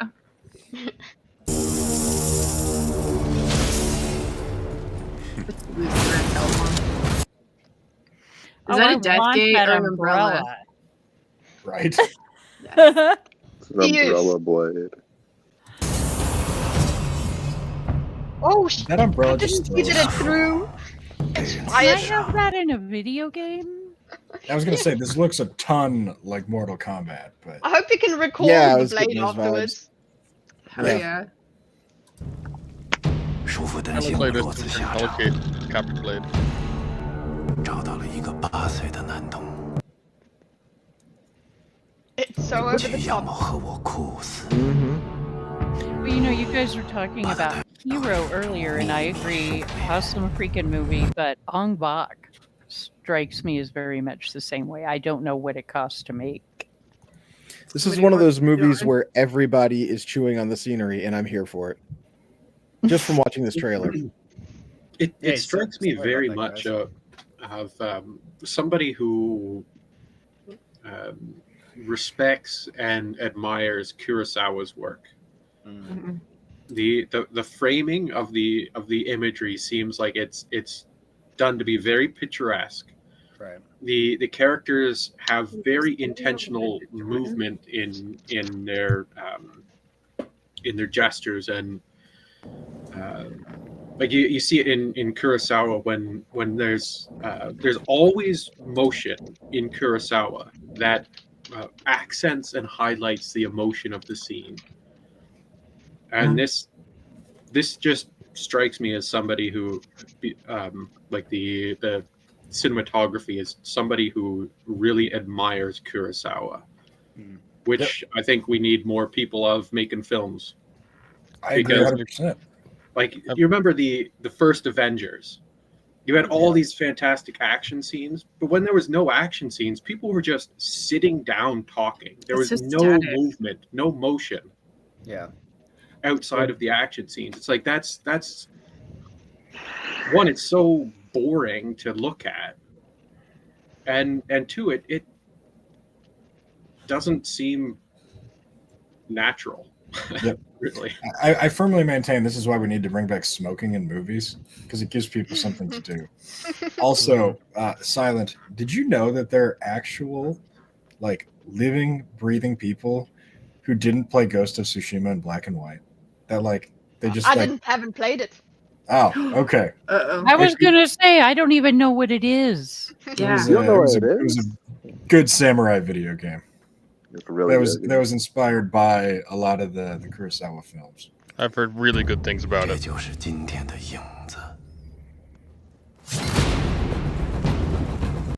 Give me Shotgun vibe. A little bit. Mm-hmm. Blood knives.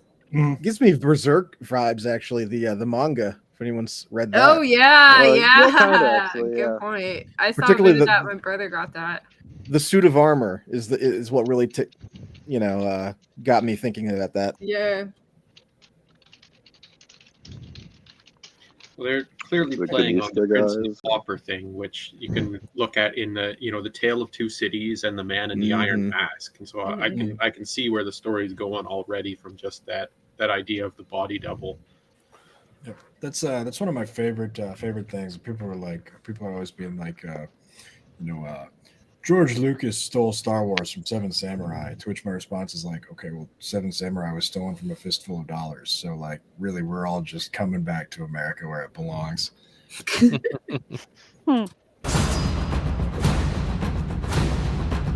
双方主帅一旦动手，等于宣战。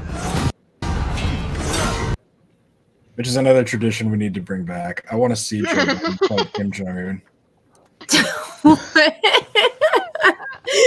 Do that again. Slower. They were talking about their chief commanders were fighting, and I said this is a tradition we need to bring back. I want to see Combat combat.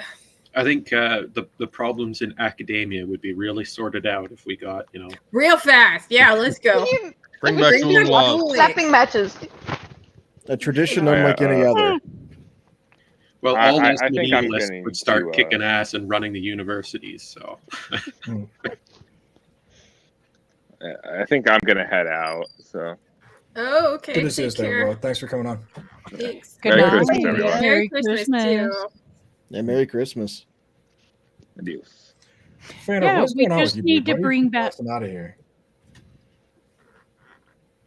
I talked over you, Alex. Sorry. Never mind. I was making fun of Fano's shitty internet connection. What were you saying, Trip?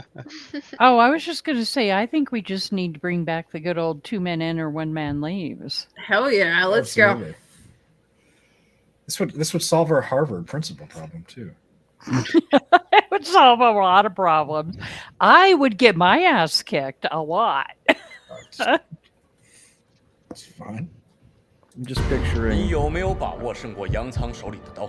却不过是个下人，我不过是他的影子罢了。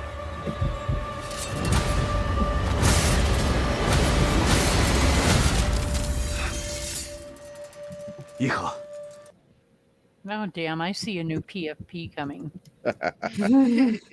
I have many questions about the practicality of that weapon. Oh, it's absolute garbage, but it looks really cool, and I'm really drawn into. I'm pretty how sure the we'll different see it in things- the Brandon make it Sanderson now. movie. Somebody Yeah. needs to recommend this to Shad so he can go and make it. Oh my gosh! Yes. Blade umbrellas? Well, I don't know. It could actually be pretty practical if you were pretty good with it. I mean, look at the use. What's his name got out of it in the Kingsman, and it wasn't even a bladed umbrella. Okay, well, those movies are the worst things ever made. Oh, you know what? Those Fuck Adam off, Ally Alex. and I- Special Metal. The with first light. one. You're Man, entertaining. I'll never forget this. I was one of my friends in college. We went with this his dad was a priest, and I was sitting next to the guy when they made that anal sex joke in the first one, and I have never been more uncomfortable in my life. I literally just like melted into a puddle on the floor of the theater. Sorry about that, guys. I've been having internet problems for like the past 5 minutes. I don't like my internet just decided to just totally crap out. So I've missed all of this trailer with you guys. So Yeah, we we were Justin, time to come back, friend. Okay. You just missed Alex talking about anal sex, so that's true. Okay. Oh no. I won't be able to sleep tonight. There was also a priest involved.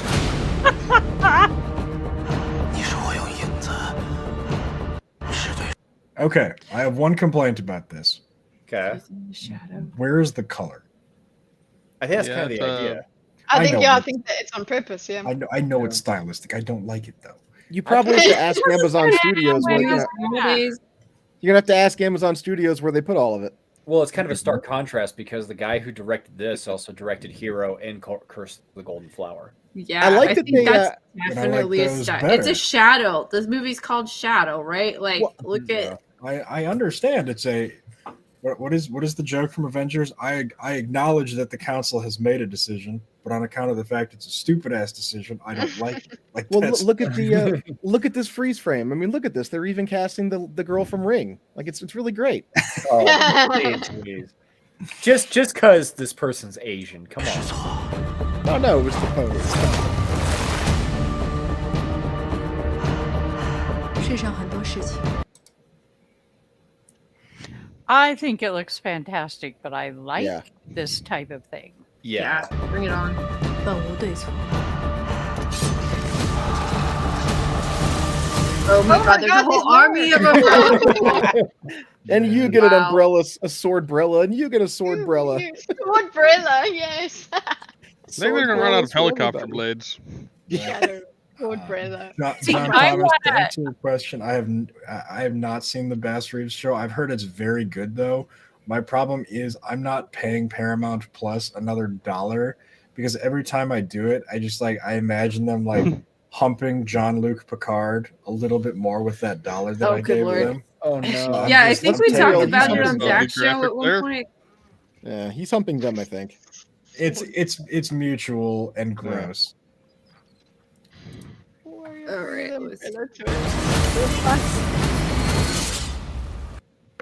See, now I just want to see the Oh, umbrellas spin so fast that they actually stop bullets. Oh, I Maybe thought you were we would saying you need wanted to see them guns in spin this so part. fast they start elevating, like they start flying. Like Mary Helicopter Poppins. blades. Yeah. Yeah. These from a Viet Cong jungle. This is why they don't have technology. They use it all in their umbrellas. Right? I mean, this is a better use for it than the Navy. Oh my gosh. Oh, that is bad. I have no idea what I was looking at, but I love it. Exactly. Oh my god, this is going on my list. It's like an entire swarm of sword umbrella turtles. You know This is we should fucking do Copas from Mario. Oh my god. Teenage Mutant Umbrella Turtles. They're the blue ones from Mario Kart with the spikes on the back. You know. we should do a watch party of this. Like get We all of us should. together and we'll just watch it. Yeah. We I'm should. down. Yeah. And see Metal Poppins versus Terminator. Sounds like a character from War. Oh, listen to that. Oh my Did he just have the Van Helsing Yeah. automatic Yes. hand crossbow? Oh, this looks absolutely fantastic. It's like something out of. Bad. Oh my Color gosh! palette I would get sick of if too many of, but man, that looks great. Yeah, Okay, it's like so I have what may be a question that can't be answered because there are too many answers. So a few years ago, I watched an older, I don't know the right way to phrase this, Asian stylistic movie. It was very stylistic, like this, Okay. and it was very. You had a woman who had basically left and gone to live in isolation, and she was like a master at martial arts. And then you had kind of the bad guy who tracked her down, and actually I think they were a couple, but he turned bad and so she left him. Just a second. But it was Does a major plot point in this story involve the guy having his heart on the other side of his chest? Oh, I don't remember Gadfly. I don't. I just remember it wasn't even so much the story that struck me because I have been trying to find this so I can watch it again. It was the visuals because it was very stylistic and it was quite often the colors were quite often very muted, except during very specific, usually battle scenes. And then the colors just popped. They were really bright, but both of them could actually, whatever you want to call it, quote unquote, fly when they fought.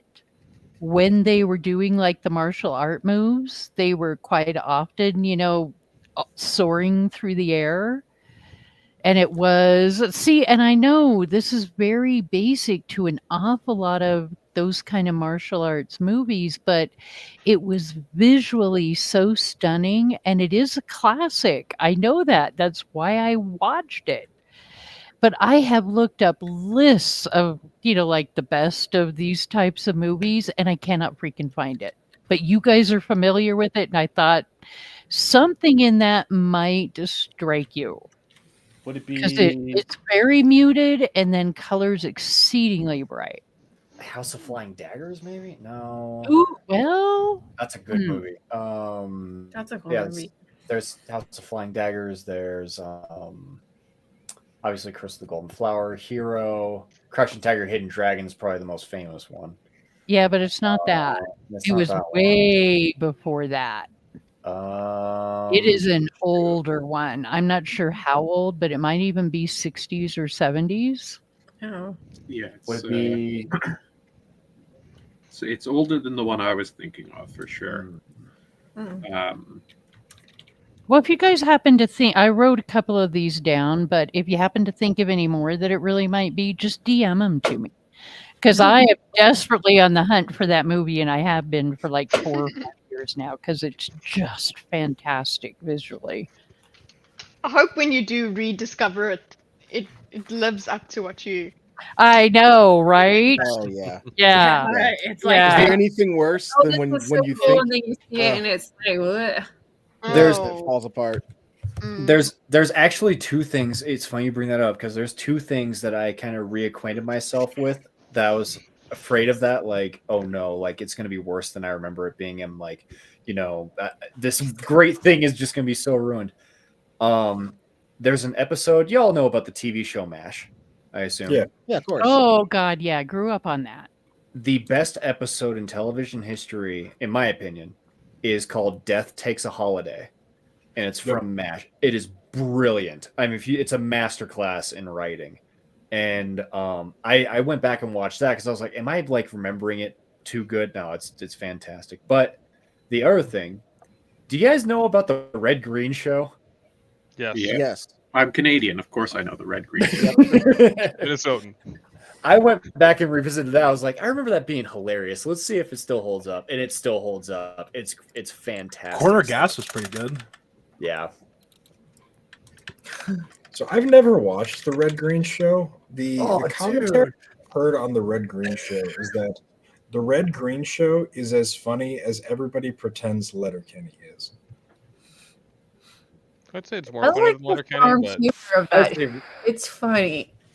Like when somebody goes there, they're like, "You're wearing your shit shoes." Like that's just a reality, especially when I had the chickens. Like, And I'm not saying Letterkenny is bad because I don't think it was, but it was the way that it was phrased always struck me as poignant, I think Red Green's funnier than Letterkenny, but that's just me. which I think was the comment. Yeah. Just about anything is funnier than Letterkenny. Sorry, I have tried to watch that 3 times now, and I'm just like, what? What? How are people finding this so funny? Oh my god. But, we all have different tastes. Right. Oh, Some of them are good. Some of them are trips. Whatever. Whatever. Kid. On a related note, we are sneaking up on 11:30 here, guys. And I have a 7 o'clock meeting in the morning. That is, oh boy, for you. It's gonna be a fun You'll one. just sleep through it. I will not. We had 2 EPs on this call. It's gonna be great. It's like, Will, we're looking at buying this building. How much money do we need to get it working and up to standards? See it? All of the money. No, you can't look at it. 300 million, so I can make my own Marvels movie. $1 million. Yeah, right? Yeah. So that's going to be my morning. But I wanted to say thank you to everybody for jumping on. This has been a great stream, and I'm glad we could get back into doing these. We need to start doing these minimally every other week, even if it's just talking about some movie or some book we're reading and shooting the shit. yeah, it's definitely fun. I am so down. Yeah, just one of you will notice that I'm not here, and then you will throw me a link, and it'll be great. Perfect. I do have a new Wheel of Time video coming out tomorrow. It should be super short, less than 6 minutes. It's pretty funny. But I hope you guys enjoy it. I know Gadfly, you guys popping off with anything? Nothing for the rest of this year. Okay. But in January, because by the end of this month, I will have finished my draft of my MA, and then hand that off, and so I'll have some free time. So I'll be uploading a bunch of stuff on the blog, and potentially releasing the first rough draft of my rule set for the tabletop game that I am going to push to replace Dungeons and Dragons. Nice. Yeah. Pretty tight space there. Did you hear that, Colin? Like, are we gonna have to try this game out? I would actually be super interested in working with you potentially on a way to port it to an online space. To make it hopefully easier to look at, but I can't wait to see what you come up with on the rule set.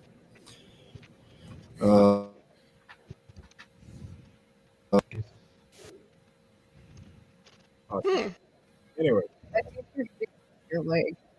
Can't wait to see that. They took a dive underwater. You're muffled. Yeah. Oh no. I think it starts to like a bit like. I think it's falling asleep too. Yeah. Anyway, Kitty, how about you? You got a stream tomorrow, right? Yeah. Well, it's tonight for me. For you guys, it is tomorrow. But I don't know what it's going to be. What we're going to do? Probably going to be doing debates, diagramming. Cool. Yeah. But what I am currently doing that maybe you guys would be more interested in is on my friend's channel, the No One Asked You podcast. I'm doing a read through of Mistborn. It's my first read through. Our first read through. Yeah. So and we're only on chapter 7, I think, just came out. Yeah. So if you want to look at that's more interesting than what I'm going to do. I don't know. Have a look. What was the name of that one more time? I was going to say. No One Asked You podcast. I'll put a link. Thank you. You probably can't go to it, but I'll put it in private chat as well. Perfect. It's supposed to be abridged, but it ain't abridged. We're taking our time on it. Yeah. I got you. Mm. Perfect. And then Feanor, I know you're kicking off. You're doing some location scouting, right? What I'm doing? What now? Location scouting. Oh yeah. So I'm doing some location scouting for a web series I'm working on. I'll have some of the images of the location for the filming up on the. I'm hoping the 23rd. I've been telling everybody the 23rd. Now it's kind of more of a hope than a promise because I don't know exactly when I'm going to have the time to upload, but it should be the 23rd. And then welcome to YouTube Live. Yeah, I know, right? And then this week, next week, and probably for about the next month or so, I'm gonna be redrafting my script for it. Awesome. So, and Can't then wait. When are you gonna be sending that out to all your online friends for editing? well, I mean, once I get the rough cut of it, I'll send it to everybody, and I'll let everybody do their thing. But yeah, definitely. But yeah, it's no spoilers yet on exactly what the premise is going to be. I'm gonna kind of hint around what it is on the 23rd, but it's exciting stuff. I'm looking forward to it. So, but yeah, you guys will get to see some of the locations that I have in mind. It's gonna be sweet. Awesome. That's awesome. And then Articus trip, tank you at the careful road. And then you guys You're underwater again, buddy. Sorry, what's that? Yeah, so weird. It's also cold outside. I don't think you want to go for a swim tonight. Okay. Hey, you forgot me. Like, jeez. Sorry, baby. I just didn't know this would work for your channel. Oh my gosh, and I can't even play my stuff. Okay, so tomorrow night I'm going to be doing a show that I do with Zach's every week, and it's kind of interesting because we have Little Platoon and Lofty going at it again. They did a really big debate, but this time we're specifically watching Barbie. So I'm going to watch that tomorrow and get in on the action because I wasn't there for the first one because I was at Thanksgiving, but I think on Thursday, I'm going to do a solo stream where I'm looking at J.R. Tolkien's book, The Father Christmas Letters, because it's really cool. And I want to do it before Christmas. And I was going to try to make it actually produce a video, but I don't have time. So I just want to show everyone how cool this book is and how special it is. So on Thursday. When you go live, send me that link. Okay, cool. Yeah. It almost make sure you can get it too. So it might be kind of early, but I do a lot of late streams, so if nothing else, channel? Do it. Yeah, it's going to be on my channel, Lady Belfar. Yeah. Yeah, I don't have a channel. I just hang out, go to the gym, play video games, and bug trip on the Discord, and that's all I do. Lovely. That's an honorable life. And I just invade other people's streams. I need to invade my invade one memories of. trip. Yeah, I need to invade one of Zax's pretty soon. I need to start poking at him. Oh yeah, definitely. When are you going to accept my friend request trip? When I'm still sitting on that one. Perfect. Anyway, it's more fun not to. Oh yeah. She's like that. Hard to get. A tease. Faroga, how about you? You it seems like you're working hard today. I'm simply cold. My apartment is not very warm. If I turn the heater on, it will get very loud.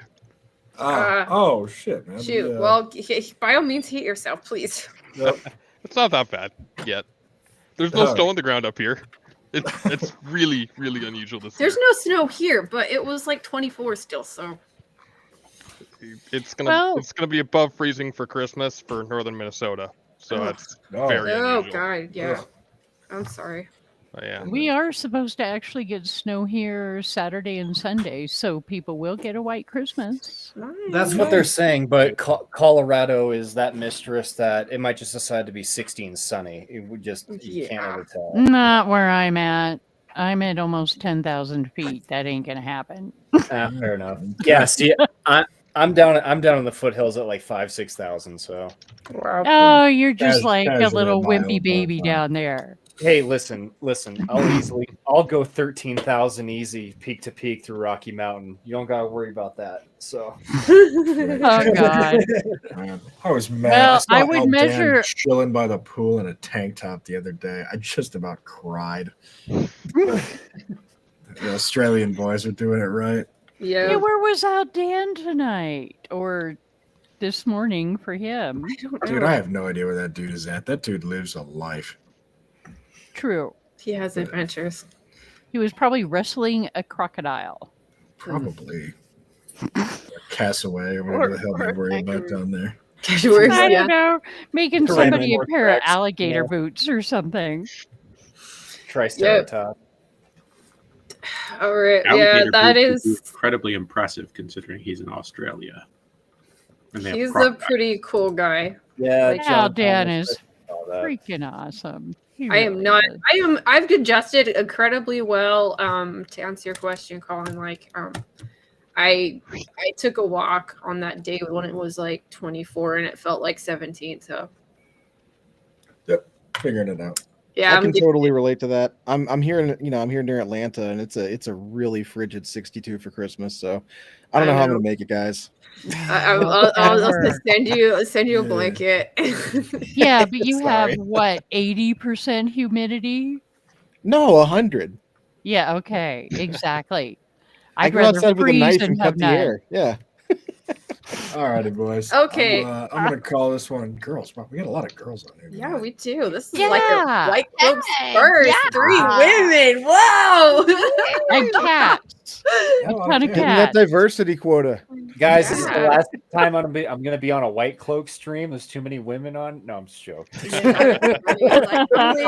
many women. Bye. All right, They've gone appreciate it, woke. guys.